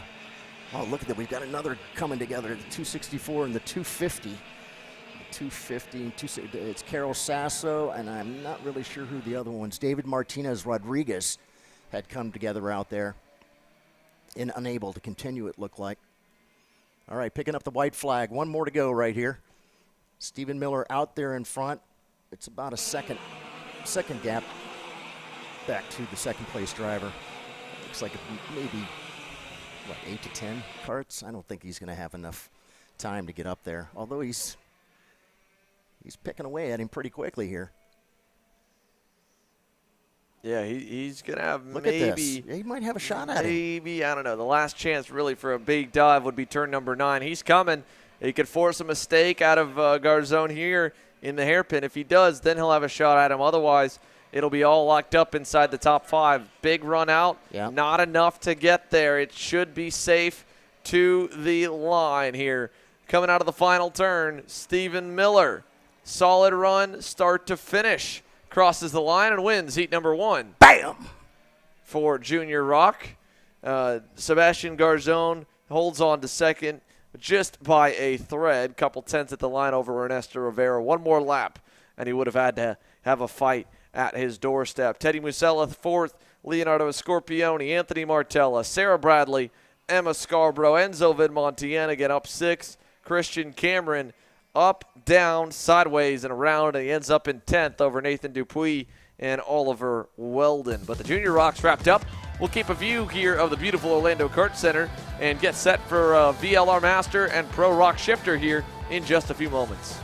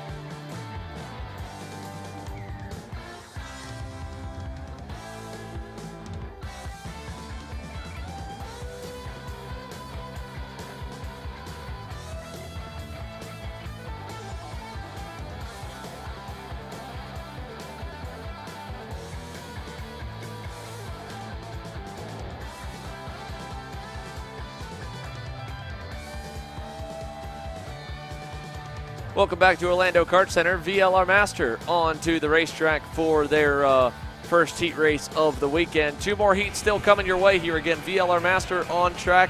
Pro ROK Shifter on deck. Ariel Castro and Laurentiu Mardan, class of the field, but Ariel Castro has not made it out of the grid. And I don't know if there was an issue after qualifying, if it's a purposeful sit out or what. But nothing on the grid, nothing from him.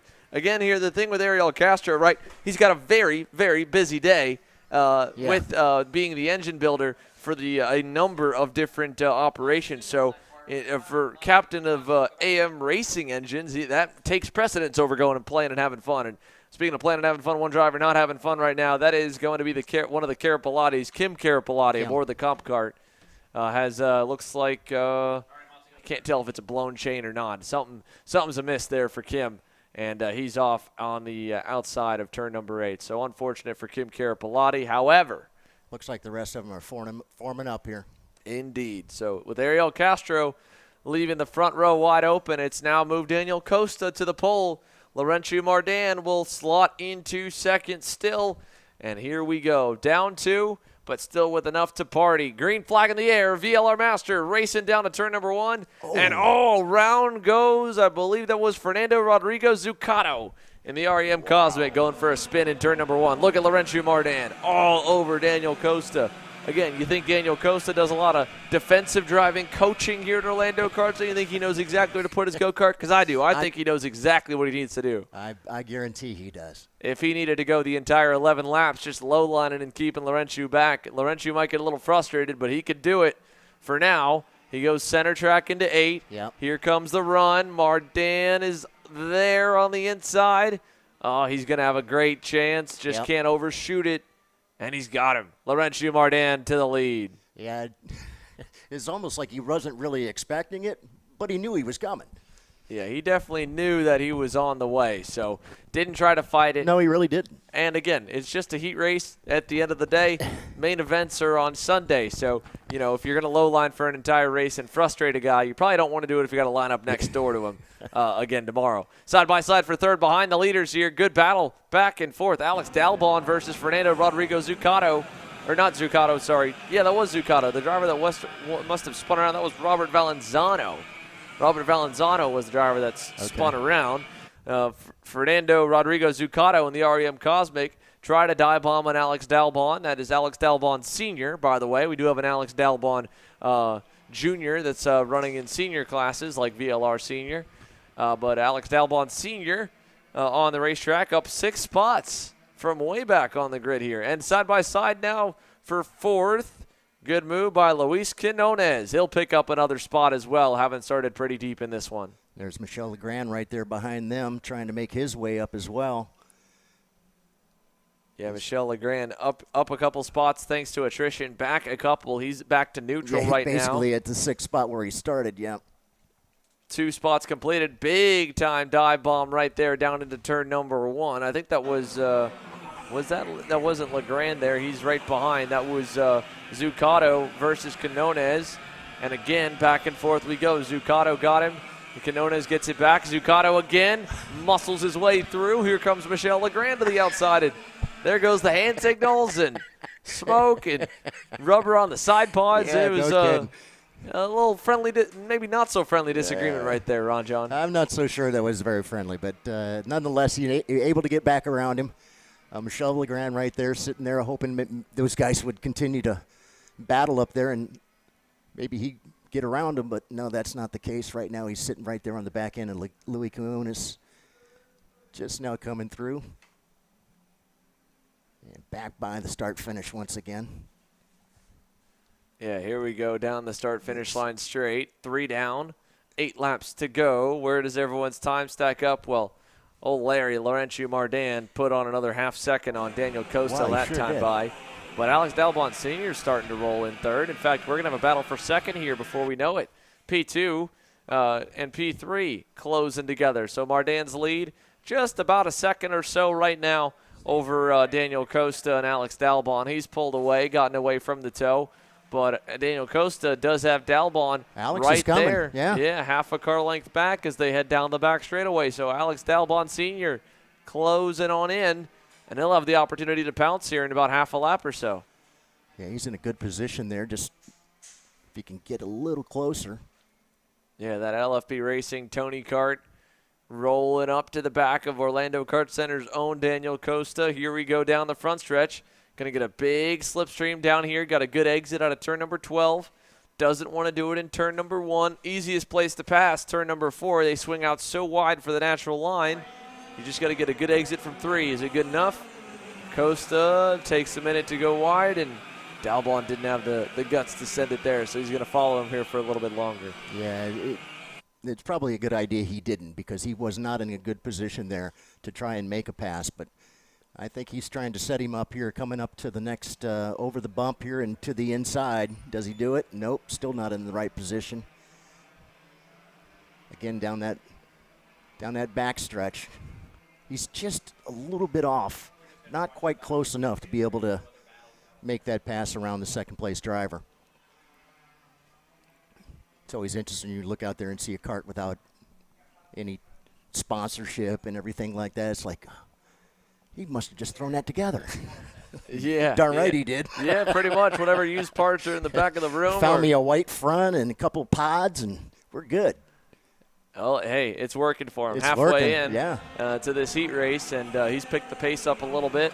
Mardan has slowed down just a touch as well, but Daniel Costa, whether he's feeling the pressure or he's just found himself a little more speed, he's now got himself up to a 59.4, or down to, I should say, lap time-wise. Still lost 0.2 to Laurentius Mardan, but he was quicker than Alex Dalbon Sr. last time by. Halfway in and halfway home in VLR Master. We'll come to the line to see 5 laps to go. Let's go down trackside as the Pro ROK shifters begin to fill the grid here with Alexander Searle and Emery Lida.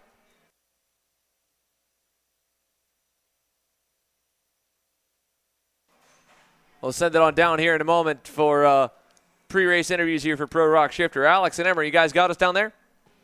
Yeah, thanks, Sarah. Sorry about that. I'm here with Giorgio Carrara. Giorgio, you start P4, but you haven't really had the pace that you were expecting probably from last week, but it came together a little bit for you in qualifying, only 0.3 off. Obviously, you drove with your shifter lever, coming off there at the end. Talk about how your weekend's been as a whole so far and how qualifying was.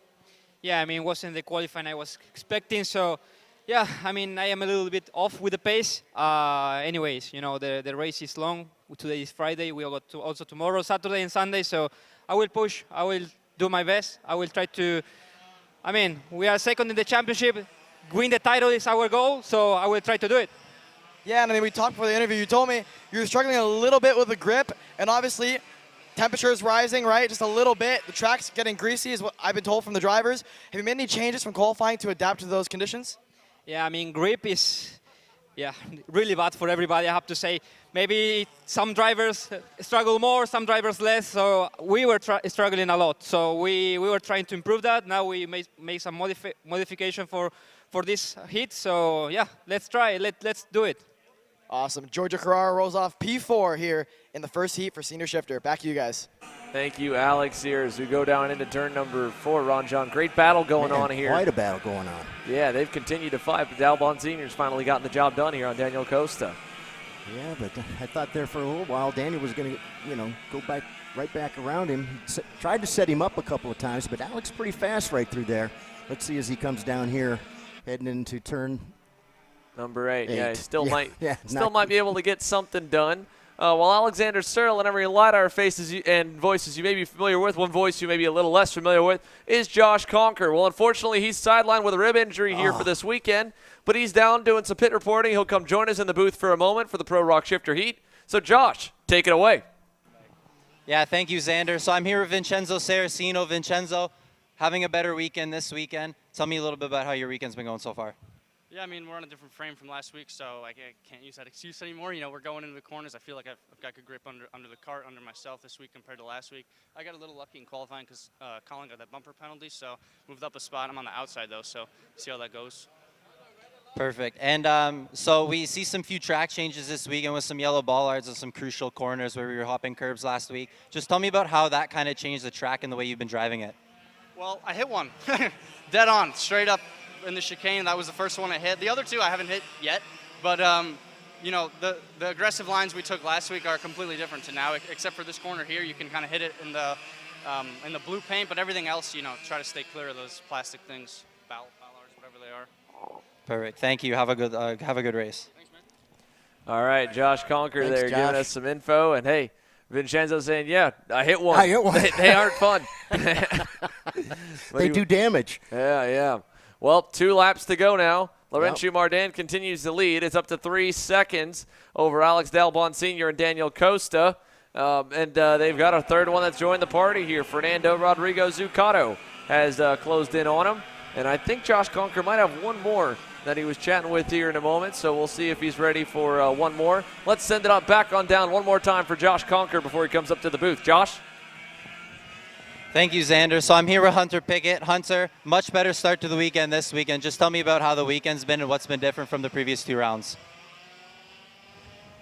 I mean, I think everyone knows, like, the consistency of the tires was definitely a problem, and we were on the bad end of that. So it seems like it's a little bit better so far. So we'll see how it goes, and it's going to make for some good racing. We'll see how it goes. Yeah.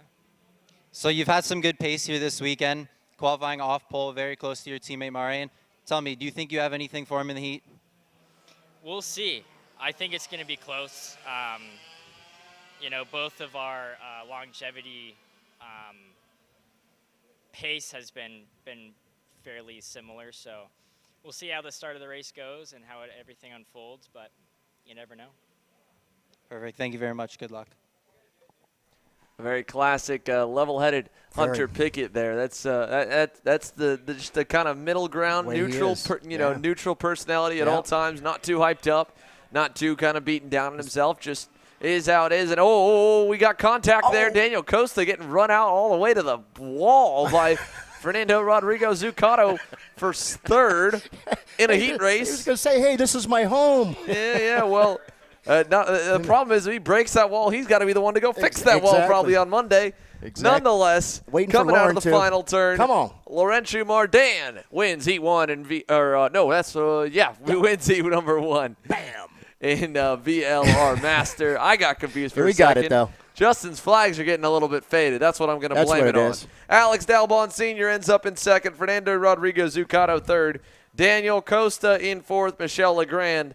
Luis Quinones, Robert Valenzano, Alfonso Santiago Santella, Mark Pavon, John Coifo, and again, Ariel Castro, Kim Carapalati. Unfortunately, a DNS for Ariel, and technically a DNS for Carapalati by breaking on the outlap over by turn number 8. We'll clear the racetrack one more time, take a commercial break, and when we come back, Pro ROK Shifter coming your way. Hunter Pickett, Maureen Kremers, and the rest of the field are locked in and ready for action.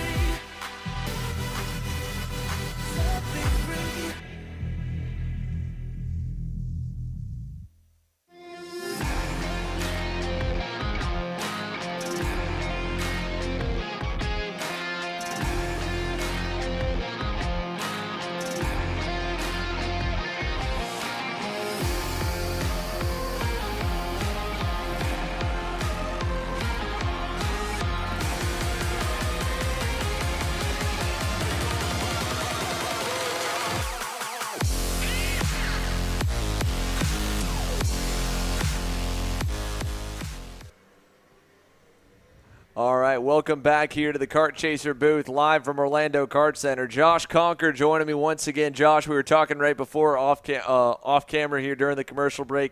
You kind of have an update of where your schedule is going to be now? Yeah, so we've been struggling with the rib issue. That's why we kind of parked the brakes at USPKS last weekend, hoping to, contend for the championship this weekend. But unfortunately, with a few days off, the pain's come back a little worse. So we're taking a break. We're going to rest up for first round of stars at GoPro. So about a 2-month gap here for you? Yeah, it's 6 weeks, I believe. 6 weeks. So 6 weeks here on the recovery for Josh Conker. Cool for us that he's still here in town this weekend. He'll be going over what we need to know from Pro ROK Shifter's driver's seat perspective as they have completed the outlap and are on the racetrack now with the sun just starting to set. Marin Kremers nipped the pole by 9 thousandths of a second. He's obviously been the odds-on favorite here this weekend with A.J. Myers absent, but the field was a lot closer in qualifying than I think a lot of people expected. His teammate Hunter Pickett, able to get on the pace, mentioned that he felt like he'd kind of been on the losing end for the most part of some inconsistencies on the tire compound. Feels like it's been good so far, though, and no complaints, so that's all sorted out for him. And now Hunter Pickett will join Marin Kremers on the front row as both of the PSL karting missiles line up side by side. Kyle Wick, the leading man for GFC Karting, after basically 5 months off outside of a single test day, is pretty solidly inside the top 5 as well. Only a couple hundredths back in third. Giorgio Carrara in fourth.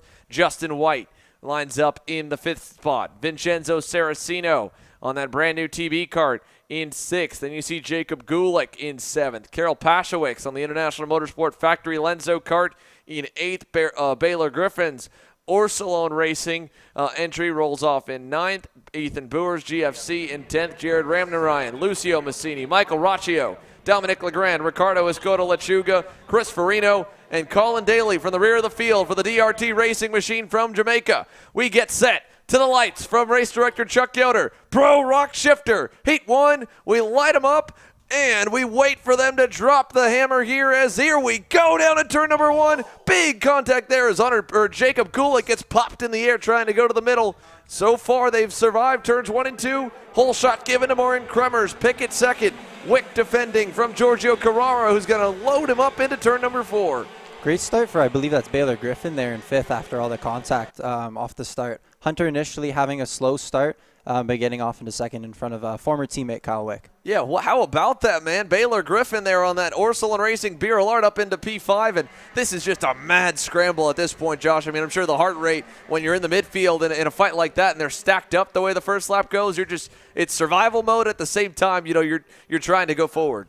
Yeah, exactly. Survival mode for sure. Trying to keep the kart clean, trying to, stay damage-free. As I think Vincenzo Saraceno had a problem there off the start. It looks, if we got the camera shot on him there, he was a little farther towards the back of the field. So unfortunate start for Vincenzo after a slightly better start to the previous weekend. Yeah, definitely not what he'd want here. We've got a fight looming for 2nd, and then we'll pop in on Vincenzo Saraceno. Kyle Wick, I think, is close enough. He could go on Hunter Pickett, setting him up for maybe turn number 5 or 4, but didn't really go in either case there. Giorgio Carrara was pressuring him early. Now he's kind of backed off a little bit. So now as they spread out here, let's see if we can find Saraceno, Baylor Griffin all over Carrara. There is the TB car driver. So whatever the issue was early on, he's at least been able to get back going. But we'll try and keep an eye on what's going on with the bright green mean machine. As there's Colin Daly picking up spot number 5 from the back of the field. Don't know what the issue was for Colin in qualifying, but having to start from the rear, especially in a race, in a shifter race like this where you don't have as much passing, but you expect the field to spread out a little bit. You can't really just bank on attrition. As here is a big dive from Kyle Wick and a good over/under from Hunter Pickett in turn 1. Yeah, it was a good pass attempt by Kyle Wick, and here we go again, down into turn 4, making the dive, and this time completing the pass. But yeah, I do believe Colin had he was too wide in the rear on the rear tires there after qualifying. So unfortunate for him. He's had really good pace this weekend. So here we see Pickett looking under Wick again. Cannot complete the pass there. It's not really a big passing spot we see, but if the guy makes a mistake in the corner before, you can for sure show a nose into the sweeper. Yeah, at that point again, especially if you can get his tires a little bit dirty by making him go wide for a second before he chops the door on you. Right? I mean, get a little bit of marbles on. That could buy you half a lap to go mess with him again and try to get him back behind you. But in the case of Kyle Wick, just maybe a little bit of rush showing, but shaking it off here at the Florida Winter Tour, getting, again, back in the swing of racing and going head-to-head, battling guys. He's up to 2nd now. He's only got a 2nd gap up to Marin Kremers, who's continued to put some clean laps in. And, again, the fight for third may subside for a moment, but fourth and fifth are going at it here. Baylor Griffin all over factory Lenzo kart driver Giorgio Carrara, and it has been for a couple laps now. Yeah, this is actually a really good pace out of Baylor. Good to see him back in racing after the nasty accident he had at the end of one of the heat races there in PK. So this is really good pace from him. He had a slightly off qualifying, but really good pace here in the heat. Yeah, and look at that. He's really bringing the heat to Carrara. Carrara blocking low. Griffin's going to go high. Try and cross him over for the launch coming out of the corner. He's got a good launch. I don't think he's going to get clear, though. He'll have to tuck back in line. And it's just, you know, again, oh, look at that. Showed the nose. Again, remember, Carrara, it looks like he's maybe being a little over-aggressive for what some may say in a heat race here as we work to the end of lap number 5. But at the same time, at the end of the day, you know, he's thinking championship. Every position matters. Every guy he lets get between him and Marion is another bit of that prize slipping further away. As here comes his teammate Karol Paszewicz on the inside of Baylor Griffin. Kind of awkwardly hooked the bumper, but I know for Karol's case, he's trying to maybe play blocker a little bit. Yeah, and so I found out recently Karol's actually a factory driver over in Europe as well with Giorgio. So yeah. Good to see Karol here running the gearbox class. Good aggressive pass. For sure you see a little more aggression out of the two of them because that's what they're more used to driving in Europe, you know, as we were talking about the pod pass earlier in the winter. So good to see them fight and good to see Karol have some good pace here. Yeah, good for him. I mean, he hasn't had a ton of time behind the gearbox machines here stateside. They originally had him as the 125 guy, and then when Clayman DeMello needed to find a home, they found a home for him, and it opened the door for Karol Paszewicz to move over to the gearbox racing, which I think is what he's wanted to jump up to for a little while. So he's only been doing a handful of U.S. starts in it, where Giorgio started full in the gearbox since January. But now they are 4th and 5th. Carrara P4, Paszewicz up 3 spots to 5th on the racetrack. And while they've gone at it a little, it's allowed us to take our eyes off of what's going on at the front. Kyle Wick finally getting rolling really, really well. Last time by 53.265. Fastest overall on the racetrack was the GFC karting driver. And it's so interesting here, you know, in shifter racing you see a couple guys with some very distinct styles, right? To me, Kyle Wick is one of those guys that the way he drives, very, very different, let's say, than Hunter Pickett. We heard about from Marin Kremers and AJ talk about their different kinds of styles. Marin coming from the high grip European tracks, really drives it in deep, barrels it into the corner. AJ growing up with a tag and single speed background, especially for a lot of years. You know, he has a lot more momentum in his style, and they both end up about the same lap time at the end of the lap, but there's multiple ways to get it done. And to me, Kyle Wick, again, same type deal. He really, really attacks the corner, where Hunter Pickett a little bit more smooth and maybe a little more roll speed. Yeah, for sure Kyle has a different driving style. I noticed that very quickly. I got to race with the GFC team for Newcastle Pro Tour last year, so I got to know Kyle a little bit, and for sure he has a very distinct driving style, especially from me. Just like looking at the data against his last year, you could tell it was very different. But at the end of the day, yeah, everybody has their own style. Everybody has their own way of getting around the track, and as long as, you know, it works for you and you put yourself up front, I think that's what counts. Right now he is putting himself up front. He is closing that gap back to Marin Kremers. Now, whether that's Kremers kind of slowing things back down a little bit, I mean, you wouldn't think so. He did go purple last time by, or his own personal best last time by. It's just Wick was better. And Hunter Pickett also better.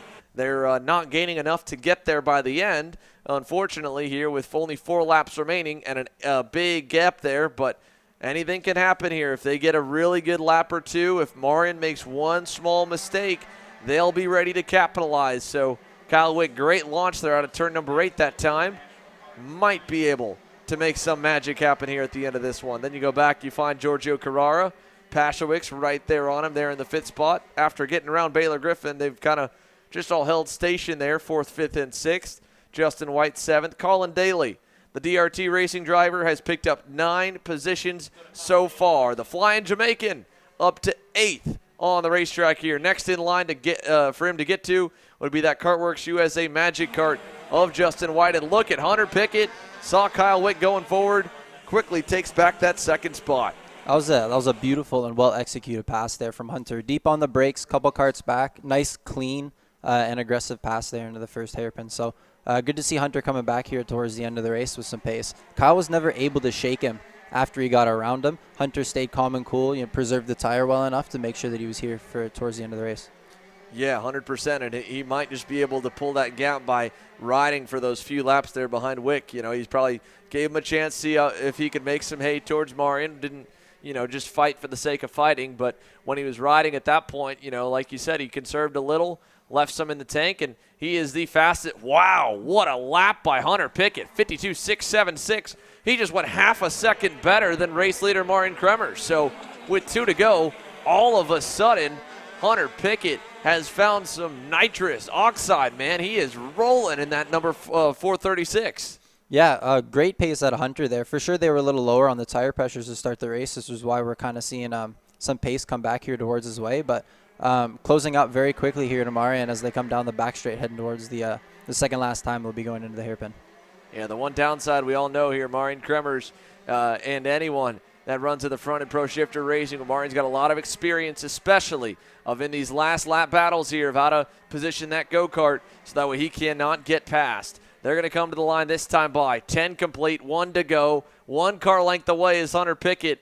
He's not going to throw the weekend away on it. It'd be a good bit of data for him to learn, to know that he's finally running good as they head to turn 4. Is he close enough? No, not that time. Not enough to get there. Maybe turn number 9 if Marion leaves that door open, but you can see he's already going center track a little bit through 5, a little bit narrow through 4. Car length and a half there from turn 6. Oh, he's right there here, Josh, as they go to 7 and 8. Yeah, here we see Hunter closing up. I don't think he's going to do anything too aggressive or too stupid because his teammate is fighting for the points championship and he is not. So for sure taking some good data out of this, kind of learning where Marion's better than him and where he's better than Marion. As we see, he got right up to his back bumper there in the hairpin. Yeah, he pulled right up to him, but again, great point, Josh. Marion Kremers trying to bring PSL karting of Florida Winter Tour Pro ROK Shifter Championship. He gets a lot closer to it. Heat 1 winner here across the line. And the BAM in the background there from Ron John Eversole. But Marion Kremers, Heat 1 winner. Hunter Pickett sets fast time. And, man, again, was he rolling there in that PSL Karting Factory Bureau Art. And they keep the Red Army 1-2.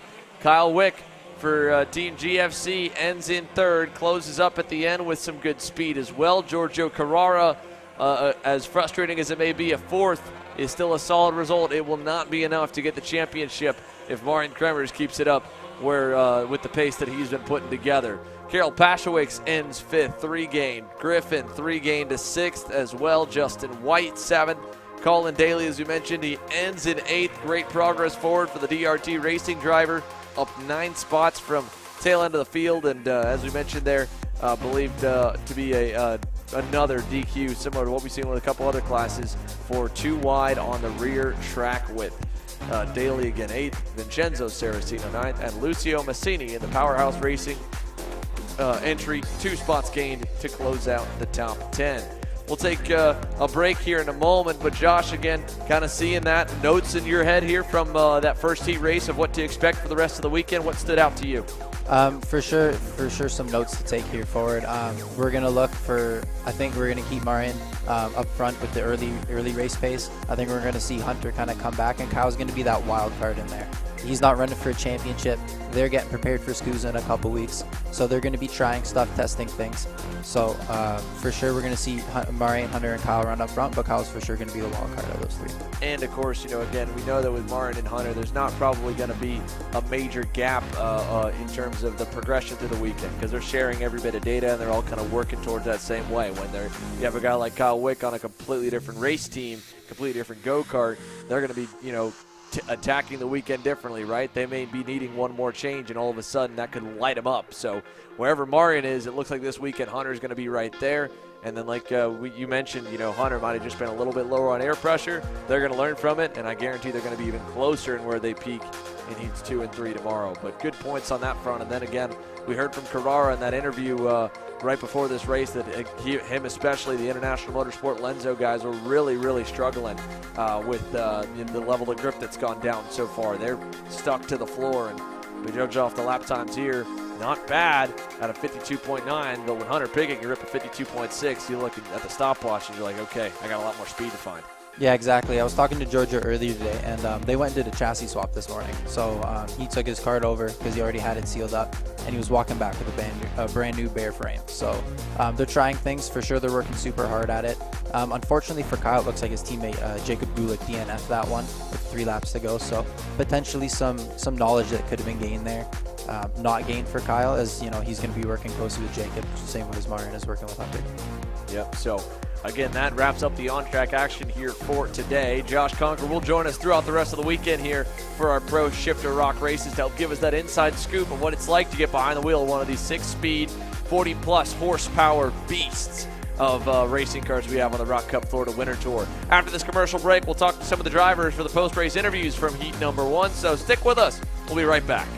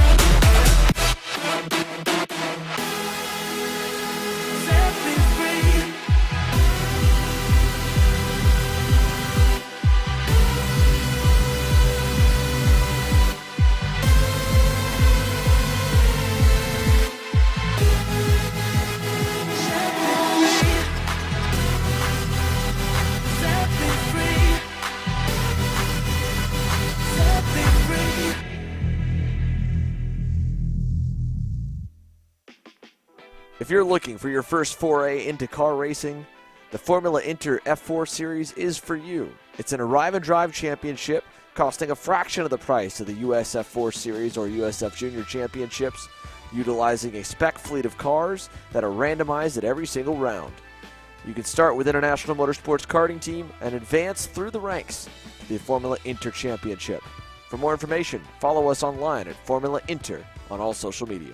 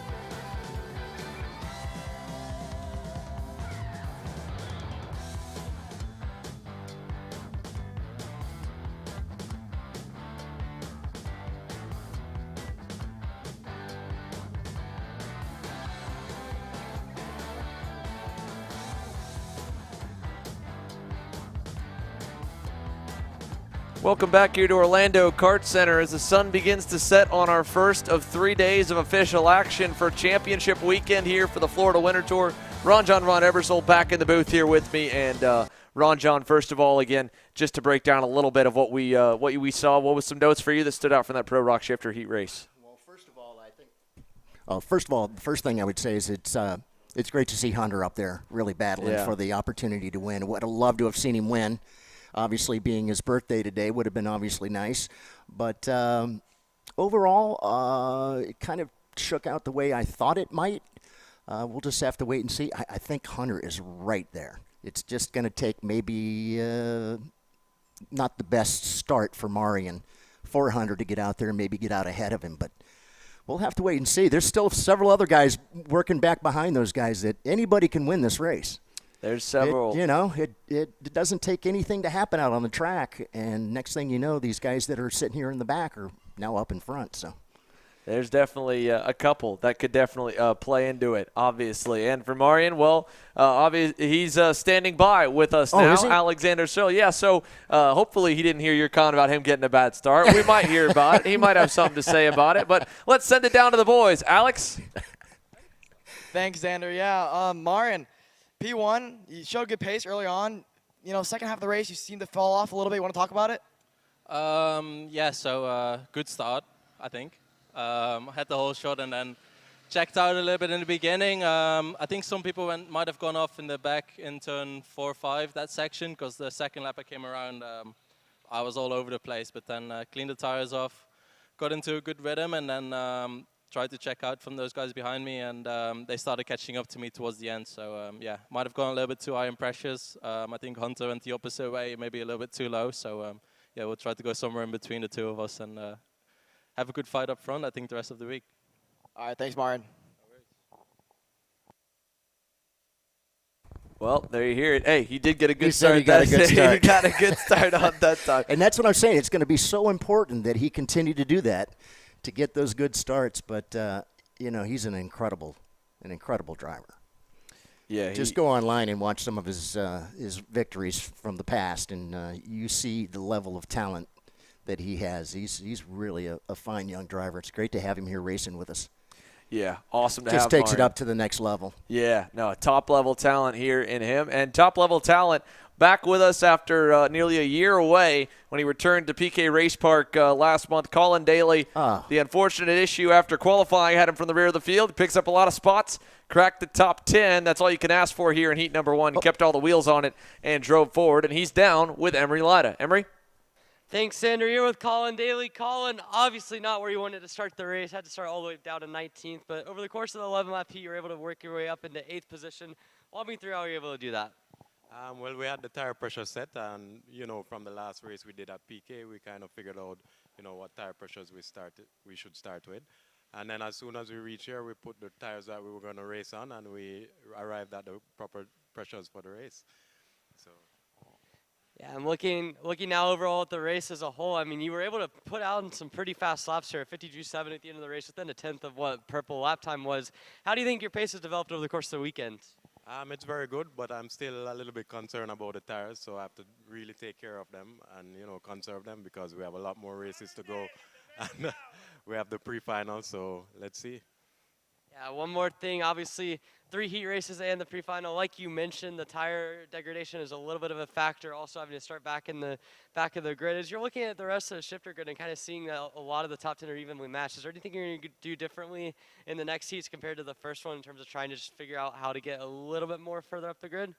I just have to play it safe, Once I can finish in the top 10, get a good start for the pre-final, I'm happy with that for now.